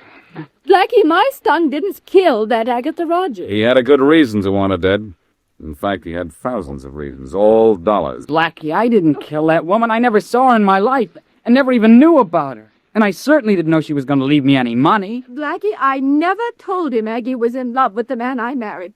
I didn't want him to know about the Rogers girls or about any of this or anything. Well, he knows all about it now. Let's go into the next room. Be careful where you step, Robert. Why? Well, one false step and a barrel of junk falls down on you. This way. This passageway between these barrels. Careful. Right. Don't wander away, Mrs. Perkins. Well, I won't be far. Let's get this over with and go home. And to think people lived in filth like this. Gosh, I did it. Robert, I told you to be careful. Are you all right, Mrs. Perkins? Oh, certainly. You can see I'm all right.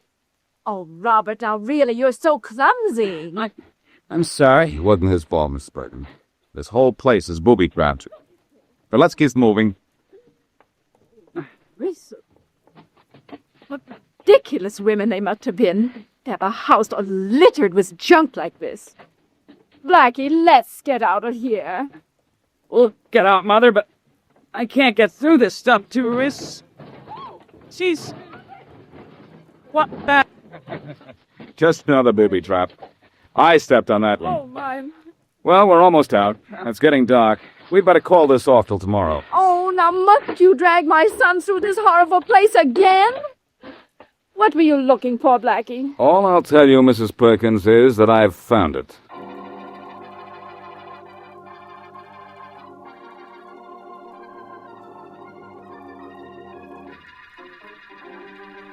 Blackie, if Mother and I aren't being held for anything, why have we had to sit in Inspector Faraday's office for so long? Sorry to inconvenience you, Robert. We're waiting for Faraday to bring in a certain woman. Oh, here they are now. Come on in, Miss Rogers. Maybe this time you'll talk. But I told you everything. Everything. This is Miss Rogers, the missing sister, Blackie? Yes, Mrs. Perkins. But the police withheld the news at my suggestion. All right, Blackie. Here's Miss Rogers. Now, what makes you think facing Mrs. Perkins and her son will make her talk? I'm sure what's about to happen will make Miss Rogers talk, Faraday. But I'll have to talk first. Now, go ahead, Blabbermouth. Miss Rogers, have you ever seen these people before? No, I haven't. Should I have? Well, this is Mrs. Lawrence Perkins, the woman who married the man your sister Aggie was in love with. Oh. And this is her son. By the terms of your sister Aggie's will, the entire Rogers fortune went to Lawrence Perkins at his death to his heir. The boy here is his heir, Robert Perkins. You mean my sister left all her money to this boy? All her money and all of Roger's property. You didn't know that, did you? No, I didn't. I didn't. I thought... You thought that everything would come to you. That's why you killed your sister, didn't you? No, I didn't kill her. I mean... Miss Rogers, there's no question about it. Aggie Rogers was murdered for her money. If you thought the money was coming to you, you had a motive for killing her. Oh, no, Blackie. Now, let me finish and maybe make you feel better, at least for a moment. Robert here says he didn't know the money was coming to him. But he may be lying. Robert. Yes, sir? You had a motive for killing Aggie Rogers, too, you know. But I didn't kill her, Blackie. I'd never been in that house until this afternoon, and I didn't know the money was coming to me. He might be telling the truth, Blackie. I think he is, Faraday. And I think Miss Rogers is telling the truth, too. Well, partly, anyhow. What? Just whose side are you on? The right side, Faraday. And with Robert and Miss Rogers eliminated as suspects, only Mrs. Perkins is left. What? Oh, well, now you're being utterly ridiculous. I'm being utterly logical, Mrs. Perkins. First of all, as Lawrence Perkins' mother, you might have known that he was going to inherit from Aggie Rogers. Well, how could I have known that? Those two women were crazy living in that filthy, cluttered home. Maybe they were crazy, Mrs. Perkins, but one of them was very clever. Clever enough to kill the other and almost get away with it. Well, then don't look at me. Look at that woman there. She's Martha Rogers. Oh, I only said that. I'm not Martha Rogers. I quite agree with you, Mrs. Crane. You aren't Miss Rogers. Look, what's going on here? If this woman isn't Miss Rogers, who is? Mrs. Perkins is Martha Rogers, Faraday. Mrs. Perkins is Miss Rogers, sister of Aggie Rogers, and she's the killer of Aggie Rogers. Oh, wait. You have no reason to believe I'm Martha Rogers. This is only guesswork. It's awful good guesswork, though. But there's another thing that convinces me that you're Martha Rogers. Oh, there is? When I took you and your son through the Rogers home, who touched off booby traps? I did, and Robert did. So? So, I knew Robert here hadn't been in the house before.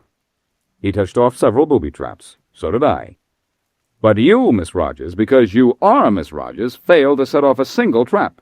It is impossible to move around that house without setting off a trap, unless you know your way around.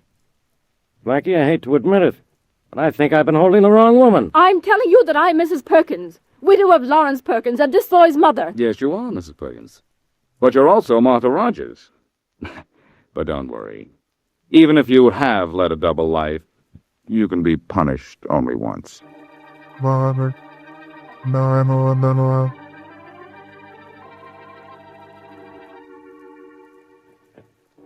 Hey, Dugan. Yeah? Remember last night when we were on this same ferry? Holy mackerel, do I? I'll say I do, Carpenter.